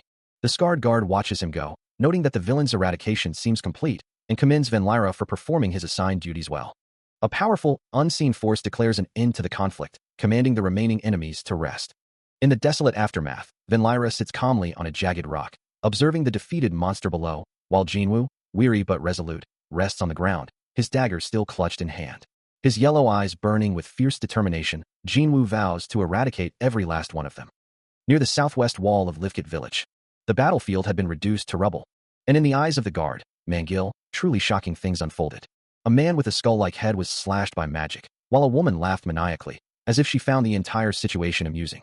When the sword was swung, monsters that had stood like walls were sliced like tofu, falling like autumn leaves. The emotion he felt at that sight was not despair, frustration, or emptiness, but rather, like a child witnessing a hero. All overflowed in his heart. Your eyes were empty just yesterday, an unseen voice remarked, as Mangil realized. But now you look at me with different eyes. Standing over the fallen figure, Venlyra declares that these are the eyes of those who have something to protect. As he slashes through a horde of dark, reptilian monsters, purple energy flaring around his blade, he continues, explaining that protecting by dying is not truly protecting, even if one perishes. His sword arcs through the air, connecting with a monster's tail in a powerful downward strike. As a monstrous head with a glowing yellow eye snarls in defiance. With a determined gaze, Venlyra adds, "Do not regret like I did." Jinwoo, bruised and lying on the ground, looks up with a questioning expression, as another monster's body crashes down with a heavy impact. And a final beast lets out a guttural roar. The battle rages on, a massive, red-skinned monster lunging forward with raw, untamed power. Amidst the chaos, Venlyra moves with blinding speed, his hair now a fiery red, eyes glowing with an intense yellow light as he flips through the air. Another monstrous form looms, its muscular frame tensing for an attack. But Venlyra is faster, delivering a crushing blow that sends shockwaves through the air. He follows up with another powerful strike, his movements a deadly dance against the overwhelming odds. Later, facing a massive serpentine creature, he admits to himself that he cannot be like Muron. The horde of green-skinned, black-eyed monsters continues to press in from all sides. A monstrous red beast looms, its presence a clear and immediate danger. Without hesitation, Venlyra moves with blinding speed, launching himself into a fierce attack against the creature. Yet, from the shadows, another green-skinned monster emerges, letting out a guttural cry. Overwhelmed by the sudden onslaught, he is knocked to the ground amidst a swirling cloud of dust and debris. Even as he lies surrounded, his eyes glowing with fierce resolve, Venlyra lets out a defiant laugh. From a short distance, a man in a brown cloak calls out, warning him to watch his surroundings, for it is dangerous. Venlyra, his red hair flowing and eyes still alight, scoffs at the caution, declaring that only weaklings worry about such things. As a vibrant purple aura flares around him, he proclaims his identity, announcing himself as one of the Empire's 4 knights, a knight of war. Before his declaration can fully settle, a monster lunges, its gaping maw snapping forward with deadly intent. The monstrous red creature lets out a deafening roar, its massive maw wide open. As Vinlyra and his companion look up at the colossal beast, which continues its terrifying cry. The monster's chest glows with an ominous orange light, its roar intensifying. Suddenly, a skill activates, spiral style. The monster's head becomes wreathed in dark, swirling energy. This culminates in a violent, red and black vortex erupting, accompanied by the declaration Canyon Cutie. Vinlyra and his companion watch the swirling, shadowy mass, the monster's roar still echoing. He then turns and walks away from the chaotic energy, the monster's cries still ringing out. Despite the monster's immense size, its foot descends with terrifying speed, crushing Vinlyra beneath its weight. His face contorted in pain, blood streams from his mouth and eyes, a stark testament to the brutal impact. Yet, as a deep rumble echoes across the desolate landscape, Vinlyra calmly walks away from the monstrous assailant, seemingly unfazed. The shadowy behemoth, its eyes glowing with malevolent intent, continues its relentless assault, roaring for him to perish. Meanwhile, a red-haired figure observes the scene from afar, a satisfied smirk playing on his lips as he remarks on how refreshing it feels to move his body after such a long time. He muses that he'll use the ongoing battle for target practice, absolutely certain that Vinlyra and Jinwoo will be able to keep up if they're with him at the moment. His hand glows with a faint energy, as he triumphantly exclaims that he's found his leg. He then recalls a detail about the monster, remembering that there's a girl who can control it. A thoughtful expression crosses his face, as he begins to recall something else. The blood that had covered him evaporated, absorbed through his skin, fueling the reattachment of his severed leg and healing his minor wounds. He hums thoughtfully, as the realization dawns that these are the Empire's 4 knights. Turning to face the challenge, Fry, the Knight of War, asks if they shall fight again. Vinlyra, having observed his earlier actions, offers some advice, but Fry curtly dismisses it. Vinlyra remarks on the irony of giving advice to someone who tears their muscles fighting monsters, to which Fry retorts that a bastard who gets stomped when alone has a big mouth. Meanwhile, Mangill and another guard survey the desolate landscape, Mangill exclaiming in disbelief at the sight before them. He then turns to Vinlyra, questioning his presence. Mangill expresses concern for the village, but Vinlyra calmly assures him that it is fine. Thanks to the skeleton companion, most of the monsters, the goblins and orcs, were small, and with the remaining monsters and goblins joining forces with the orcs, the conflict should now be over. A young woman confronts Jinwoo, who stands over a defeated monster in a desolate landscape, demanding to know why he would face a wyvern alone. While he, bruised and weary, counters her concern by explaining he had merely scrapped with a mystery man and taken him down. He then presents the severed head of a wyvern, a trophy he insists is proof enough for his dragon-slaying tales, more than sufficient for bragging rights. The young woman, aghast at his recklessness, can only exclaim, wondering what kind of behavior this even is. Gently, Jinwoo reaches out, his hand tenderly cupping her cheek, as a single tear escapes her closed eye. Turning his back to the distant village, he declares that her safety is 100 times more important than any danger he might face. Overwhelmed with emotion, the young woman confesses how much she had missed him. Jinwoo, still facing away, continues to reassure her, stating he even caught a dragon and protected the village. Finally turning, he pulls her into a comforting embrace, murmuring that now, only one task remains. Tears stream down her face as she reflects on the dreams of youth. Dreams of defeating fearsome dragons, saving villages, and even rescuing a princess. Yet, a soft smile touches her lips as she whispers, "You don't need to save me." The quiet village rests peacefully in the distance. Because of him, she had achieved a forgotten dream, and though it felt undeserved, she now yearned for one more thing. As Jinwoo holds her close, she thinks of the village, too unreliable for a happy life with someone, and wonders if a happy family is a dream too difficult for her to have. But then, a realization dawns, a quiet certainty. No, I found it. No, it came to me. Meanwhile, shadowy, monstrous figures with glowing red eyes begin to emerge from the mist. A monstrous, gray-skinned creature lunges forward, but a powerful force is already at play, a technique honed through countless battles, one that can only be mastered when fighting alongside a loved one. With a crushing impact, the trample attack shatters the creature's form, sending fragments of its body flying. A guttural roar of agony escapes the monster's maw, its form rapidly disintegrating under the relentless assault. The attack continues, leaving no trace of the monstrous entity. A final, decisive blow eradicates the last vestiges of its physical presence. It cannot maintain its form and crumbles away immediately, yet even in its half-baked state, it still maintains its function. Reflecting on her past, Vinlyra recalls being a member of the glorious hero party. She was a comrade of the heroes who defeated the Demon King in the past, and dismisses the current situation as nothing more than cheap trickery. Suddenly, with a jarring impact, she is sent tumbling backward. He barks a command, urging his companion to herd the monsters into a single spot. Moving with purpose, Fry responds, telling him not to stand idly by, but to unleash the most powerful technique possible. Her eyes narrow with fierce determination as she prepares to unleash her northern-style technique. The ground trembles as she invokes the axis of the earth, unleashing the triple lion's blade roar. Massive fissures erupt around the monsters, shattering the earth beneath their feet. One creature's head snaps back violently, reeling from the unseen impact. High above, a colossal, shadowy bird-like entity forms in the sky, a manifestation of Frey's devastating power. As the earth settles from the initial assault, Venlyra plants his foot firmly, declaring that it is now his turn to act. His weapon glows with a vibrant purple energy, as he activates his own, northern-style hunting technique. The ground trembles as a colossal, shadowy claw descends, revealing more of the immense, dark form that now towers over the landscape, the centennial tree entity fully manifested. Without hesitation, Venlyra unleashes his attack, his glowing blade arcing through the air with a powerful slash. A deafening impact echoes, but the shadowy entity remains, now pulsing with a faint, purple glow. Venlyra stares at his shattered sword, a rookie mistake leaving his attack incomplete, frustration etched across his face. His small skeleton companion looks on in surprise. As Fry, with a confident smirk, commands him, "You have to finish it." He launches himself forward, his blade descending in a powerful felling slash. But the memory shifts to a different, colossal threat, a towering shadow that once loomed over him. This was a monster wave, a consequence of failed population control, a high-rank disaster Venlyra had faced before, yet the casualties had reached unprecedented figures. It was Livret Village, a place that had endured countless calamities like landslides and storms, a testament to its resilience. Even after the monster waves, the village still stood strong, maintaining its place, making it a shame to leave right now. Yet, he knew there was no time to delay, and he would make good use of the map he had been given.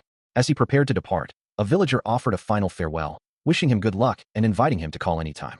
This village, still standing thanks to everyone's efforts, was chosen as the base for tomorrow's plans. Soon, bearing one last hope, the War Knight Fry would appear. Looking back at the village, he promised himself that if the time ever came, they would definitely call. Then, with a final wave to the villagers, he left. His hand clutched the map tightly, a symbol of the journey ahead. As he prepares to leave, the village leader's voice rings out, declaring him the new commander, entrusted with upholding the honor and pride of their adventurers and guards. With the weight of their expectations on his shoulders, Venlyra turns his back on the resilient village, its people watching him go. A unified chorus of agreement echoes from the assembled guards, affirming their loyalty. Yet, even as he walks away, his thoughts drift to the long passage of time that has shaped their world. He knows that despite everything, there are still those who remain, holding on to hope. A heavy thud echoes. Another follows, marking a significant, unseen event. Elsewhere, a figure with flowing purple hair observes something unseen, a silent question hanging in the air. Her expression shifts from curiosity to a dawning realization, a soft, no escaping her lips as she comprehends the situation.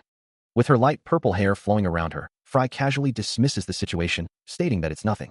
This is the birthplace of countless masterpieces, a city where the fires never truly die out. Among its bustling avenues lies Artisan Street, a vibrant district dedicated to craftsmanship. It is here that Jinwoo arrives, announcing his presence to a seated figure. "I'm here to pick up the sword I ordered." Such a scene is common in this city of artisans and equipment makers, where the clang of hammers against steel echoes constantly. Indeed, this entire metropolis is known as the City of Fire and Steel. Jinwoo has arrived at the weaponsmith Surtur's forge. A finely crafted sword rests nearby, its polished blade gleaming. The smith, now holding a broom, acknowledges Jinwoo's presence with a simple, "Yes, Master Smith." The Master Smith meticulously worked on a sword, his hands moving with practiced ease as he reflected on the passage of time, wondering how many years it had been since he last had an apprentice. A little over 10 years, he mused, acknowledging the speed with which his current student had learned, remarking that he learned quickly. A soft chuckle escaped him as he held up the finished blade, admitting that he had simply picked things up by watching his master. Turning to Jinwoo, the Master Smith declared that from now on, he could put his own signature on his weapons. Jinwoo's eyes widened in disbelief, his mouth agape as he stammered, asking if it was truly real, and if there were no takebacks. With a knowing smile, the Master Smith confirmed it, then playfully told him to stop bothering him, go show his face, and buy himself a drink, adding that he should give his apprenticeship to his sister. Overwhelmed with joy, Jinwoo let out an ecstatic shout. The Master Smith simply watched him go, a fond thought passing through his mind about the young lunatic. To artisans, a hammer carries a meaning far greater than it seems. The realm of iron, a domain beyond what a mere human body can endure, is tamed only by hands and feet that have become as resilient as molten steel. This profound connection is why artisans cherish the hammer they receive upon completing their apprenticeship, regarding it as a lifelong companion. For him, acquiring a hammer upon becoming a full-fledged artisan is a truly significant ritual. A joyous shout escapes him as he leaps into the air, marking a new beginning. The Master Smith sighs, hoping his apprentice won't do anything too strange with his newfound freedom. Elsewhere, Venlyra clutches his head in exasperation, wondering what he's supposed to do with the senile old man, and if he truly wants to die by his hands again. He looks up, muttering about being told this was the place 100 years ago, but assuring himself he'll manage it clearly, while a narration box questions the conversation happening on the roof. From a different vantage point, Fry observes the scene, noting the perfect timing. As a powerful, ancient symbol flashes across his mind, Venlyra wonders if he has finally found it.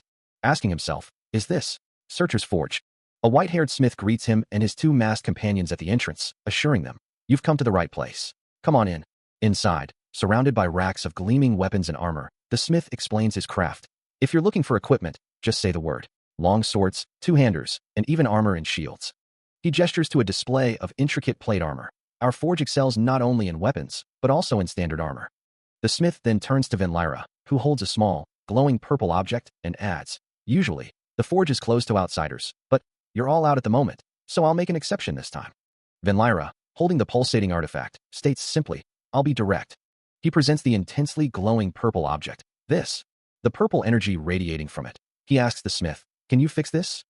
Far from the quiet solitude of the forge, the artisan's street hummed with the vibrant chaos of a commercial district, where one vendor, amidst the throng, grumbled about the constant crowds, finding the sheer number of people a perpetual annoyance.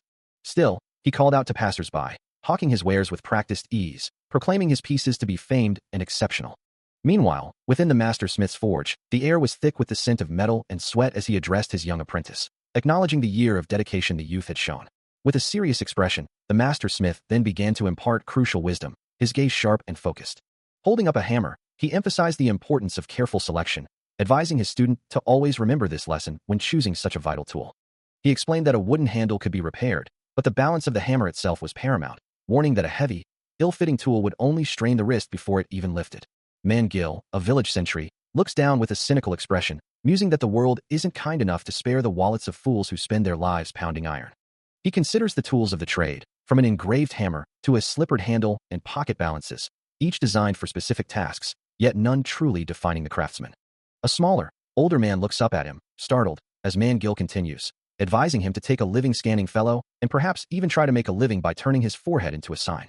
Later, walking through the bustling commercial district, Mangil reflects that his earlier encounter was a close call, saved only by the master's advice. He vows to carefully circle the area all day, convinced that in this very street, he will find his destined hammer. Breaking into a run, he declares that his hammer is coming to find him. The view expands to reveal a sprawling town under a clear sky, its rooftops and chimneys stretching across the landscape. As the sun begins to set, casting an orange glow over the buildings, the town continues its bustling existence. A closer look at a weathered rooftop with its intricate wooden structure suggests the age and history embedded within the city's architecture. Still on his quest, Mangil moved through the bustling commercial district, his eyes scanning every stall and vendor. A sigh escaped him as he muttered, "It's not here." He then called out to those around him, "Hey, move aside. I'm looking for something," and heading home. His brow furrowed in exasperation. He thought about the mounting pressure. "Usually I'm screwed. Work stress is already killing me, and now I have to deal with this annoying development and focus on it." Just as his frustration peaked, his gaze fell upon something on the ground, causing him to bend down for a closer look, a smaller, bald man observing from a distance. He carefully picked up a small hammer, its simple form catching his attention. Turning it over in his hands, he began a meticulous inspection. The hammer's head was of a simple design, devoid of any intricate patterns. Its wooden handle, treated to prevent slipping, felt perfectly balanced, even at a glance, suggesting a master's touch. He mused on its origins, realizing that even the quality was incredible, perhaps crafted by a master smith, or maybe even someone higher. He finds himself before a kneeling figure, a blacksmith, who asks if he likes his work, which is laid out on a red mat for sale. Mangil, surprised, wonders aloud how a blacksmith of such caliber could be selling goods on the street, to which the man chuckles, admitting it's a bit much for him. The blacksmith then boldly offers his work, telling him to just take it, but Mangil quickly refuses, stating he doesn't need it. Confused by the refusal, the blacksmith asks what he means, insisting he's not a beggar, prompting Mangil to look closer at the craftsmanship, exclaiming, "Well, look at that. Good grief." The master smith, with a knowing look, advises Mangil to listen to his words, promising he'll regret it if he doesn't, or else he'll give him money, calling him a beggar lad. Mangil reacts with disbelief, as the master smith's story begins, recounting how it all started 40 years ago, when he was a young boy, alone and full of grief. In his youth, he was a promising new blacksmith, destined for a bright future. He dedicated himself to his craft, training at various forges, learning and growing day by day. Then, one day, an offer arrived from the nobility, asking him to become their exclusive blacksmith, a position that would be displayed for generations. He began to speak of the artisan's street, a place often seen as lawless, filled with adventurers and commoners, yet even there, certain rules were absolute and unbreakable. First among them, he explained, was that those who shaped iron must never bow their heads to others, and second, they must never turn away those who sought their dealings. For a true artisan, he believed, their pride was forged and cut clean in a single, decisive swing of the hammer, a principle he held dear in his youth. But there came a time when he found himself blinded by the temporary allure of money, his hands accepting coins that pulled him away from his true path. He ceased to be the artisan he once was, no longer truly serving the street. After that, he found himself creating only decorations, things meant only to hang on walls, and as 1 year turned into 2, a stark realization dawned upon him. He had wasted far too much of his life, the rhythmic clang of hammer on anvil, now a hollow echo of his former self. Looking down at his hands, he saw not the master craftsman he aspired to be, but merely a man who forged iron. What remained was merely a man who forged iron, not an old man, and with that realization, he found he had no desire to pass on his skills, nor did he find a cure for his discontent. He reflects on his past, believing that if his craftsmanship and pride were to be passed on, the unique pattern he once possessed had already been used up, leaving him with nothing left to give the street. Clenching his fist, he decided that if he were to shape iron one last time, he would leave his old self behind. With sparks flying from his hammer, he knew a rule-breaker like him must never pass down techniques. Even so, he struck the anvil for a reason, for never having a disciple, and he waited, hoping someone would recognize his hammer. He waited endlessly, hoping someone would recognize him, waiting right there. And then, today, a young man with a bandana covering his hair, looking down with a serious expression, chose it. The master smith feels satisfied, knowing the young man chose his work. A young man kneels in a field, his head bowed in prayer, wishing for his eyes to witness someone else's beginning, as he implores an unseen entity to take the small, dark object before him. An older man with a prominent mustache reflects, believing that if a young man like him were to accept such a burden, there could be no greater honor. His expression remains thoughtful. Meanwhile, in his workshop, the master smith clutches his head in frustration, lamenting the troublesome nature of an object that has become a burden. Suddenly, the young man bursts into the workshop, holding the very object the master smith was just contemplating, eagerly calling out for the master to examine it. As the master smith takes the small, rectangular piece, a wave of recognition washes over him, recalling it as something he first saw as a young boy, marking the beginning of a new era for him. His eyes widen in astonishment, asking the young man if he doesn't find it absolutely incredible. Turning to the young man, he then asks with intense curiosity, where he managed to acquire such a significant item. The young man calmly explains that he discovered it in the abandoned district, specifically on a rag within a small shrine at its far edge. A hand reaches out, pushing open a heavy, metal-bound door. As the master smith's voice echoes, instructing him to sell his wares through the forge for now, the young man admits he still doesn't know how to do something like that, but the master reassures him, declaring this his new beginning and promising to teach him all he knows. Grateful, he thanks the master. The master smith, however, knows this is no ordinary man, but a proper artisan of his trade. With a new purpose, the young man reaches for the closed sign hanging on the door, flipping it over with a decisive click. His name is Doran. From above, the master smith observes, welcoming him to Artisan Street. As the new apprenticeship begins, the master smith's powerful, calloused arm rests on a surface, his rolled-up sleeve revealing the defined muscles of a seasoned craftsman, ready for the day's work. A hooded figure presents a broken, ornate sword hilt to the master smith, asking if he can repair it. The smith examines the artifact, recognizing it as a divine artifact crafted from a dragon's horn, impossible to mend with ordinary means. The smith, standing within his domain, recalls that in the past, the blacksmith of this very forge crafted such a sword from the horn of an enemy. Hoping for a magical solution, the hooded figure suggests using magic for the repair, prompting the smith to question if this specific magic sword truly originated from his forge. Apologetically, the master smith admits he has never seen such an artifact before and has no memory of crafting anything so divine. The hooded figure simply states that the smith he met lived 100 years ago, confirming the ancient nature of the artifact's origin. As the master smith's eye begins to glow with a faint purple light, he stares intently at the hooded figure, realizing with a gasp that the individual before him is not human. The hooded figure acknowledges the truth, confirming his non-human status while adding that he is currently in a human form. Meanwhile, a story begins to unfold about the first smith. As the broken sword hilt glows with a soft purple energy, the narrative continues, revealing that this forge was indeed capable of handling such powerful weapons, and that a messenger was once sent by the first smith who offered this very forge.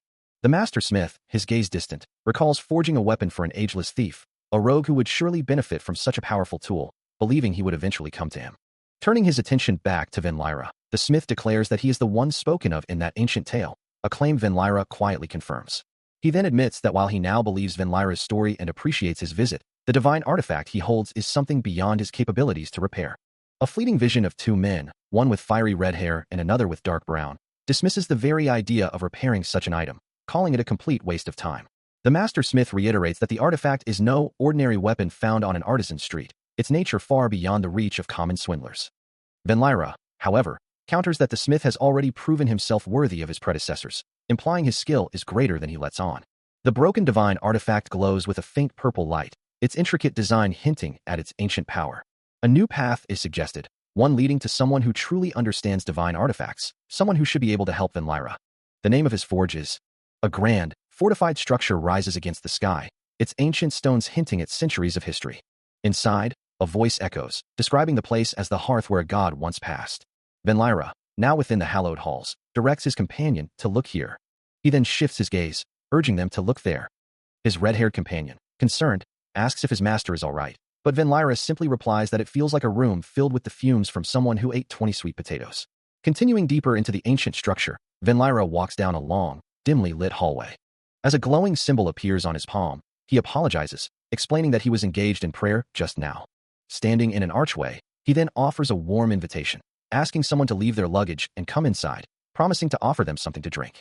A low, grating sound echoes through the oppressive darkness of a narrow, subterranean passage. Further within the gloom, a still figure lies sprawled on the cold, uneven ground. As he surveys the strange, confined space, Venlyra questions the purpose of such a tunnel within a forge, while his red-haired companion listens intently. From the shadows, the hooded figure speaks, declaring that the place was stealing mana and that they would direct customers elsewhere, concluding that this entire situation must be a trap. The hooded individual continues, revealing a prior awareness of mana circulating around them, prompting a surprised reaction from Venlyra's companion. Venlyra then asks why they entered if a trap was suspected, to which the hooded figure replies that they came in on purpose, as he had suspected a trap and wanted to gauge the mana required to set it. The hooded figure then muses that they certainly didn't want to emerge from their hiding place, especially when non-humans enter their shop. With a piercing, glowing gaze, the figure asserts there is no way they would greet such visitors with a smile. A powerful wave of purification energy surges upward from below, catching the attention of Venlyra and his red-haired companion. As the light intensifies, Venlyra observes the phenomenon with a curious, questioning gaze. Below, the red-haired companion transforms into a fiery humanoid, letting out a guttural scream as the purification consumes him. Jinwoo's eyes glow with an intense yellow light, observing the effect of his spell, while the companion is engulfed in a fiery explosion, crying out in pain. With a command of divine authority, Jinwoo's hand glows green, manifesting ethereal chains. The chain bindler spell lashes out, ensnaring the struggling companion amidst the lingering flames. The companion strains against the glowing green chains, which wrap tightly around his arm. With a subtle movement, Jinwoo's grip tightens, constricting the chains further around the companion's wrist. Completely bound and helpless, the companion can only exclaim in disbelief, wondering what power has seized him. As the red-haired prisoner struggled against the magical binds, Jinwoo observed the green chain wrapping around him, remarking on the fun little trick of his binding spell. However, with a sudden burst of yellow energy, the prisoner's hands flared, shattering the magical chain and breaking free. His face contorted in agony as the fiery transformation continued, the intense pain making him question if this didn't feel so good. Jinwoo's glowing yellow eye narrowed, a flicker of surprise crossing his features as he realized even his higher-grade purification wasn't working on the struggling figure.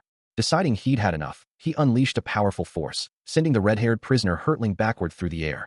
As the prisoner recoiled, Jinwoo's hand began to glow with a new, potent energy, a quiet satisfaction settling over him as he acknowledged it had been a while since he'd used this particular ability. Before he could continue, a new voice cut through the tension, as the blond man stepped forward, introducing himself as Edward Benrira. Benrira then offered a choice, stating he would gladly oblige if Jinwoo wished to fight, but suggested that talking things out peacefully might be the better option. A subtle smirk spread across Jinwoo's face, a soft, knowing chuckle escaping him in response. A figure in a white robe, the master smith, lets out a booming laugh, finding amusement in the unique undead before him. He observes the situation, his expression unreadable, before finally offering a simple agreement. Very well, let's talk. This was Gregory Gilliman Theo, the master smith, and priest of the hearth where a god once passed. The smith then responds, holding a small, glowing purple form in his hand. No then, you're asking me to repair a divine artifact. He gestures to the red-haired figure, explaining that it is the work of an ancient deity, not even necromancy, and as Jinwoo can see, it's only half a body. The master smith continues, finding the creation defies common sense. He doesn't know how anyone could repair such a foul and disgusting thing, an artifact containing the soul of a god, yet only half a body. It's like being asked to repair the soul itself. Jinwoo acknowledges the difficulty, but promises handsome payment if the smith succeeds. The master smith, however, has his own rule. There is one iron rule in my forge. Before beginning any work, I must hear the story of the one who owns the equipment. He explains his reluctance, stating that it's not that he doesn't want to help, but rather that he needs to understand the full context of the request. He then invites Jinwoo to speak with him, urging him to tell his story. For him, if he doesn't know whose enemies the swords he forges are meant to slay, or whom the armor he hammers will protect, then no matter how keenly a divine artifact is honed, it is nothing more than a mere lump of metal. With that, he gestures towards a crackling bonfire, suggesting they continue their conversation there.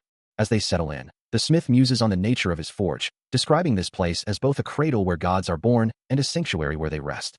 Finally, with a resolute tone, he declares it's time to begin the story. The two men sit facing each other across the warm glow of the bonfire, the glowing purple artifact resting between them, awaiting its tale. As Jinwoo prepares to speak, a cascade of fragmented images flashes through his mind, hinting at the complex and perilous journey that led him to this moment.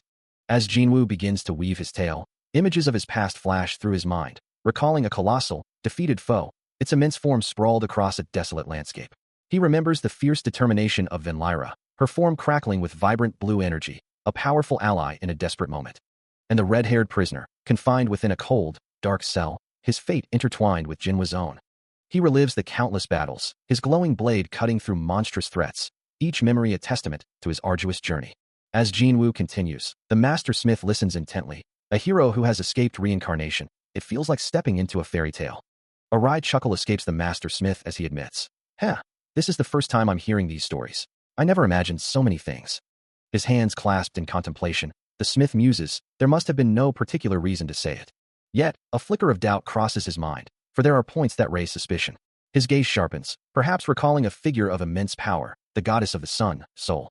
As the divine presence of Sol manifests with a stylized, glowing symbol, she challenges the very foundation of his understanding, asserting that the power to wield necromancy doesn't truly belong to him, but rather to the magic sword itself. Her words echo with an undeniable authority, emphasizing that the power to use necromancy lies inherently within the magic sword. Then, with a small flame dancing in her palm, she dismisses his current understanding of magic as merely a fraction of its true nature. She continues, her voice resonating with ancient knowledge, explaining that the immense and evil power he wielded was never truly his own, but rather an extension of the magic sword's will. Jinwoo listens, his expression thoughtful, processing her profound statements. With the small flame still burning brightly, Sol declares that he is neither a magician nor a god, and therefore cannot fully grasp the true essence of magic. But Jinwoo counters, his hands beginning to glow with a familiar energy, insisting that his power originates entirely from a person's desire. He reflects on a past memory, a desolate, snowy landscape, explaining that just as one freezing to death longs for the warmth of fire in order to survive. He concludes, his own hand glowing with a desperate, primal energy, that such an obsession with warmth, that single-minded desire to escape the brink of death, was likely the very origin of fire magic itself. Sol explains that true magic unlocks one's own potential, a concept often misunderstood by humans regarding the magic of the gods. She continues, addressing him directly, telling him that his necromancy isn't trapped in a sword, as he might believe, but is an inherent part of him. A sudden realization dawns on Venlyra, his hand glowing with a faint purple light, as he questions if his belief and desire alone shaped his power. Sol confirms his thought, her eyes glowing with divine light, affirming that he, Edward Benrira, never borrowed necromancy from any magic sword.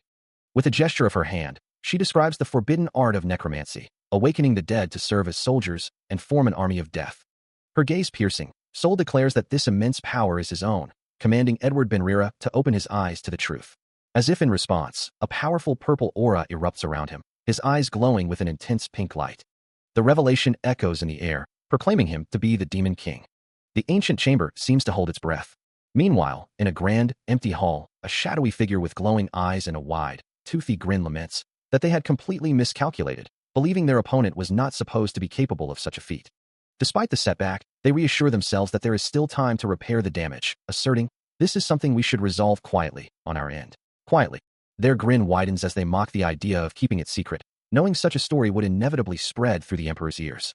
A scoff escapes them, dismissing the Emperor's concern, as he is too preoccupied with the Demon King to care, and a hunting dog cannot escape. They will be caught now or later. The shadowy figure's expression turns sinister as they declare, "This is not something to be dismissed so easily. This is a disgrace to our empire. A truly lamentable affair."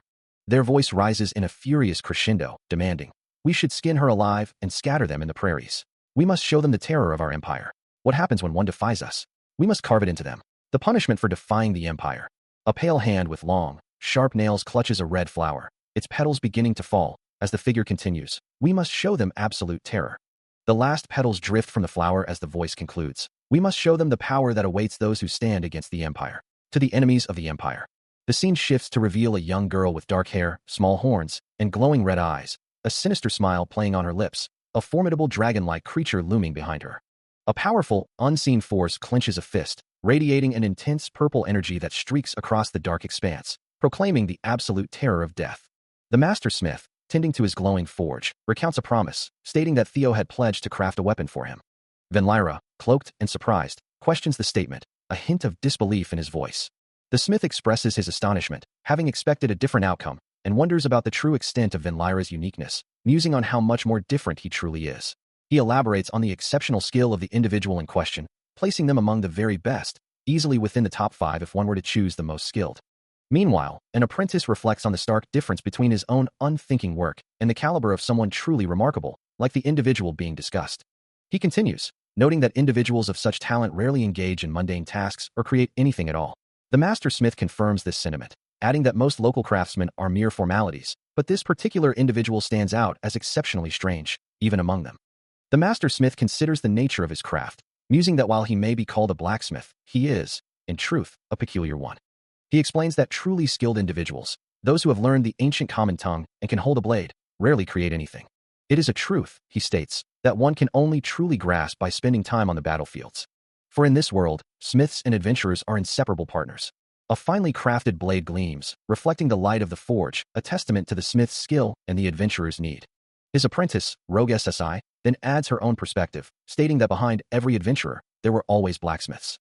That is why, she concludes, she trusts this street, and she trusts him. Her words hang in the air, a quiet affirmation of loyalty and understanding, as the master smith listens intently. The master smith continued his lesson, explaining that a weapon, when used to cut down an enemy, becomes a sword, and when used to pierce them, it becomes a spear.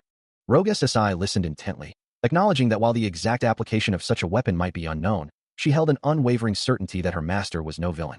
Nearby, the red-haired prisoner offered his own perspective, stating that one often lacks confidence, yet is stronger than they realize. Rogue SSI, her gaze distant, seemed to ponder the deeper meaning of her own identity, as if seeking to fully recognize who she truly was. The master smith, his expression softening, offered a simple, heartfelt thank you. Suddenly, a tiny skeletal figure appeared in her hand, prompting her to question, "Mr. Skeleton?" The small skeleton, its empty eye sockets seeming to focus, then cried out, "Master!" The red-haired prisoner, still seated, remarked that it had been a while, before formally requesting a spar. Arriving at Ring Cannon Mountain, a place known as the Mountain of Artisan Street, Venlyra surveys the rugged landscape, marveling at the existence of such a unique location. Soon after, the red-haired prisoner stands ready with a wooden sword, expressing his gratitude for Venlyra agreeing to his sudden request. Venlyra, holding a simple wooden plank, dismisses the formality, though he acknowledges the abruptness of the situation. He explains that true understanding isn't found in words, but in the heart. The red-haired prisoner, with a determined expression, asserts that only blades that break through thoroughly will convey the meaning. Venlyra looks down, a distant memory surfacing of the last time he held a sword, reflecting on how he'd almost forgotten the sensation during his time in the underworld, feeling a faint ache in his body at the thought. The red-haired prisoner reassures him, promising that such a thing won't happen again.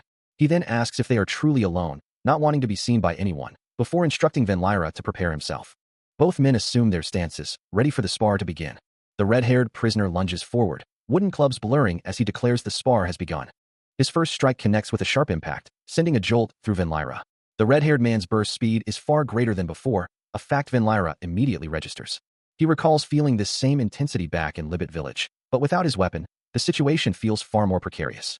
The red-haired prisoner presses his advantage, delivering a flurry of rapid, impactful strikes. Each blow lands with a jarring force, pushing Venlyra back with explosive impacts, his defenses barely holding. The relentless assault continues, a sweeping strike aimed at his midsection. Venlyra finds himself caught in a whirlwind of blows, struggling to keep pace with his opponent's overwhelming speed. The red-haired prisoner's eye glows with an intense yellow light, his focus absolute. He launches into a relentless flurry, striking Venlyra repeatedly with a wooden plank, forcing the blonde man to recoil, surprised by the sheer force of the blows. Venlyra quickly regains his footing, maintaining a guarded posture. But the prisoner's plank connects with another solid thud. Seizing a momentary opening, Venlyra grabs the attacking arm. Yet the red-haired fighter is too quick, delivering a swift kick to his midsection. The impact sends Van Lyra tumbling backward through the air. As the red-haired fighter watches his opponent, his gaze sharp and unwavering. He continues his relentless assault, a powerful, spinning kick connecting squarely with Van Lyra's midsection, sending him reeling as a rapid flurry of strikes from the wooden plank follows, each impact echoing with a sharp quang. Quang. The red-haired prisoner presses his advantage, swinging the makeshift weapon in a wide, punishing arc. Another quang rings out as the plank connects with Van Lyra's face, his head snapping back from the force. Despite the ferocity of his attack, the red-haired man's gaze remains sharp and unwavering, his eyes burning with fierce determination. He closes the distance once more, continuing his relentless barrage against the struggling Van Lyra. Finally, the sustained assault proves too much, and Van Lyra collapses to the dusty ground, defeated. The red-haired prisoner stands over him, the wooden plank held loosely in his hand, a clear victor in the spar. Van Lyra lies still, his cloak torn and his hand resting on the ground. The spar concluded. The red-haired prisoner continued his overwhelming offensive, a rapid flurry of punches and kicks forcing Van Lyra to the ground. His armor splintering under the assault, the impact reverberated through his body. Lying defeated on the dusty ground, Van Lyra could only look up at his victor. Yet, the prisoner showed no mercy, delivering another forceful kick to the downed man. A gasp of intense pain escaped him, his eyes wide with shock. The red-haired fighter then wounded back his arm, preparing a final, devastating punch. With a powerful impact, his fist connected. Finally, he grabbed Van Lyra's arm, pinning him firmly to the ground. In a sudden turn, a cloaked figure reacts with a jolt of surprise, an exclamation mark appearing above his head as an unseen force strikes. The impact sends him reeling backward, a cloud of dust erupting from the ground as he is thrown. It was the red-haired prisoner, who had seamlessly transformed his defense into a counterattack, his movements a blur as he struck. As the dust settles, Van Lyra pushes himself up from the ground, while Jinwoo, standing nearby, calls out with concern, asking if Harrier is all right. The red-haired prisoner's hand rests casually on the rocky terrain. As he sits, observing Van Lyra with a critical eye, remarking that he has weakened considerably, just as he expected. Van Lyra looks back at him, pointing out that even in this sparring match, his opponent only moved defensively. The red-haired prisoner confirms his observation, adding that Van Lyra doesn't rely on feints or counterattacks, instead fighting from blind spots, then asks why he won't face him like he used to. His gaze sharpens, challenging Van Lyra directly. "Are you holding back because you look weak to me?" The red-haired prisoner lets out a dismissive laugh, questioning the validity of Van Lyra's words. Standing over Van Lyra, who now lies defeated on the ground, he remarks on how much easier the fight was this time. His gaze sharpens as he declares his familiarity with Van Lyra's fighting style, accusing him of weakening and questioning if his full strength has diminished. Still on the ground, Van Lyra ponders if he'd seen the red-haired prisoner fight before, while the prisoner confirms his assessment of Van Lyra's decline. The red-haired prisoner continues, recalling a specific past visit, ever since they went to see Theo. He presses Van Lyra, asking if he remembers the conversation they overheard at the blacksmith's table. Van Lyra's bandaged hand clenches slightly, wondering if the prisoner brought up the past just for this moment. The red-haired prisoner asserts their nature as warriors, stating that a fight speaks far better than idle talk over cookies. Meanwhile, Jinwoo expresses his deep concern to an unseen master, worried about Van Lyra's precarious situation, especially given their need for other adventurers' help. Sometimes, one's willpower can manifest against the crushing weight of reality, just as he had done. A voice rings out. "You can come back again." The red-haired prisoner shouts, his eyes glowing with fierce determination. "Master, you're not alone anymore." Van Lyra looks down, absorbing the words. The prisoner continues, "You are my and Master Theo's protector of the North, Edward Benrira. That will never change," he declares, "to fulfill my own weak desire to be your companion." Standing firm in the rocky cavern, he explains, "I came down from the snowy mountains to support you, to help you find the right path." Van Lyra remains silent, the weight of the words settling upon him. Even more, the prisoner insists, his conviction unwavering. All of this unfolds in a cold world where pitch-black darkness has settled. A vast, star-dusted expanse stretches across the void, a silent testament to the universe's grandeur. Meanwhile, on a desolate, rocky path, Van Lyra, Jinwoo, and the master smith trek onward, their figures small against the rugged terrain. Elsewhere, a hooded figure, his hands wrapped in bandages, ponders aloud. Is it because of that darkness that one can meet such starlight? A faint smirk plays on his lips as he adds, "I'm quite lucky myself. Hee. Meanwhile, the red-haired prisoner, still confined, speaks with a determined gaze, "Someone like me. This time, you come at me seriously." An imposing armored figure, with glowing blue eyes, echoes his sentiment. "I too. Someone like me really." The hooded figure, clenching his bandaged hands, reaffirms his conviction, "Will face you with a resolve worthy of that." The red-haired prisoner, his expression intense, continues, "Has been blessed with strength beyond measure." In a different setting, a red-haired woman with small horns remarks, "He didn't say he'd go all out." Across the desolate, rocky terrain, the rhythmic sound of footsteps echoes. As Van Lyra, cloaked and masked, suddenly closes the distance, delivering a swift, powerful strike. The blow connects with a sharp impact, sending the red-haired prisoner reeling back in surprise. He crashes onto the ground, scattering dust and debris, but quickly recovers, snatching a jagged piece of rock from the earth. With a primal roar, he hurls it back, the projectile exploding into the ground with a deafening crash near Van Lyra. The ground cracks and shatters from the impact, as his powerful shout echoes across the barren landscape.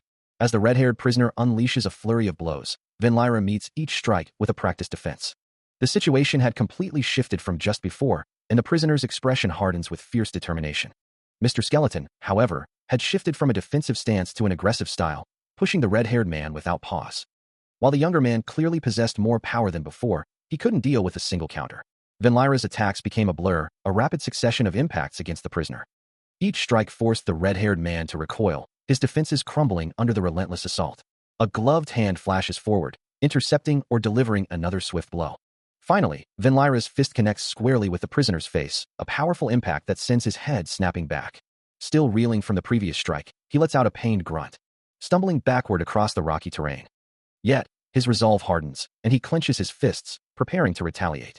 He lunges forward with a furious assault, but Van Lyra moves with impossible speed, intercepting his attack with a devastating blow to the face.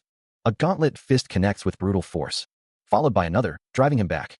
His eye widens in shock and agony. As the relentless assault slams him against the unyielding rock, the red-haired prisoner lunges forward, attempting to close the distance. But Van Lyra is faster, his foot slamming down to pin the prisoner's arm.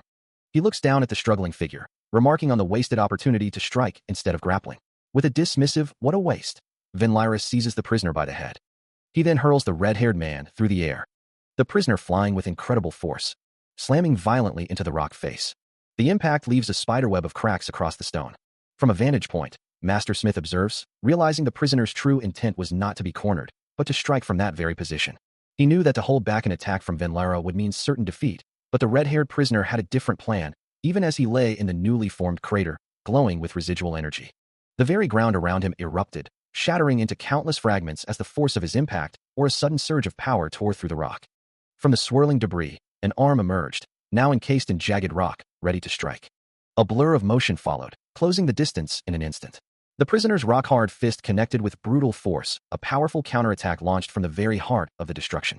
Observing the scene, Master Smith explained to Van Lyra that even dropping the counterattack of the setup was part of the plan. While the blonde man had focused only on defending himself, the prisoner had managed to ambush him through the rock walls, a truly clever strategy. He continued, emphasizing the folly of assuming an enemy is helpless when the rocks fall, and the critical fact that one couldn't penetrate exactly where his weapon would be, above all else. The red-haired prisoner, Harrier, stands amidst the rubble, his gaze sharp and determined, declaring that choosing him as an opponent was a grave error. His stance firm. He concludes that it was nothing short of a complete defeat for his adversaries. A pained grunt escapes him as he admits, his body still recovering, that he's unsure if he can move freely, but the crucial fact remains, he is alive, and they forced him to unleash his full power. Approaching him, Van Lyra offers a different perspective, stating, "No, Harrier, you've truly grown strong." Harrier looks up, a flicker of surprise and gratitude crossing his face as he replies, "I see. Thank you." He then clears his throat, a mischievous glint in his eye, announcing, ahem, nice now that Mr. Skeleton's spirits are back up. That works out well. Guess it's my turn to show some fun." As Harrier begins to walk away, the skeletal figure of Jinwoo turns to Van Lyra, questioning, "Why would it be? And what do you mean I'm back in spirits? I was fine all along." Van Lyra simply shrugs, dismissing the thought with a wave of her hand. "Ah no. Thinking about it, it doesn't really matter." Harrier, his expression still sharp, dismisses the notion of his appearance, asserting that his attitude remains unchanged. A low, guttural sound escapes Jinwoo's shadowy form, his glowing eyes fixed on the exchange. Van Lyra interjects, reminding them of their past encounters, noting their record stands at 1 win apiece. Harrier, a question mark hanging over his head for a moment, then proposes a decisive best-of-3 to settle their score. Jinwoo, his shadowy form pointing with enthusiasm, laughs at the idea of rules, questioning their place on a battlefield. For on the battlefield, only those still standing at the end truly matter. Without another word, Harrier begins to scramble up a steep, rocky path, leaving Van Lyra to watch from below.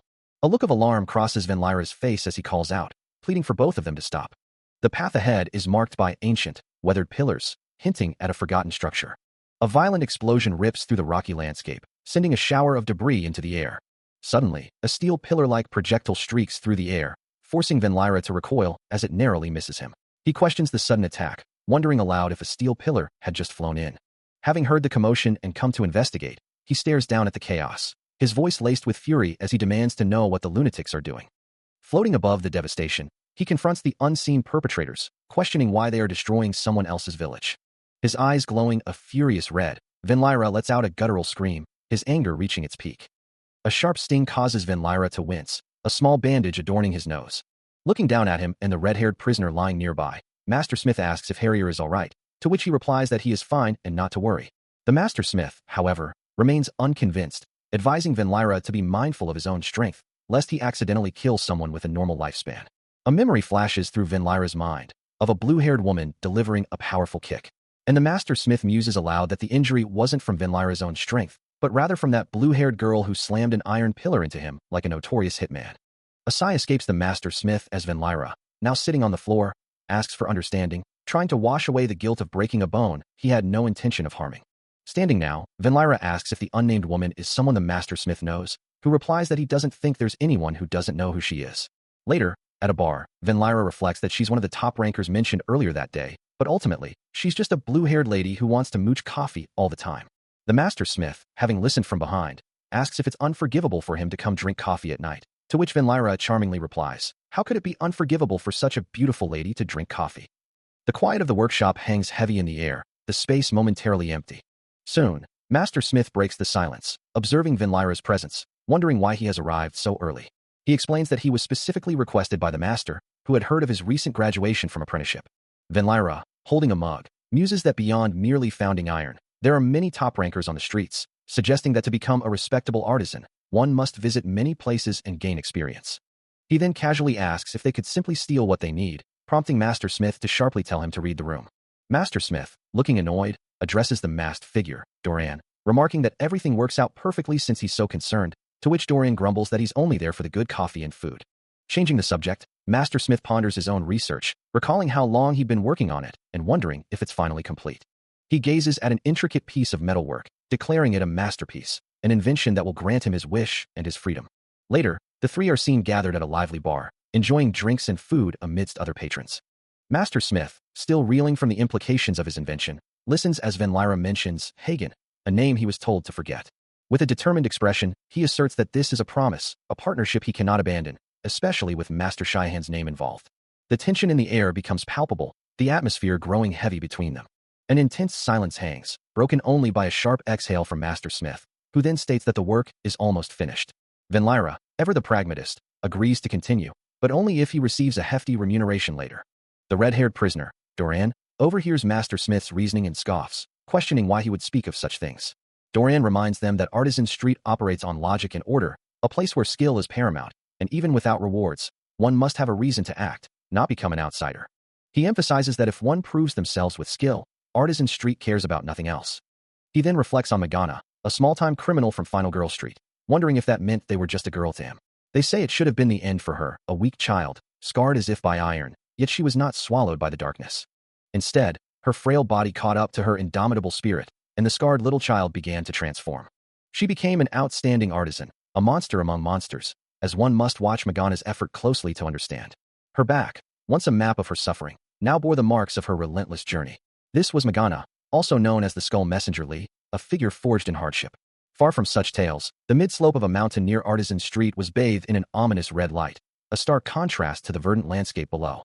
The rugged terrain stretched out, silent and imposing. Suddenly, a voice broke the silence, exclaiming, "Oh, conscription officer, the Empire's cute conscription officer." The speaker, the commander of the Imperial Third Army Brigade, continued, expressing his gratitude for being brought all the way to the Imperial Ironmongers. As the unseen commander questions what he intends to bring back from the small city, Vinlyra confidently states his objective is twofold. With a slight smile, he assures the commander that their desire is not difficult to achieve. The first part of his mission involves the complete downfall of conscription officers through military force. The second, he explains, is the subsequent exhumation of the dead to secure their hammers, noting that artisans like himself are only truly formidable with their tools. A powerful, glowing hammer, radiating with blue energy, is what he seeks, a medium-hardened artifact that can accomplish anything. He adds that the conscription officers remain blissfully unaware of this fact, and treating the hammer as a common tool will only lead to their demise. The scene shifts to a quiet cemetery, as Vinlyra continues, explaining that the cemetery on Artisan Street is simply a treasure trove. Master Smith, listening intently, expresses his surprise, wondering why the Imperial Brigade would want a dead skeleton's hammer. Van Lyra, leaning back with a thoughtful expression, responds that the Imperial Brigade doesn't care about the mission itself, only the hammers, while also looting the graves. He dismisses the accusation of cunning, preferring to call his actions simply opportunistic. As he reflects on the complete fall of the city and the looting of its graves, particularly the exhumation of master artisans' bodies, he holds up a small, glowing blue orb. This, he insists, must be secured. Master Smith recognizes it immediately, realizing it's the item rumored to control the flow of mana. The workshop was captured and taken apart, he muses, a slight smile playing on his lips as Master Smith looks on in surprise. Master Smith, clenching his fist in anger, declares he doesn't care about the terms. He will handle the messenger and suppress the Imperial Brigade's grave robbing. For him, dealing with the skeleton is merely part of the process. As they walk away from the city, the true mission of the Blacksmith Guild, the fall of artisans' hammers, becomes clear, especially since the Empire's grave looting makes the situation urgently critical. Van Lyra, standing amidst a sparse, dark forest, issues a stern warning to his unseen subordinates, emphasizing that any action without careful thought would lead to ruin. They acknowledge his command, as the sky above them burns with a fiery red-orange hue, before fading into the deep, oppressive darkness of night. Back in the desolate landscape, Van Lyra presses for an update, inquiring about the current situation within Artisan Street. Meanwhile, a report from the reconnaissance team, who had infiltrated the Empire's capital days prior, reveals no special activities within the street itself, but notes a recent commotion in the mine area caused by the Imperial Brigade's grave robbing of Doran Village. An unseen recipient of the report muses on the commotion, wondering if the brigade no longer feels the need to hide their identity, before dismissing the thought and requesting further updates, noting that an old presence seems to have returned. The report continues, confirming that a blacksmith who once belonged to the Empire has returned to the city, prompting a questioning echo about that old blacksmith. Back with Van Lyra, one of his hooded subordinates expresses concern, hoping he isn't risking their lives for no reason. The recipient of the report sighs, complaining of a headache from the old records, while another voice questions why these old records are causing such worry.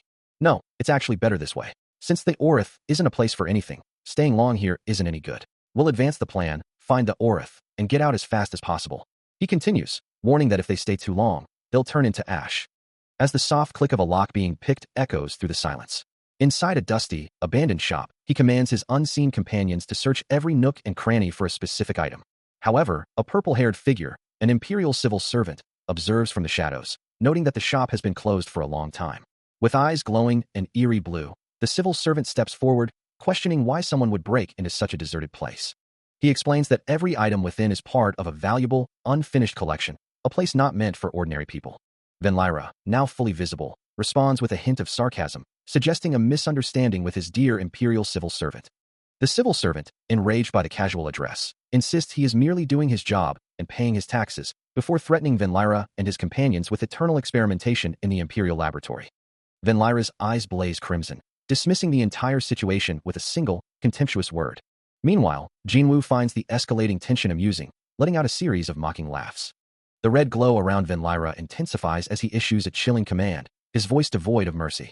Without warning, a powerful strike slams into the ground, sending shockwaves and debris scattering. The sheer force of the impact sends Jinwoo reeling backward, his cloak billowing wildly. He collapses to the ground, while Van Lyra stands over him, radiating an ominous, powerful aura. Nearby, Master Smith's hand clenches into a tight fist, his expression grim with resolve. He unleashes a swift, powerful swing, a brilliant blue energy trail following his weapon's arc. The attack connects with the heavily armored Imperial commander, striking multiple points with explosive force. A surge of raw power emanates from Van Lyra, his eye glowing with an unsettling purple light. Nearby, Jinwoo lies defeated and injured on the ground, his clothes torn and bloodied from the sudden assault. Van Lyra stands over him, a cold, calculating gaze fixed on his fallen comrade. He muses aloud, acknowledging the fascinating nature of enchantments, especially those crafted by artisans. As purple lightning crackles around his clenched fist, he expresses disappointment that his opponent was amazed by such a limited display of power. Suddenly, 3 daggers materialize and float before him, imbued with a dark, ethereal energy. Reaching for one, he explains that he smelted the iron from an Imperial civil servant's collection, embedding multiple enchantments simultaneously. His eye glows a fierce red as he continues, revealing that the one he just forged has the enchantment of Flying Dagger, a truly cool ability. Before he can act, Master Smith firmly grabs his hand, questioning the wisdom of his actions and the potential consequences. Still holding Van Lyra's arm, Master Smith asserts, even a humble blacksmith like myself can defeat at least one official knight. As crackling blue energy begins to surge around him, Venlyra counters. How shall we proceed with my previous question? Master Smith, undeterred, presses on, asking what he was truly looking for and offering to purchase it. Venlyra's eyes glow a fierce red as he dismisses the idea of money, declaring it unnecessary. His gaze now a chilling blue, he reveals, I just decided what I'll accept as payment. Surrounded by an intensifying blue aura and his enchanted daggers, he states the price for showing you something interesting. The blue energy crackles violently around him. As his fist glows with power, he delivers his chilling ultimatum, I'll take it with your heads. From a high vantage point, the sprawling city below appears calm, yet a desperate plea echoes through the air, questioning whether their saviors are truly bringing salvation or destruction.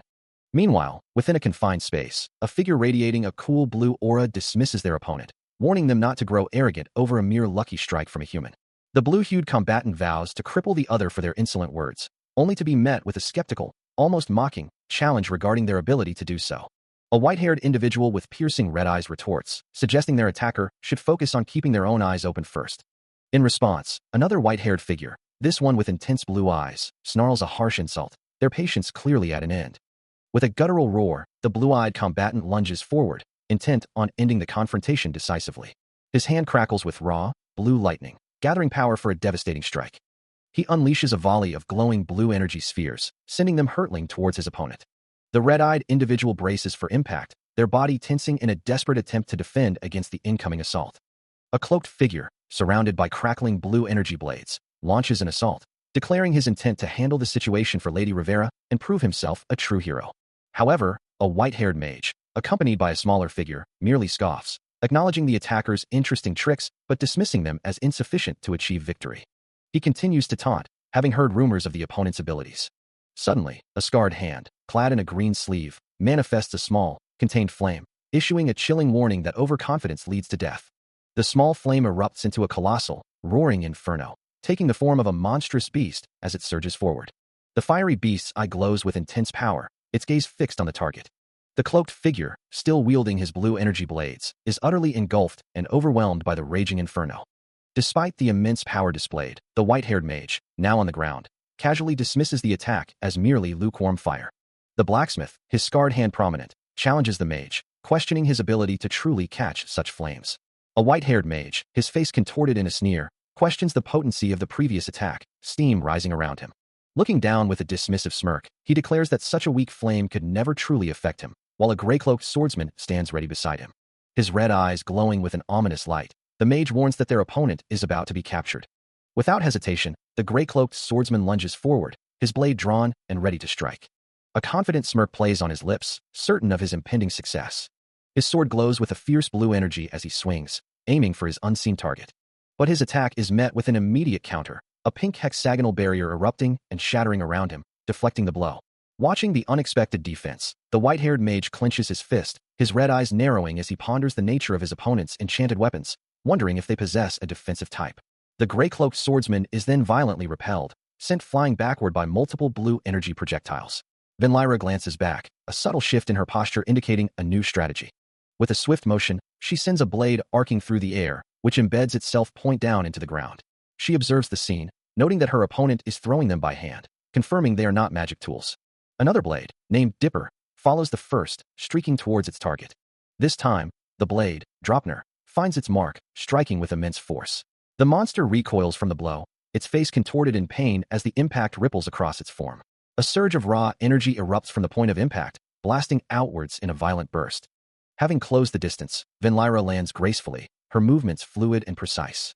As she prepares for the next phase of combat, a vibrant pink, diamond-shaped aura flares around her, signaling her readiness. Having already witnessed her opponent's tactics, Venlyra lets out a confident smirk. As she speaks, a flurry of pink energy shards erupts from her, hurtling towards the unseen foe. But in a flash, the gray-cloaked swordsman intercepts, his hand clamping down on her arm, a taunting question escaping his lips. Venlyra retaliates with a burst of pink energy, her voice sharp with disbelief, challenging his audacity. He deftly evades her counterattack, his movements a blur. The force of his next move sends her recoiling, her body twisting in the air. Then, a barrage of glowing blue blades descends upon her, striking her mid-fall and sending her plummeting. The swordsman's grip on a single blue blade is firm, his thoughts on the elegance of his technique. While flying multiple swords might seem like cheating, their explosive movement is not. The path of a sword is a straight line. As she plummets, Lyra screams in frustration, realizing her opponent's control over multiple blades far exceeds her expectations. Her attack, a burst of orange energy, is met with a dismissive, "too soft." Before she can react, the gray-cloaked swordsman seizes her arm, twisting it with brutal force, eliciting a pained grunt. He then flings her through the air, sending her spinning helplessly. She tumbles downward, disoriented and vulnerable. Her face contorts in a grimace of pain and frustration as she looks up at her tormentor. Standing over her fallen form, the swordsman sneers, acting big. "Huh? Better make a little effort." He continues his verbal assault.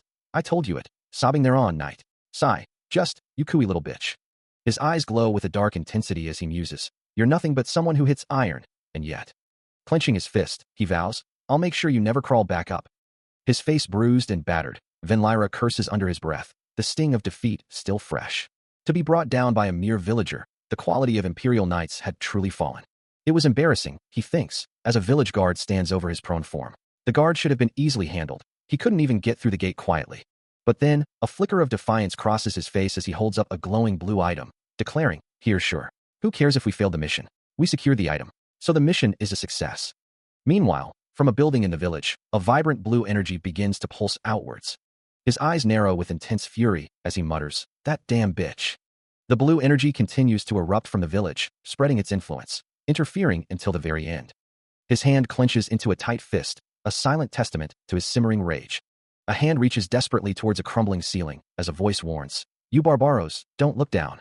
The scene then shifts to Artisan Street, where villagers scatter in a sudden panic. A young man with sharp gray eyes curses under his breath, realizing their covert operation has been compromised, his thoughts consumed by the need to protect the blacksmiths. Nearby, a hooded figure is urged to look ahead, as her companion addresses her, "Lady Pecola, look ahead." In the heart of the street stands a bald Imperial officer, his blue glowing sword a stark symbol of his authority.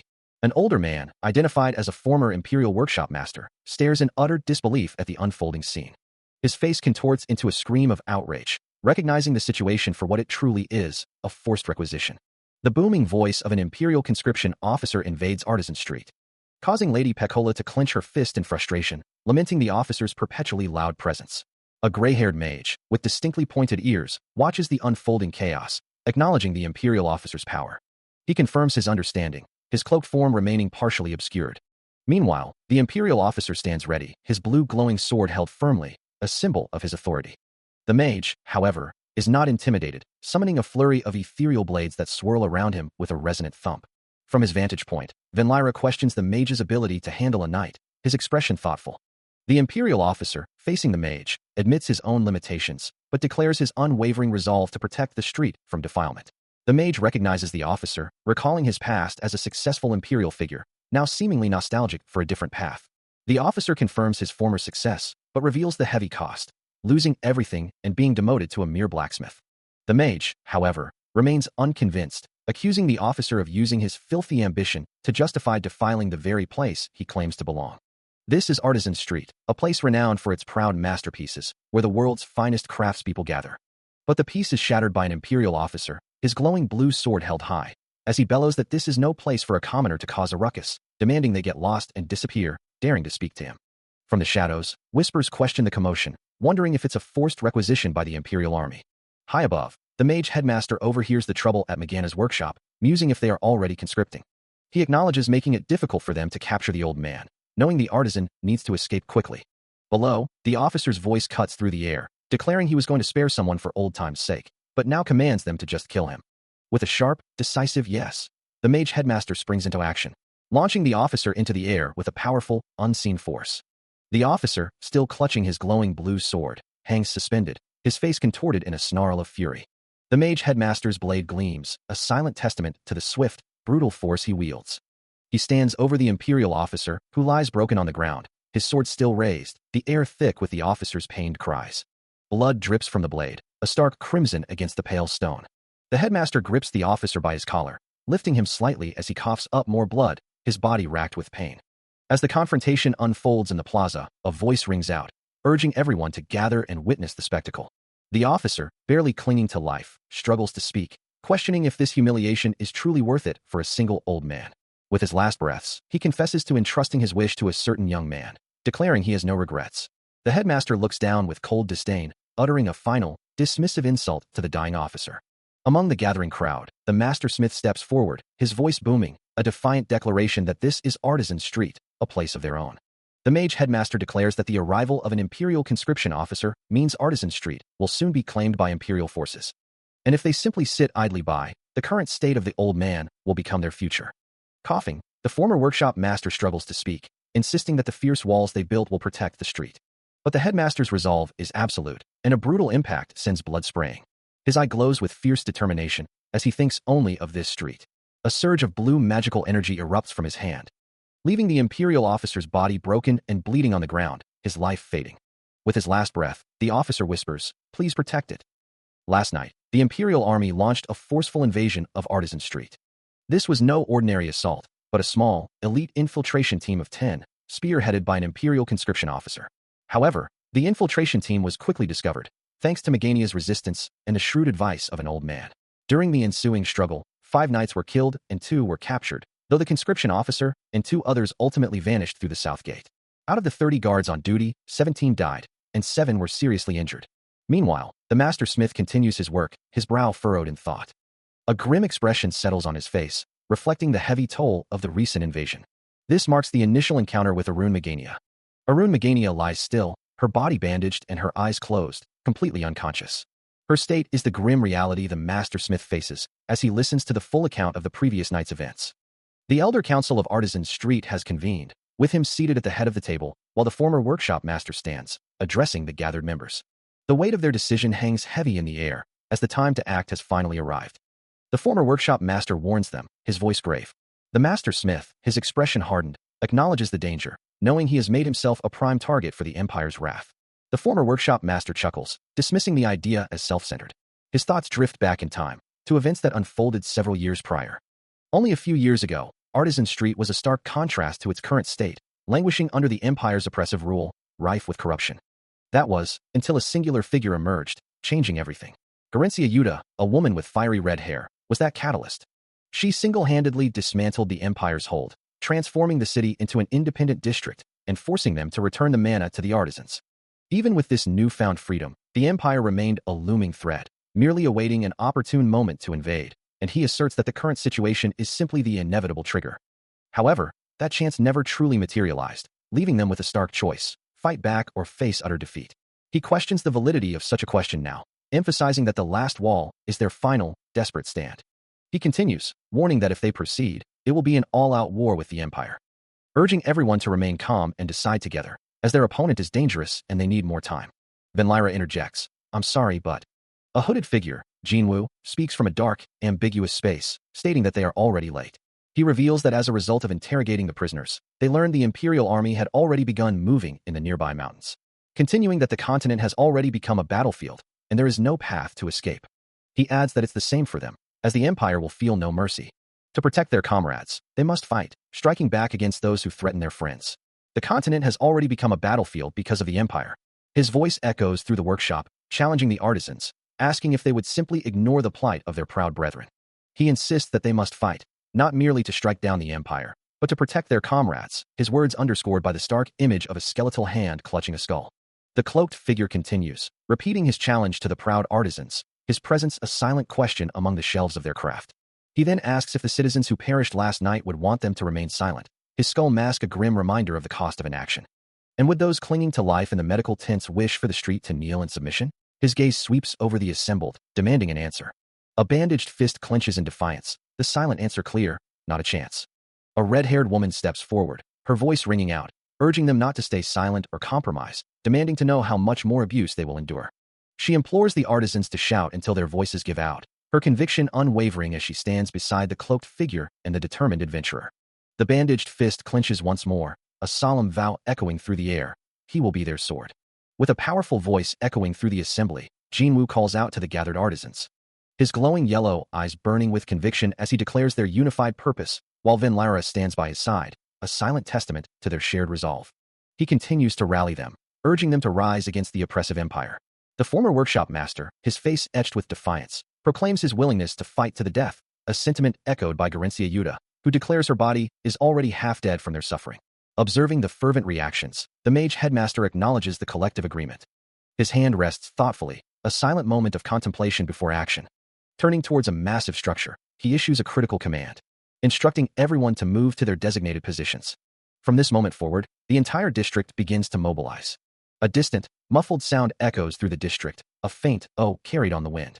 Meanwhile, the mage headmaster, still focused on the mobilization, suggests they distribute new medicine to the others, warning Venlyra not to underestimate the situation. Venlyra confirms the medicine is charged, expressing gratitude. The headmaster then reflects on the artisan's initial hesitation, noting their will to fight was present, but they simply couldn't step forward easily. Venlyra humbly states he did nothing to sway them. Elsewhere, Jinwoo, looking intently at someone off-panel, asks about the item he requested last time, wondering what happened to it. The master smith confirms he means the item Jinwoo asked him to repair at the smithy, explaining that he had a difficult time because Yuta wasn't there, preventing him from entering the final stage of repair. Jinwoo, making a peace sign, muses that with help from them, things will likely turn out better than expected. He then adds that he doesn't see the hooded figure either, implying another missing person. The master smith explains that Theo and Doran couldn't attend because they had work, and it seems something urgent came up while finishing Jinwoo's item. He continues, stating that they wanted to complete it before Meganiah wakes up, but he's unsure what they're even making. A deep concern weighs on Venlyra, his thoughts consumed by the looming conflict, wondering why others aren't preparing for war. Meanwhile, halfway up the mountain near Artisan Street, a tense confrontation unfolds. The gray-cloaked swordsman reels from a sudden, sharp impact. Venlyra stands over him, his voice laced with fury, demanding to know if he has lost his mind, after acting alone, losing subordinates, and allowing prisoners to escape. He presses further, demanding how the swordsman intends to take responsibility for the conscription officer's actions. The swordsman attempts to explain his plan to suppress the conflict before the four knights arrived, but Venlyra cuts him off, declaring that his foolishness has disrupted the entire operation. The swordsman's face contorts in distress as Venlyra continues, emphasizing that prisoners were even taken for information and safely allowed to leave. With a final, piercing gaze, Venlyra demands to know how he plans to rectify this grave mistake. As the tension hangs heavy in the air, birds scatter from the nearby forest, their cries echoing the disruption. He stands alone, a quiet thought echoing in his mind. There is nothing more to worry about. Meanwhile, the gray-cloaked swordsman kneels before him, reporting that there's nothing to worry about, as the truth will soon come out, and he confirms his statement with a firm, yes, it is. Venlyra's expression remains unreadable, a silent question hanging in the air. Elsewhere, three cloaked figures discuss their recent success, one confirming, I secured the item, I memorized it, and I've finally confirmed, the skeleton is in the street. The narration clarifies that the opposition, consisting of the skeleton and his group, were merely a meager bunch. As the gray-cloaked swordsman and his two companions walk through the streets, one of them adds, above all, once the four knights arrive, capturing the street will be within reach. Back with Venlyra, a report comes in. Havana, well, it seems one of my disguised pigeons didn't report in. The gray-cloaked swordsman's companion clarifies, actually, a disguised pigeon escaped from the four knights last night. A gloved hand holds a scroll, its contents now potentially compromised, revealing the gravity of the situation. A cloaked messenger receives an urgent dispatch, the words from the Emperor echoing in his mind. His eye widens slightly, a flicker of surprise or concern crossing his face as he processes the contents. A low, unsettling chuckle escapes him. Meanwhile, a gray-haired man, a smirk playing on his lips, lets out a booming laugh, finding amusement in the perceived arrogance of the knights. The messenger, now visibly distressed, seems to be silenced or dismissed, his concerns overridden. The gray-haired man's smirk hardens as he issues a chilling command. War preparations are to begin immediately, for the Metal City will fall by tomorrow. He nods to himself, muttering a curse under his breath, his true intentions beginning to surface. He muses on the Emperor's orders, finding a twisted opportunity in defiance. He doesn't understand why the Emperor plays his role, but if it means ignoring imperial commands, then this is the perfect chance for his own plans. Meanwhile, a group of armored figures stands in a desolate city, a voice questioning how long they will continue to exploit the name of the Four Knights and allow themselves to grow cold. He moved with a sudden, explosive force, a dark purple aura flaring around him as he tore through the ranks of armored soldiers, scattering them like chaff as he pressed forward. His momentum unstoppable. Turning to the disoriented figures, the gray-cloaked swordsman sneered, telling them to prepare for their demise, for they were merely stepping stones for him to surpass the Four Knights and ascend to global power.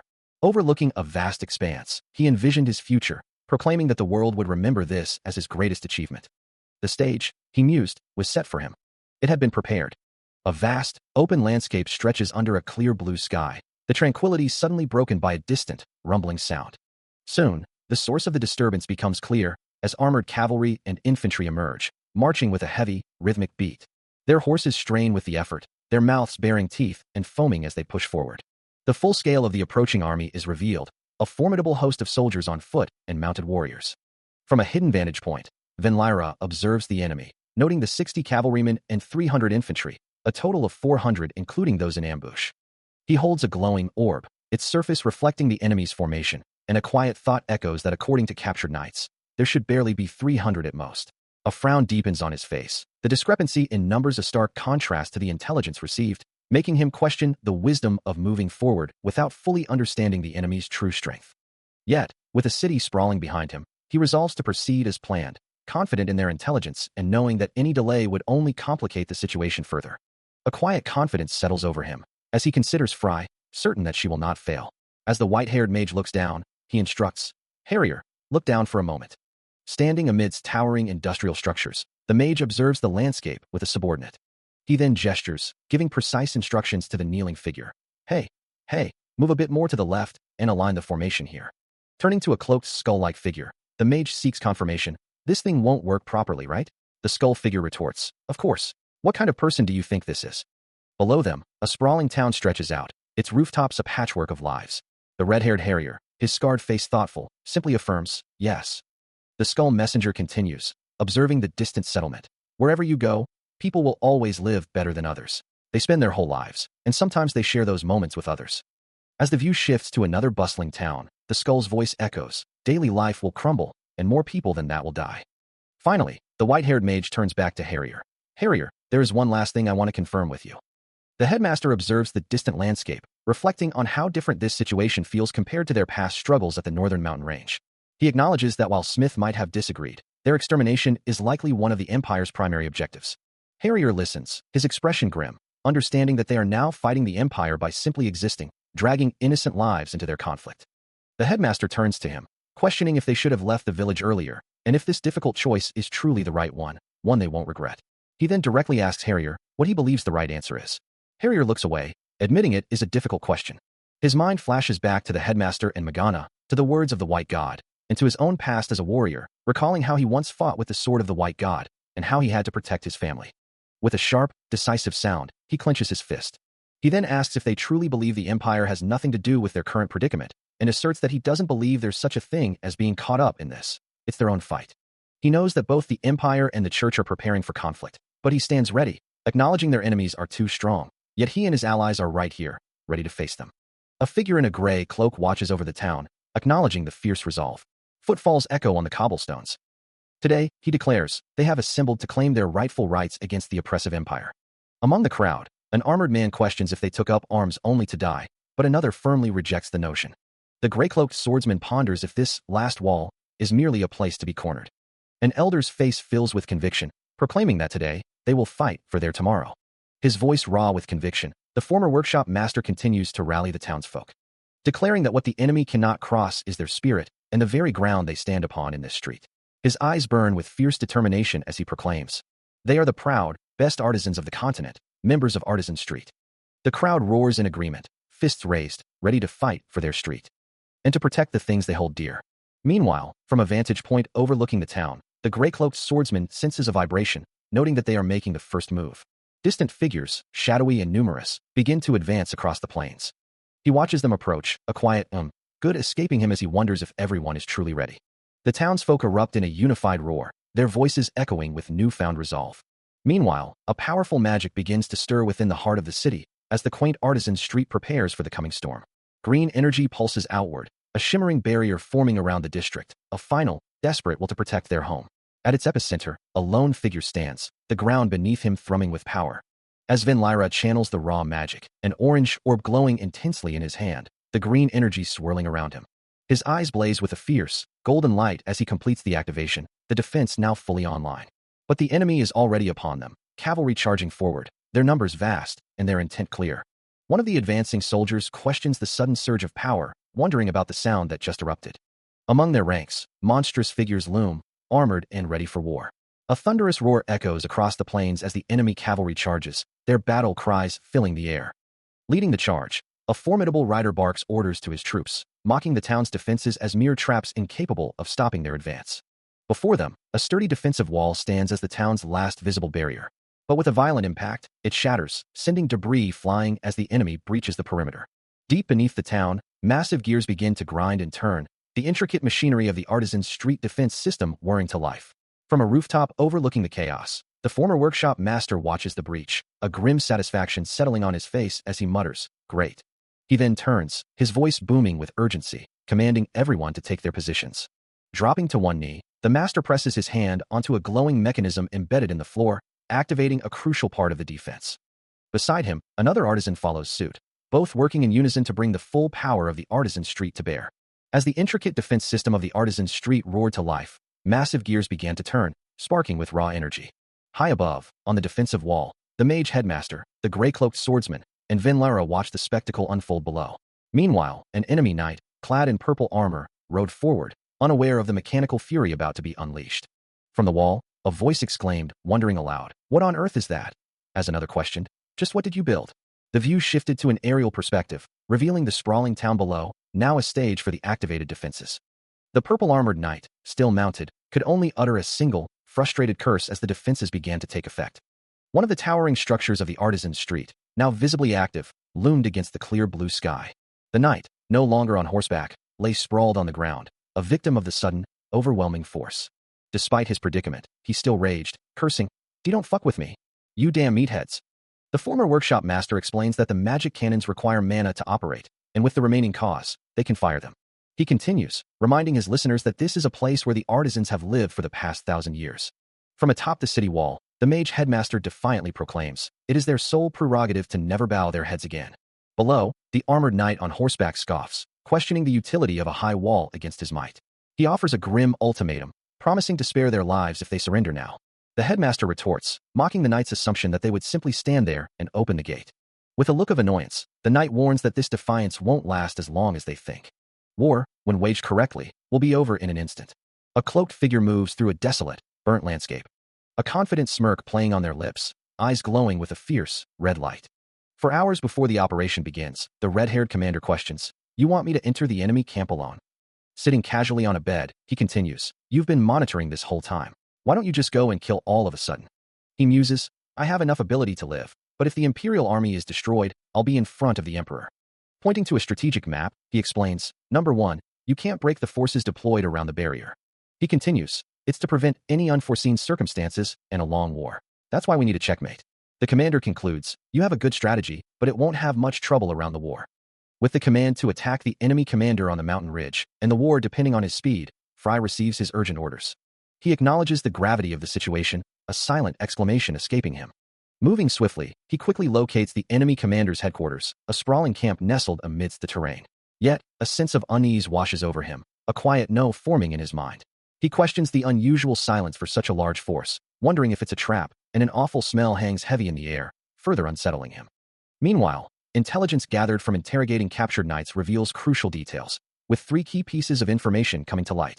The second piece confirms the presence of corpses, and that Ibuka, the commander of the Imperial Army of the South, has been appointed for this war.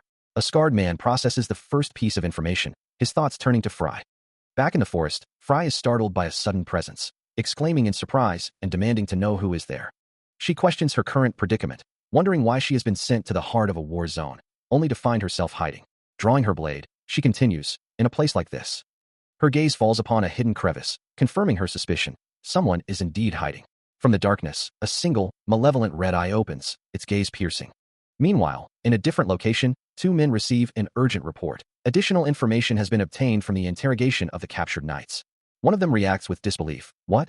Are you saying the legionary was just a decoy and Ibuka was here?" A stunned silence falls over them, the implications of the news sinking in. High above, a sprawling city stands under a clear sky. A colossal, gray-scaled dragon soars through the sky, accompanied by a flock of smaller, bird-like creatures, a sight that can only mean one thing: dragons. As the massive beasts fill the horizon, Venlyra stands firm, his back to the viewer, a fierce red glow emanating from his hand, as he silently vows to make his enemy regret their very birth, knowing no one will ever forgive them for their transgressions. His gaze fixed upwards, a grim determination settles on his face, his hand still raised as if in challenge. Suddenly, a grotesque, fanged maw opens wide, dripping black, viscous fluid with a sickening crunch, as a voice from within mocks, "I knew you were stupid from a long time ago, but..." The monstrous mouth continues its gruesome act, grinding with a chilling sound. After a final, deep gulp, the mouth, now smeared with fresh blood, exhales slowly, a deep, guttural sound escaping it, confirming that a new monster has joined the fray. As the monstrous entity fully reveals itself, its fanged maw, still slick with blood, snarls, its glowing red eyes burning with malevolent intent. A bloodied hand, tipped with sharp black nails, clenches as a thought echoes through the air. This unbelievably stupid. A lone figure stands amidst a desolate landscape, clad in gleaming silver armor and a flowing red cape, known throughout the land as the Green-Eyed Hero. Yet, beyond the heroes, there are other forces at play, dark powers that serve the Empire's will. And among them, a terrifying quartet known only as the Violet Four, each one a force of nature. One of them, a young woman with light blue hair and glowing red eyes, lets out a pained cry, blood staining her lips. Their destructive capabilities are legendary, each member capable of shaking the very foundations of an era. But even among such formidable beings, there is one who stands above the rest, a red-haired woman whose presence radiates a chilling power, making her the worst among them. Meanwhile, the light blue-haired woman's distress deepens, her red eyes wide with terror as blood continues to trickle from her mouth. Her expression shifts from pain to sheer horror, a silent scream etched across her face. This tormented member of the Violet Four is none other than the abandoned Blue Dragon Princess, whose monstrous form hints at a terrifying power. Under a vast, open sky, a new chapter begins, ominously titled The Night of Death. From atop a formidable castle wall, a commander's voice rings out with desperate urgency, demanding that the approaching enemy be stopped before they breach their defenses. A scout reports the first wave of dragons, now just 500 meters away, their presence confirmed in the northwest. The situation rapidly escalates as another report confirms more dragons closing in from the northeast, their speed a growing concern. The enemy's encirclement becomes clear with a final warning of additional incoming forces from the southwest, expected to arrive within 5 minutes. Inside the fortress, a soldier confirms all units are deployed and awaiting orders, while another reports the mana fuses are fully charged, their magical energy glowing with readiness. With a final check, the cannon operator confirms 4 mana missiles are loaded and the fuses set, declaring the weapon ready for deployment. The formidable castle walls stand ready, their glowing blue lights marking defensive positions. A hand prepares to unleash the castle's power, initiating the launch of mana missiles. With a command to fire, the green orbs ignite, and the mana missiles are launched, signaling the dragon's arrival and the beginning of the battle. As expected, a cloaked figure observes the frontier street, noting the impressive structure built beneath the city. A dragon soars overhead, its presence confirming the fortress's incredible defenses, yet a voice doubts if this alone will be enough against the dragon god's attack. The cloaked figure turns to an older man, questioning his presence, given his status as a master of a renowned forge. The former workshop master replies with an old blacksmith saying, "If you can't fight on the front line, then at least stay in the rear." He then mutters, "You brat." As more mana missiles streak across the sky, a strange feeling washes over him, almost a sense of hope that they might stand a chance against the Empire. The former workshop master reflects on the long wait, a moment he has anticipated ever since the tragic loss of his daughter. He continues, explaining that Surtur's force has already been passed down to the next generation, a generation destined to command the strongest dragon knights. He believes it requires someone stronger than any before, with an even firmer will. A singular individual, who will carry on that sacred purpose. His thoughts turn to Mr. Skeleton. He muses on the future, believing that the world their next generation will inherit is hopeless. Yet, with a renewed sense of resolve, he concludes that it has to be. Suddenly, an urgent cry rings out, "Emergency! Emergency! Dragons have breached the wall." The desperate warning echoes, confirming that the dragons have indeed breached the wall. As the dragons breached the castle wall, an urgent command echoed across the battlements. "All non-combatants, evacuate." Amidst the chaos, warriors immediately engaged the monstrous beasts, their blades flashing against the dragon's scales. A commander, his red armor gleaming, stood with his subordinates, all of them reacting with a unified cry of alarm as the battle intensified. With a powerful leap, Fry launched himself at a dragon's head, his sword striking with precision as the beast roared in defiance. The intensity of the fight was etched onto his very being, a distinctive tattoo visible on his forearm as he moved. He continued his relentless assault, even mounting one of the dragons to engage another in a desperate aerial struggle. From atop the battlements, Fry scanned the skies, his spear held ready for the next threat. A moment of concern crossed his face, his brow furrowed as he observed the unfolding chaos. He barked orders to an unseen subordinate, declaring, "We must retake the commander's quarters," before the subordinate replied, "But she's taking too long, sir." From a high vantage point, Harrier observes the unfolding chaos, a small, white companion silently at his side. He muses, accustomed to the moon's familiar glow, that something feels profoundly wrong with the distant, glowing structure, its eye an unnatural blue, unlike anything he's seen before. His gaze shifts to the dragons breaching the wall, their coordinated assault clearly targeting the anti-air weapons, and he knows they cannot be given an opening. An urgent announcement echoes across the battlements, informing all personnel that new cannon positions have been established and must be utilized immediately.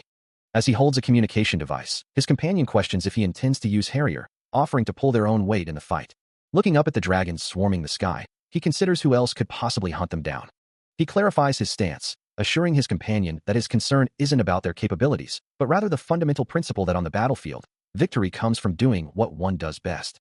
A monstrous dragon, dark and imposing, looms in the distance. With a resolute expression, he affirms that this is precisely what they excel at.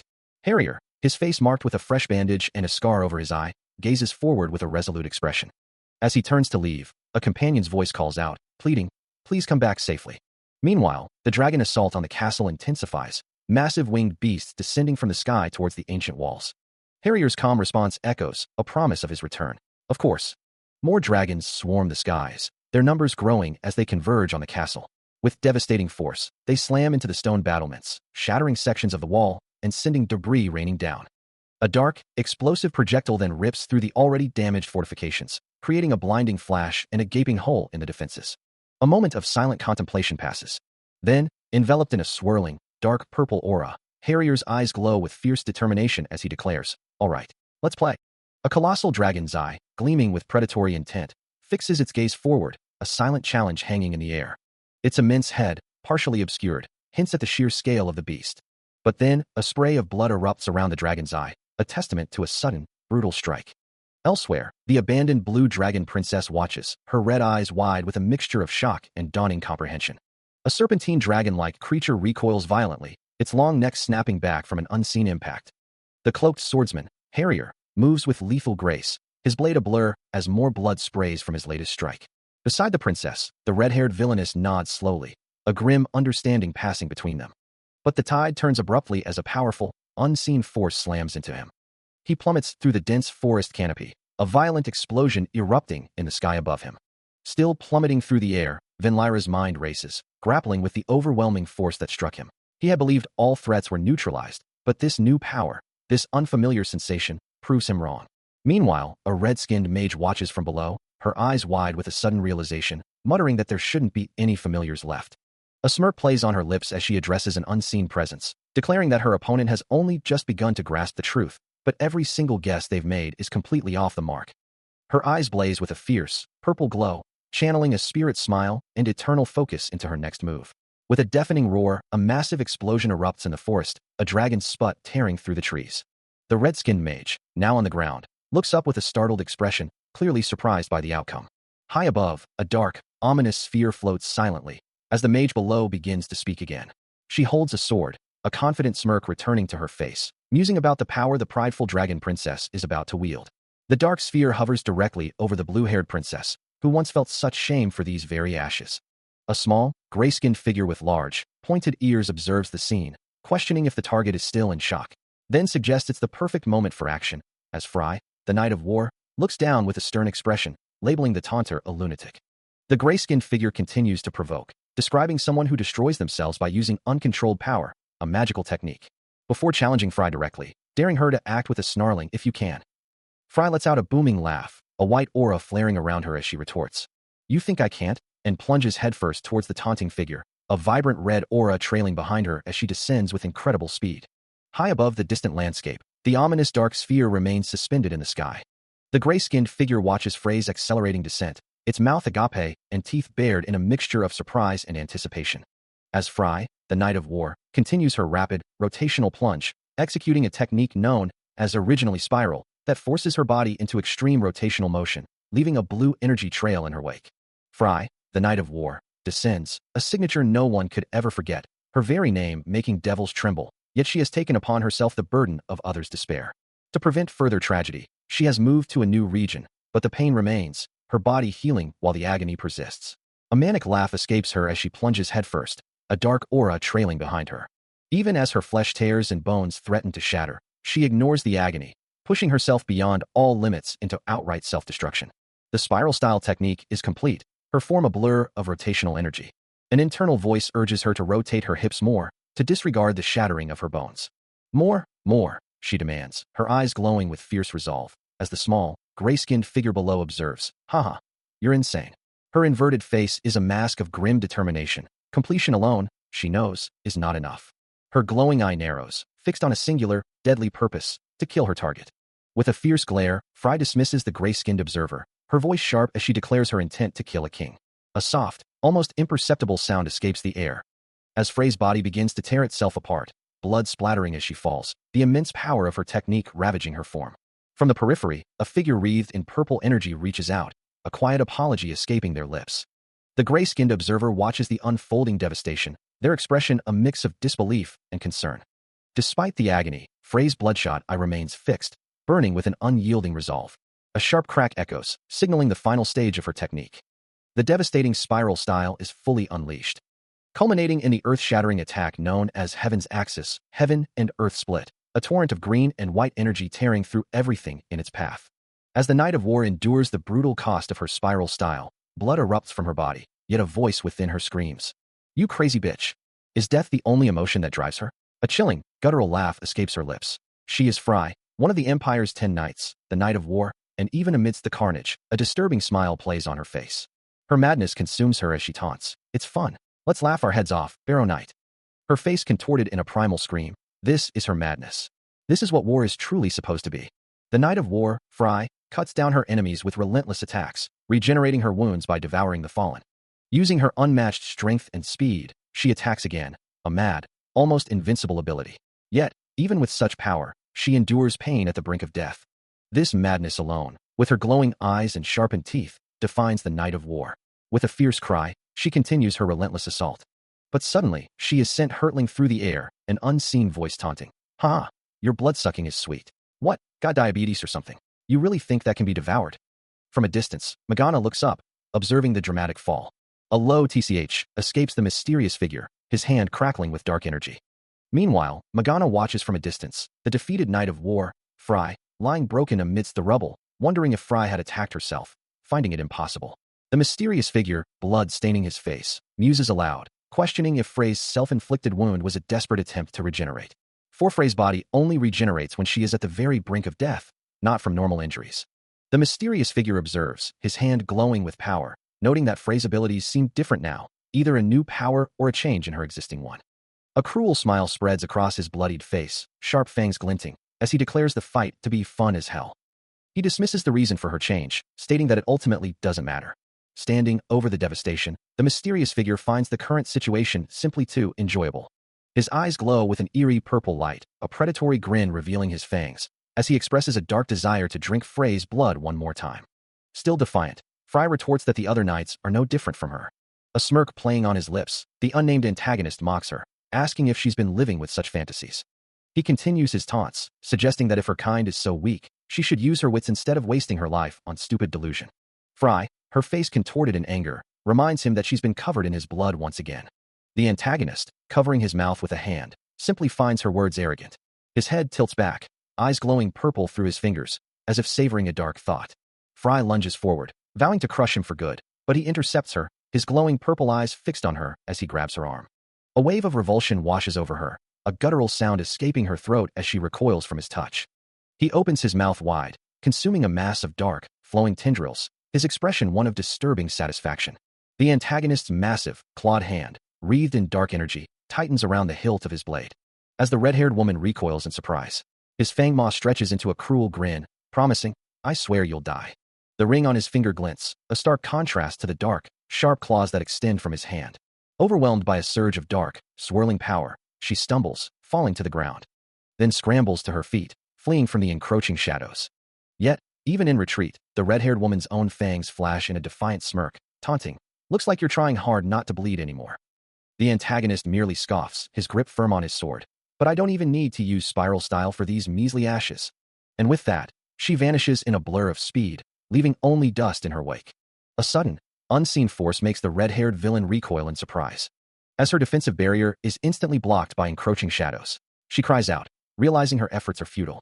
The unnamed antagonist's dark power continues to press in, overwhelming her aura and forcing her back. Moreover, he steps forward with deliberate intent, his shadowy tendrils erupting from the ground to ensnare the red-haired villain, pinning her beneath his oppressive presence. Dark energy crackles around his hand, preparing for a decisive strike. But with a desperate surge, the red-haired villain unleashes a burst of her own power, creating a blinding flash. The unnamed antagonist merely scoffs, declaring that he won't even bother to dodge such a predictable reaction to sound and light. Meanwhile, the red-haired villain's arm glows with an intense, fiery aura, signaling her escape. He grins, his sharp teeth glinting, confident that his prey cannot truly escape. With a soft, unsettling click, the very ground beneath them begins to shift, transforming into a dark, viscous liquid. Even as she desperately tries to put distance between them, he senses her futile struggle, knowing she is already within his grasp. This entire landscape, now a swirling abyss, belongs to him. He muses on his strategy, confident that her powers are bound within his domain, leaving her vulnerable to his slow, inevitable consumption. He taunts her, urging her to run, to feel the terror of his pursuit. His domain fully manifests, transforming into a monstrous maw that swallows her whole. But a sudden, sharp crack echoes through the darkness, and a flicker of surprise crosses his glowing eye. She is fast, incredibly so, but he knows that speed alone will not save her from his inescapable grasp. Still confident in his power, the unnamed antagonist looks down into his dark domain, certain the red-haired villain remains trapped within his grasp. From his perspective, it appears to be over, her form seemingly submerged and defeated. But then, a jolt of disbelief crosses his face, his red eyes flaring with sudden confusion as he questions what just happened. The dark liquid of his domain ripples, and he wonders if he merely saw an afterimage, a trick of the light. Yet, the truth dawns on him with a chilling certainty. It was no illusion.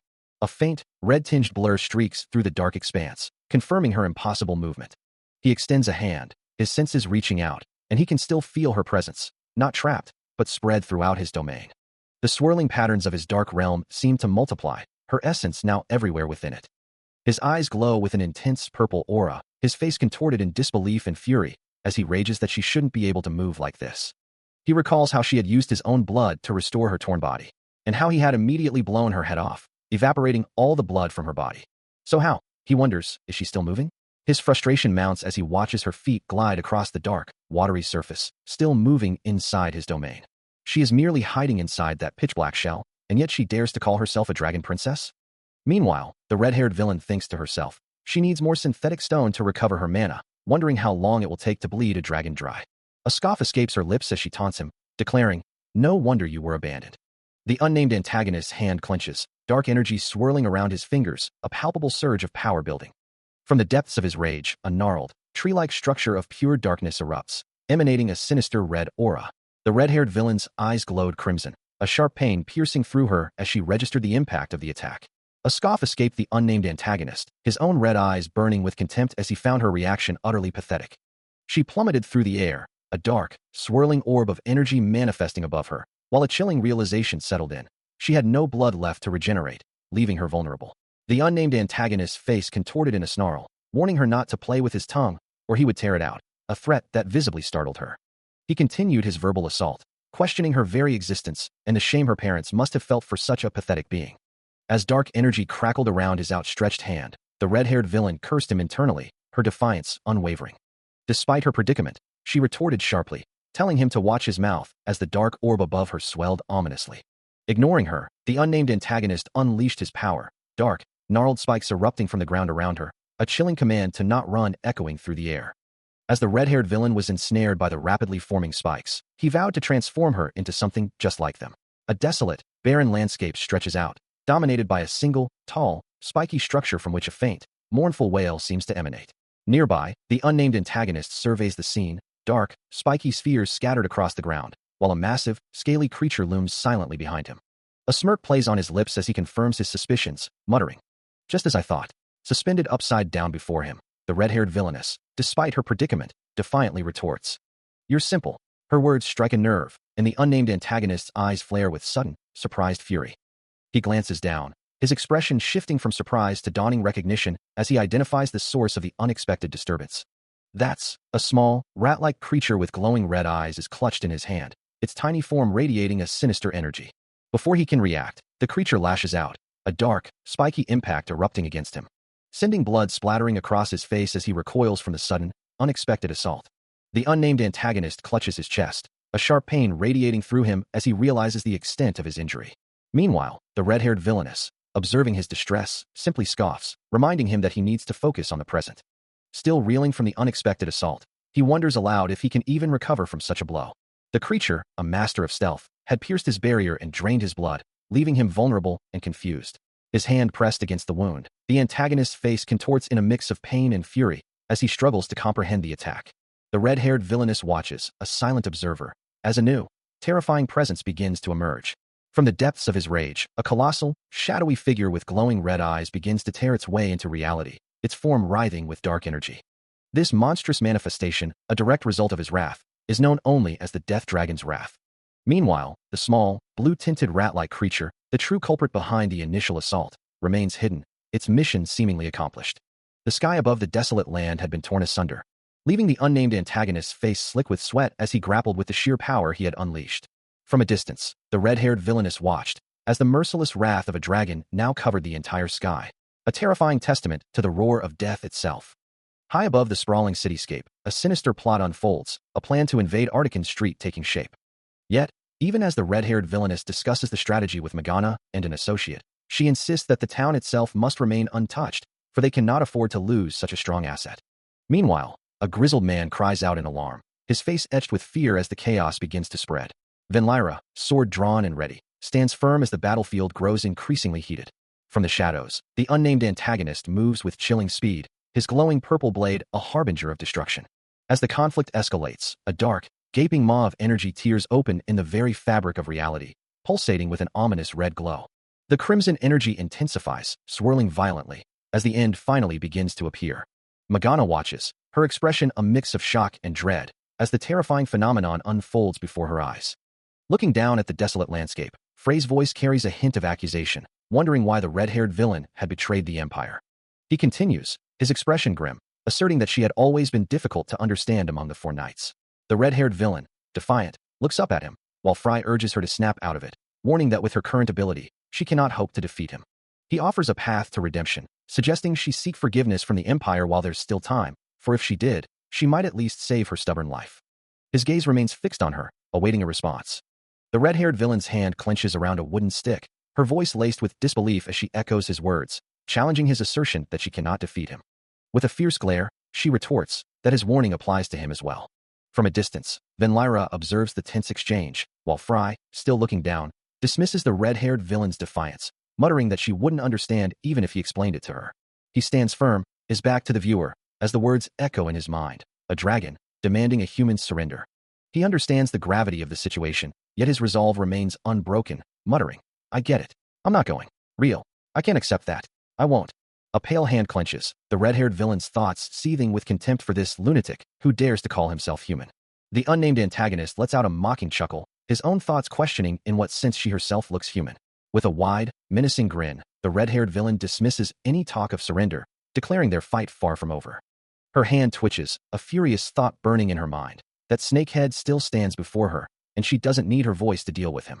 The unnamed antagonist's eyes widen slightly in surprise, then narrow with renewed determination, challenging her to begin again. The red-haired villain's face contorts into a primal scream, a single word echoing her intent: war. Behind her, a powerful, dark aura erupts, signifying the true beginning of their conflict, her red hair flowing wildly with the unleashed energy. As dark energy swirls around him, the unnamed antagonist feels a thrill, declaring this a real fight. The desolate, broken landscape stretches out, a testament to the raw power unleashed. He descends rapidly, a dark, chaotic force plummeting towards the ground. But then, Venlyra appears, a quiet apology escaping his lips. His foot descends with finality, declaring an end to the conflict. A powerful impact ripples through the air, striking the antagonist with overwhelming force. Venlyra looks down at Von Fei, observing his struggle and commenting on his difficult situation. He dismisses any gratitude, stating that such interventions are simply part of his duty. A monstrous entity, dark and shadowy, with a single glowing red eye and a gaping maw filled with jagged teeth, looms menacingly. Meanwhile, Von Fei, standing beside Venlyra, smirks, revealing he had been observing through the monster's perspective, finding the experience frustrating to watch. His red eyes gleam with renewed purpose as he declares, "Now then." He begins to walk forward, his steps deliberate. Proposing to Venlyra, "Shall we go greet them?" Elsewhere, a mysterious hooded figure wearing a skull mask and wielding a staff with a glowing pink orb moves through a dense forest. Their heavy boot falls silently onto the forest floor. As they reflect on the recent events, noting that the number of powerful presences they sensed had decreased from 3 to just 2. From a distant, desolate location, a skull-masked figure observes the unfolding chaos, wondering if Frey had fallen. The landscape around them lies in ruins, and the observer simply watches, a single exclamation marking his silent assessment. Meanwhile, Von Fei, his eyes glowing with malevolent purple energy, commands his opponent to step forward, his voice laced with dark intent. Before Venlyra can even react, Von Fei descends from above, a pink aura of destructive energy engulfing him as he strikes. The attack is swift and merciless, a chilling promise of death echoing through the air. Vinlyra is instantly overwhelmed, engulfed by a torrent of shadowy, red-eyed entities that swarm around him. The force of the assault tears at his flesh, leaving his face bloodied and bruised, his eye glowing with a desperate purple light. As the skull-masked figure watches the brutal display, he acknowledges the immense power of Von Fei. A skull-masked figure stands silhouetted against a desolate, ruined landscape, observing the destruction. From the chaos, a monstrous, shadowy entity with spiky protrusions manifests, identified as the Wraith of Changtap Village. An absurd amount of raw energy emanates from the Wraith, its form crackling with vibrant purple power. The skull-masked observer, watching a distant battle rage in a fiery chasm below, remarks that he hadn't expected Fry to lose. He finds the powerful presence emanating from the battle quite unpleasant. He then directly addresses the unseen combatant, asking if they are the one who defeated Fry. A voice responds, claiming to have defeated the Knight of War, but clarifying that they are not an enemy, causing the skull-masked figure to react with surprise. He then muses aloud about his own awkwardness, realizing it's been so long since he's had a proper conversation. His single visible eye socket glows with an intense purple light, reflecting his internal contemplation. As the skull-masked figure observes the aftermath, a voice echoes, greeting Benrira. The white-haired figure, now revealed as Vinlyra, stands amidst the desolation, the greeting hanging in the air. A memory flashes back to the recent past, where the skull-masked figure loomed over a defeated Vinlyra, who, in his original form, could only gasp in disbelief at the overwhelming power. The skull-masked figure's gloved hand reached out, a silent threat. And a surge of energy emanated from its glowing purple eye, striking with blinding speed. Vinlyra, battered and bruised, lay defeated, the skull-masked figure standing impassively over him. But then, a flicker of surprise crossed the skull-masked figure's expression, as if something unexpected had occurred. Back in the present, the transformed Vinlyra, with his new, glowing eyes, extends a hand, offering assistance to his former adversary. As golden energy swirls around him, a triumphant laugh echoes through the desolate landscape. A complex golden pattern glows with arcane energy, its intricate lines pulsing as a desperate voice cries out, "Don't!" Lost in a stark, empty void, Morgana struggles to comprehend her surroundings, her mind racing with disbelief. No way he's still alive. It's been too long. She looks down at her hands, a hooded figure in the vast emptiness, wondering, where am I? Just a moment ago, I was, and I'm back to normal. But a sudden, horrifying realization washes over her, her eyes widening as she whispers, "No, I didn't return to normal. That bastard did something to me." Her hands clench in frustration and fear, the weight of a century pressing down on her as she thinks, it's been nearly 100 years. There's no way he could still be alive. Meanwhile, Vinlyra, now in his transformed state with white hair and glowing yellow eyes, gazes into the distance, a deep question echoing in his mind. Then why is he on the Empire's side? Morgana's thoughts return to a powerful, ornate artifact, the source of her torment, as she ponders. It's that artifact's ability. Why would he use that on me? In another moment, or perhaps another time, Vinlyra, with blonde hair and a concerned expression, addresses someone softly, "Mr." Morgana finds herself in a dark, empty space, her pink hair contrasting with the void as she realizes her transformation is far from over, a state she believes no true demon lord would ever willingly endure. A wave of distress washes over her, as she struggles to deny the grim reality of her situation. Suddenly, a blonde-haired figure emerges from the shadows, his presence unsettling as he begins to speak, his voice trailing off in uncertainty. Morgana, her purple eyes wide with anguish, demands to know why he cannot utter her name. A single black tear, like blood, streaks from Vinlyra's blue eye, his own pain evident as he questions if she has truly forgotten him. A luminous pink lotus blossom unfurls in the darkness, a tiny, white-haired figure of Morgana floating beneath its ethereal glow. In a different time or memory, the white-haired Morgana speaks to a dark-skinned, white-haired figure, questioning the nature of the ability she was told to use, which is revealed to be an artifact crafted by the former heir of the Demon Lord. Meanwhile, a shadowy, demonic entity with glowing red eyes looms, its thoughts echoing a sinister strategy, to strike at the most vulnerable. A shattering purple energy erupts, carrying with it a chilling command, to break a mind. For no matter how indestructible a physical body might be, the mind within had never truly been unified as one. The unnamed antagonist recoils, his yellow eyes wide with dawning horror as the realization hits him. His mind wasn't unified, and the assault was simply too much to bear. To put it simply, the attack sought out the most fundamental of truths. Swirling red and black energy engulfs him as the truth is laid bare. There is no being in this world without a weakness. The mental assault bombards him with accusations, a relentless echo of "Why didn't you come? It's all your fault. You forgot me," repeating endlessly. The source of this torment is revealed to be a broken, glowing artifact, a piece of trash that holds the power to take or grant such an ability. The taunt echoes in his mind, questioning if he is running away again. Driven to utter despair, the unnamed antagonist covers his face, cursing the situation and believing everything to be a lie, fake, and unreal. He clutches at his head, his eyes glowing with a pained purple light as the mental assault intensifies, the artifact's influence twisting his thoughts into a desperate accusation. His hands tremble violently as he tries to cover his face, a futile attempt to shield himself from the overwhelming despair. Tears stream down his face, mingling with blood from his nose, as the mental torment pushes him to his absolute limit. A raw, guttural plea escapes his lips, a desperate cry for salvation from the unseen forces tearing him apart. His mouth opens in a silent scream, the agony too profound for words. Finally, the overwhelming pressure forces him to collapse, his body falling limp onto the forest floor, utterly defeated. Even in unconsciousness, his mind remains a battlefield, flooded with distorted, blurry visions of faces and figures, memories twisting into nightmares. The chaotic images swirl and shift, a relentless assault on his inner world. They become increasingly abstract and fragmented, a final, desperate descent into mental chaos. As the mental assault continues, a shadowy, indistinct figure begins to coalesce within the chaotic darkness, revealing a being with stark white hair, dark skin, and piercing yellow eyes, who calmly asks, "Has it begun?" This is the master of the endless mana branch upon the hill, a being born from the side of the world, rising above all. Above the white-haired figure, a vibrant pink and purple lotus blooms, as the narration declares him the master of endless mana, ruler above all evil. Now, the time has come to witness the birth of a new demon lord. The master of endless mana stands amidst jagged, dark energy, his glowing eyes fixed forward, before a flicker of surprise crosses his face as he utters, "Huh." The master of endless mana, still surrounded by swirling ethereal energy, processes the unexpected turn of events, realizing that this wasn't part of the plan. Plummeting into a dark, jagged chasm, the unnamed antagonist finds himself surrounded by tendrils of shadowy energy. His purple eyes glowing with an eerie light as, from the depths below, a monstrous, shadowy entity with piercing red eyes begins to manifest. Standing now, the unnamed antagonist surveys the scene, a single thought echoing in his mind. This wasn't part of the plan. Before him, a different shadowy entity, the wraith of Changtap village, with its own glowing purple eyes, lunges forward, forcing the unnamed antagonist to swiftly conjure a glowing red energy blade to deflect the assault. Far from the chaos, a serene, green landscape stretches out under a clear sky, a stark contrast to the battle that just unfolded. The gentle hills remain, with only the faint sound of something landing softly in the distance.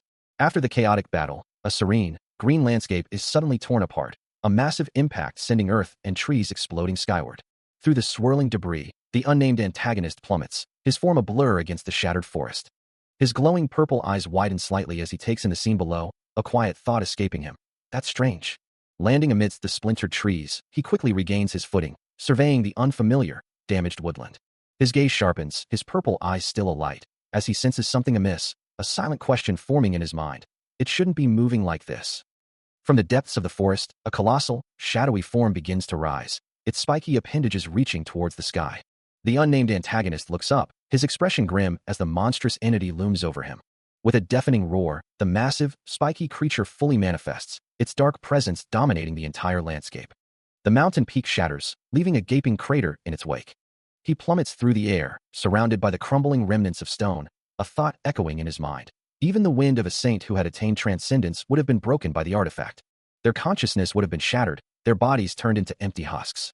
As he continues his uncontrolled descent, a protective barrier around him cracks and splinters, unable to withstand the immense forces. His eyes remain closed, a silent testament to the overwhelming power he has just endured. Still, he falls, a lone figure against the vast, green landscape. Debris streaks past him, a whirlwind of destruction accompanying his rapid plunge. But then, from the swirling darkness below, a monstrous, spiky hand, wreathed in glowing purple energy, begins to emerge. The shadowy entity fully manifests, its form stretching upwards, a terrifying silhouette against the light, its dark power radiating outwards in jagged streaks. Still reeling from the devastating impact, he continued his uncontrolled descent through the air, his mind racing as he reflected on his own recklessness, having charged forward without a second thought.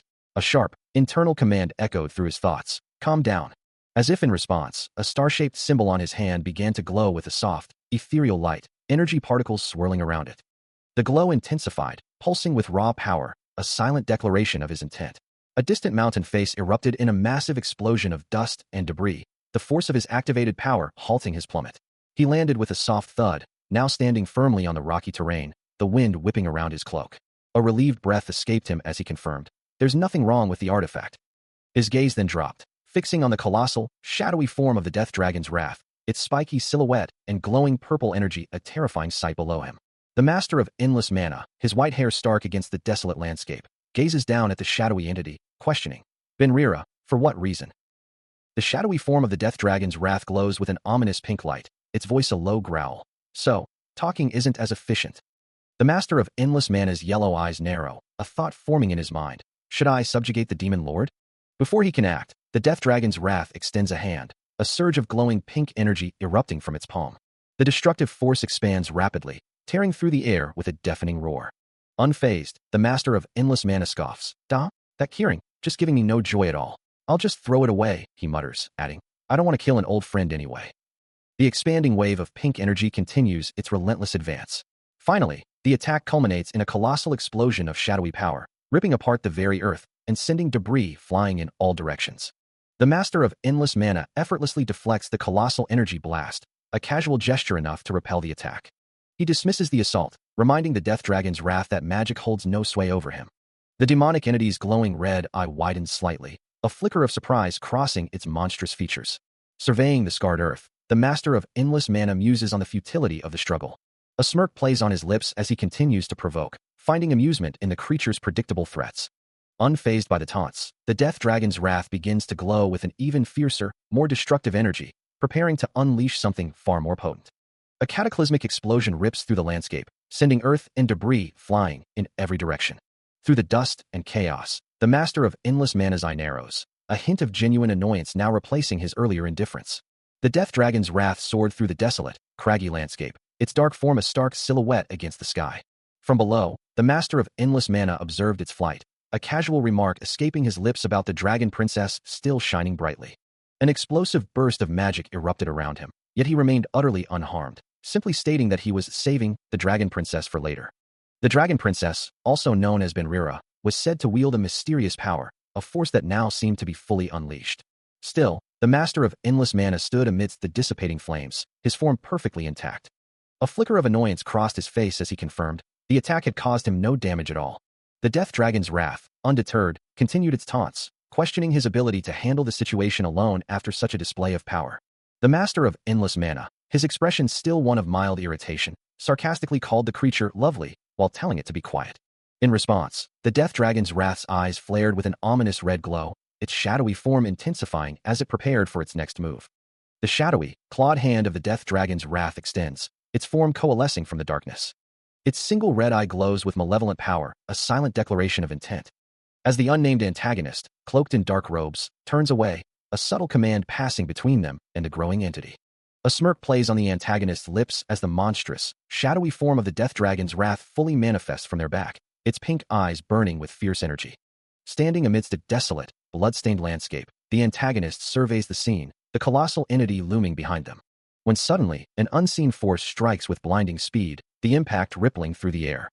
The antagonist is violently thrown backward, the force of the blow sending them reeling.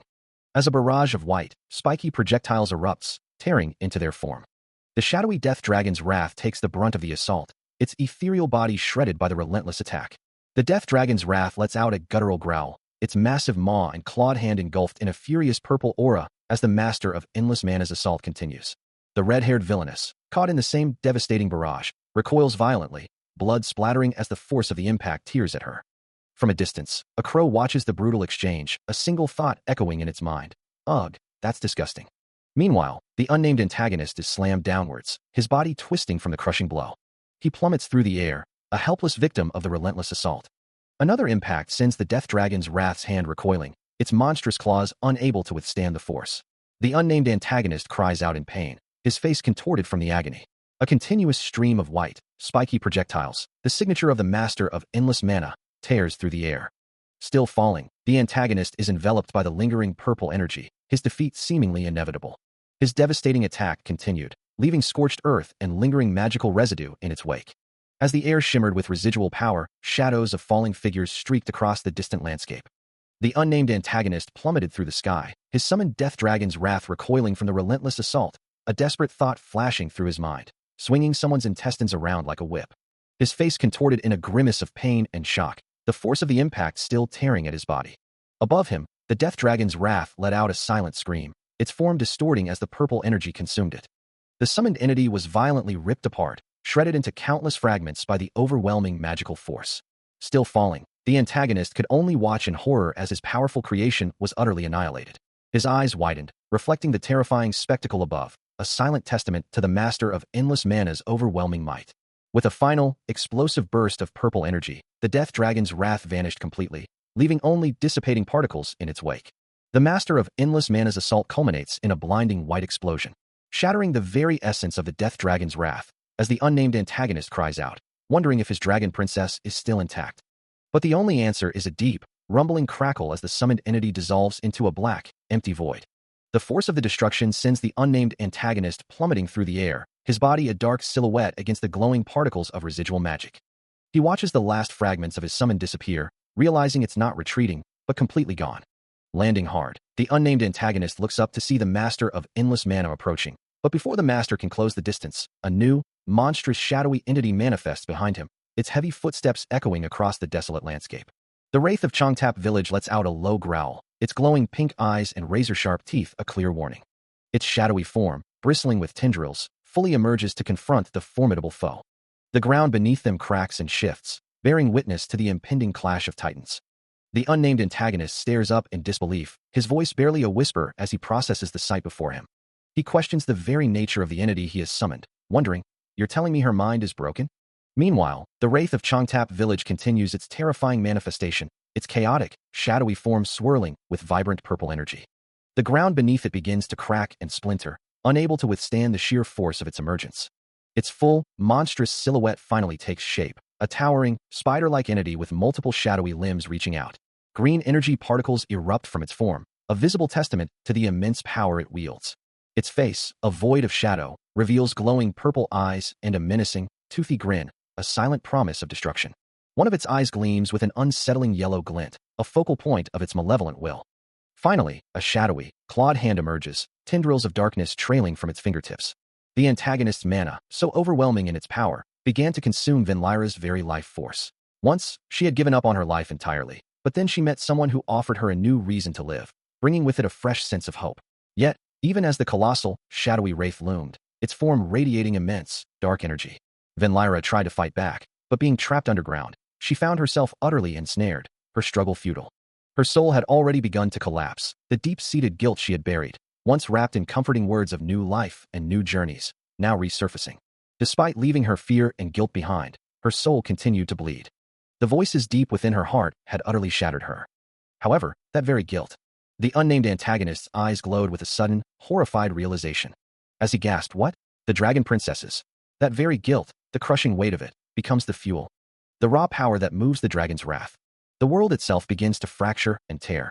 Mountains crumbling into dust as a dark, oppressive aura spreads across the land, leaving only desolation in its wake.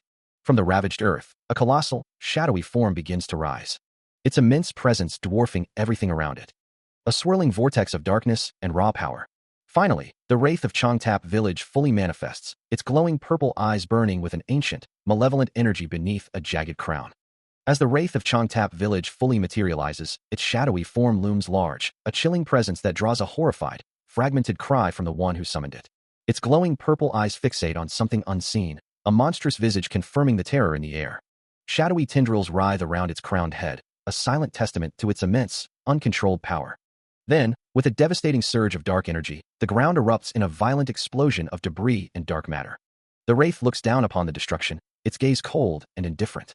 Its full, towering form stands amidst the newly ravaged landscape, a monument to the power it wields. The desolate mountains stretch behind it, emphasizing its overwhelming scale. Meanwhile, the unnamed antagonist, caught in the wraith's destructive wake, reacts with a pained gasp, a purple glow emanating from his face. The force sends him reeling, his feet tumbling through the air. A shadowy, powerful presence begins to coalesce, its form indistinct yet radiating immense, malevolent energy, as a voice declares that evil does not forgive. Across a desolate, mountainous landscape, a cloaked figure stands, observing the vast emptiness, as the voice continues, proclaiming that wherever the king of all evil looks, life exists. The shadowy entity's glowing purple eyes pierce the darkness, and it shall ensure that not even a trace of life remains. All are commanded to tremble in fear. As the manifestation intensifies, the true identity of this terrifying power is revealed, the Demon Lord. The shadowy figure fully forms, its presence undeniable. As the final words echo, he has arrived. Above a formidable stone fortress, the sky remained clear, save for a few distant birds circling high above. Suddenly, a monstrous roar ripped through the air, as a massive dragon's maw opened wide, its fangs glinting menacingly. The city below erupted into chaos, its inhabitants scattering as dragons descended from the sky, their terrifying cries filling the panicked streets. From the castle walls, Venlyra and Jinwoo watched the unfolding disaster, a grim realization dawning on Jinwoo as he questioned the impossible sight before them. The dragons that had been invading the city were not merely attacking, they were being torn apart by an unseen force. Venlyra's thoughts raced, wondering if the creatures were exploding midair, a chilling question echoing in his mind as he cursed the inexplicable turn of events. Meanwhile, a red-haired man, his eyes glowing with an intense purple light, stood enveloped in a crackling aura of dark energy, the source of the dragon's demise emanating from his very being. At that moment, everyone in the area felt an undeniable, primal fear, as if their very lives were in immediate danger. Just as one instinctively fears death despite never having experienced it, a primal dread grips the heart, mirroring the instinctive terror of unseen wounds and pain. That primal fear, inherent to all living beings, begins to manifest as a chilling purple mist rises from the ground. From behind spectral bars, multiple shadowy figures with glowing purple eyes begin to emerge. Something beyond death had awakened, its ominous presence radiating from a single, towering form. The tale of the Skull War was beginning to unfold, as the wraith's form solidified, its glowing eyes fixed on an unseen target. A shadowy hand, crackling with raw purple energy, extends forward. The wraith of Changtap village, now fully revealed, brandishes a wicked weapon, its aura flaring with malevolent power. With a guttural cry, the shadowy entities descend, overwhelming their opponent in a flurry of purple energy. One of the wraiths stands victorious, its glowing eyes surveying the broken form of its defeated foe. Their shadowy forms still surging forward, the wraiths of Changtap village continue their relentless, destructive advance. One of them slams into a knight, who braces against the impact, his armor groaning under the force. Above the chaos, a massive dragon-like creature soars, as countless wraiths swarm across the land below, an unstoppable tide of destruction. The ground is littered with the remnants of battle, spears and weapons driven deep into the earth, marking the path of their devastating passage. A red-haired man watches the unfolding devastation, his expression grim as he takes in the scale of the invasion. He mutters, "Those purple shadows. I've definitely never seen them before." A chilling question forms in his mind. But why are they attacking this city? He sighs, "Damn, I almost died." The memory of a colossal hand, nearly crushing him, flashes through his mind. Heavy, dragging sounds echo through the area, the rhythmic thudding continuing with each step. Meanwhile, the red-haired man quickly explains the dire situation to Jinwoo, revealing that Venlyra, known as Mr. Skeleton, has been affected by an artifact and is now attacking their position. Jinwoo reacts with disbelief as the red-haired man adds that undead forces are swarming in from the southeast, their numbers growing with every fallen knight and dragon. A strategic map highlights the grim reality, showing the relentless advance of the undead, whose numbers swell as they overwhelm knights and even dragons. The red-haired man continues, explaining that Venlyra had been engaged in battle with the dragon princess, but would soon break free and head directly towards them. Jinwoo, enraged, grabs the red-haired man by the collar, demanding to know why Venlyra, who should be on their side, would attack them, only to be met with a sharp retort. The red-haired man, exasperated, cuts him off, insisting that the immediate concern is not the why but the how of the situation. Releasing his grip, Jinwoo can only voice his frustration at the sheer irresponsibility of it all. It's been over 100 years, and even if he's like someone out of a myth, he's still someone who stumbled and kept going, just like you, just like us. He probably never had anyone he could open up to, forced to stay cold for the sake of a greater cause. The mage states, "That's what those who follow a hero are meant to do." A grim expression settles on Jinwoo's face. As he thinks, the undead siege is too fierce to stop and verify the facts, then questions aloud, "What should I do?" His mind races with the dire consequences. If I leave there immediately, the whole system might collapse. A fierce resolve hardens his gaze. As he concludes, "What I need to do now is defend the wall. No matter how difficult, we still are the advancing explorers. I have to return to the battlefield." He knows that even a single misstep from him could lead to everyone's demise, yet he is a warrior, the one who keeps the battlefield moving. Below, the true horror reveals itself, the very heart of the enemy army. From his vantage point on the wall, Jinwoo watches in disbelief, a single word escaping his lips. The grotesque forms below are not merely creatures, they are the reanimated corpses of the fallen. And with a horrifying transformation, they are all turning into something far more monstrous. Observing the escalating chaos, the antagonist curses their delay, while the shadowy wraith beside him questions their ability to maintain the situation. But the antagonist merely smiles, declaring that this turn of events actually works in their favor, addressing the horde below.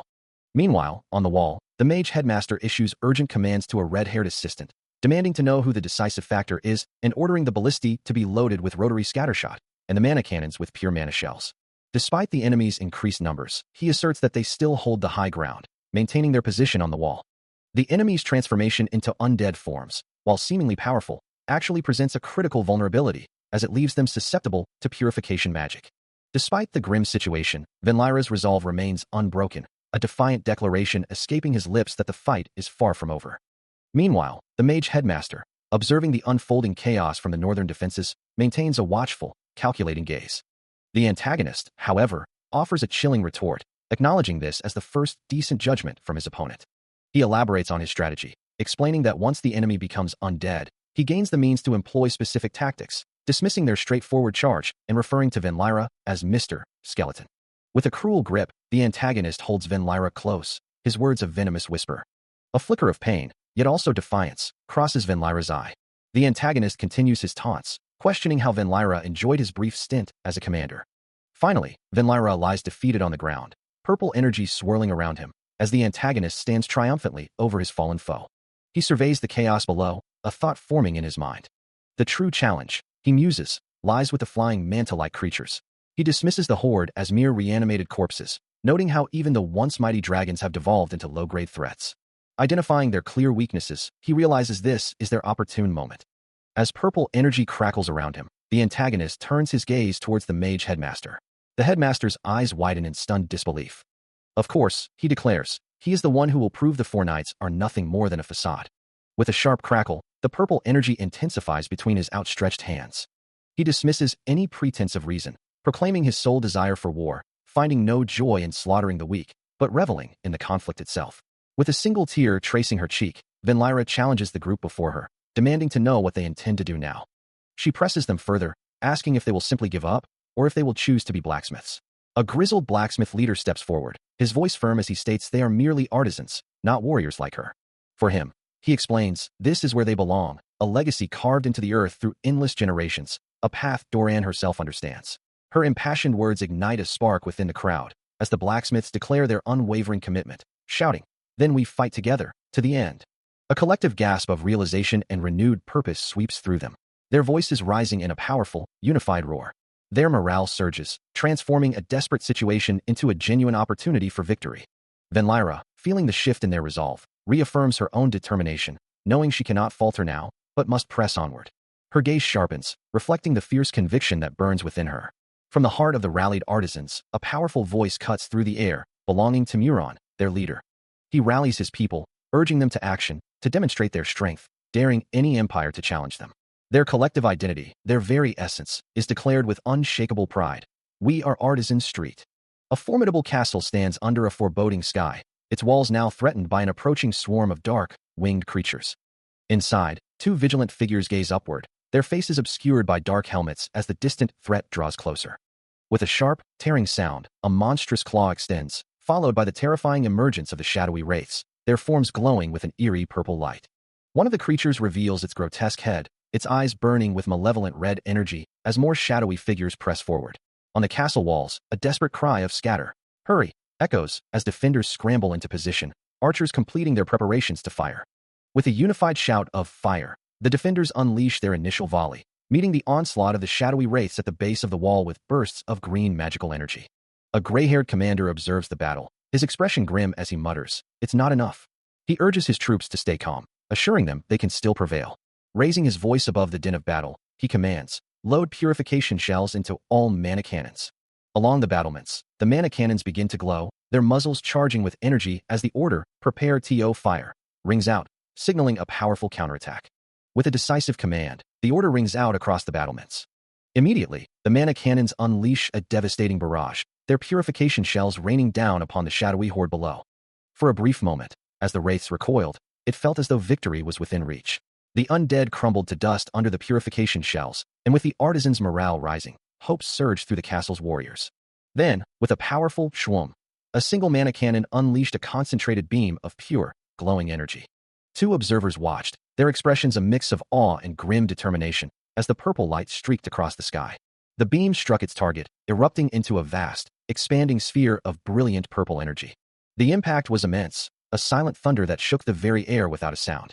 One of the observers gasped, wondering aloud, "What was that?" While the other, with a knowing look, simply retorted, "Did you really expect it?" He lets out a soft groan, acknowledging their collective oversight, wondering how they could have been so careless in one crucial moment. Yet, a deeper truth emerges, a testament to his indomitable will, that even when seemingly cornered by the formidable dragon princess, he would still find a way to strike back. From his vantage point on the castle wall, he muses, who could have possibly predicted this outcome? Far in the distance, nestled amidst rolling hills, an ominous, glowing structure stands sentinel, its purple light pulsing faintly. The landscape stretches out, revealing the sheer scale of the mountains surrounding the mysterious edifice, a silent testament to the vastness of the world and the secrets it holds. As if in response to the distant threat, a powerful surge of purple energy erupts from his hand, glowing runes swirling around his fingers. The vibrant magic intensifies, promising a formidable display of power. Inside the fortified walls, a man shouts urgent commands, ordering all personnel to move calmly and gunners to evacuate immediately. Meanwhile, a sharp, green eye narrows, as a surge of potent purple energy begins to manifest, crackling with raw power. From his outstretched hand, glowing runes ignite, as the same vibrant purple energy erupts, swirling with an ominous intensity. The energy coalesces into a monstrous, shadowy figure, its form vaguely humanoid but radiating pure, malevolent power. Its glowing purple eyes fixate on an unseen target, as the entity fully manifests, a terrifying harbinger of destruction. Van Lyra clenches his hand, the purple energy still pulsing, confirming he can feel its presence clearly. He looks up, his gaze drawn to the sky, where streaks of purple lightning are heading directly towards them. To truly eliminate them, the enemy intends to destroy the wall, and if it falls, an endless tide of undead infantry will flood inside, their glowing eyes a chilling promise of annihilation. If that happens, it won't be a simple war. Their world will be completely lost, a massacre on an unimaginable scale. He listens intently as a voice complains about the early morning noise, making it impossible to focus properly. Suddenly, the other figure, startled by his presence, gasps, recognizing him. A subtle purple glow emanates from him as he calmly states that he'd already heard the gist of the situation from Theo. He continues, his voice even, describing the situation as pretty ridiculous. His hand moves, revealing a small, intricate card, which immediately begins to pulse with a vibrant, ethereal light, its energy building. With a sudden, explosive burst, the accumulated energy unleashes a powerful impact.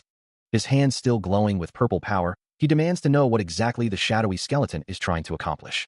The Wraith of Changtap Village, its ethereal form visibly damaged and fractured, glows with malevolent purple eyes, enduring the assault.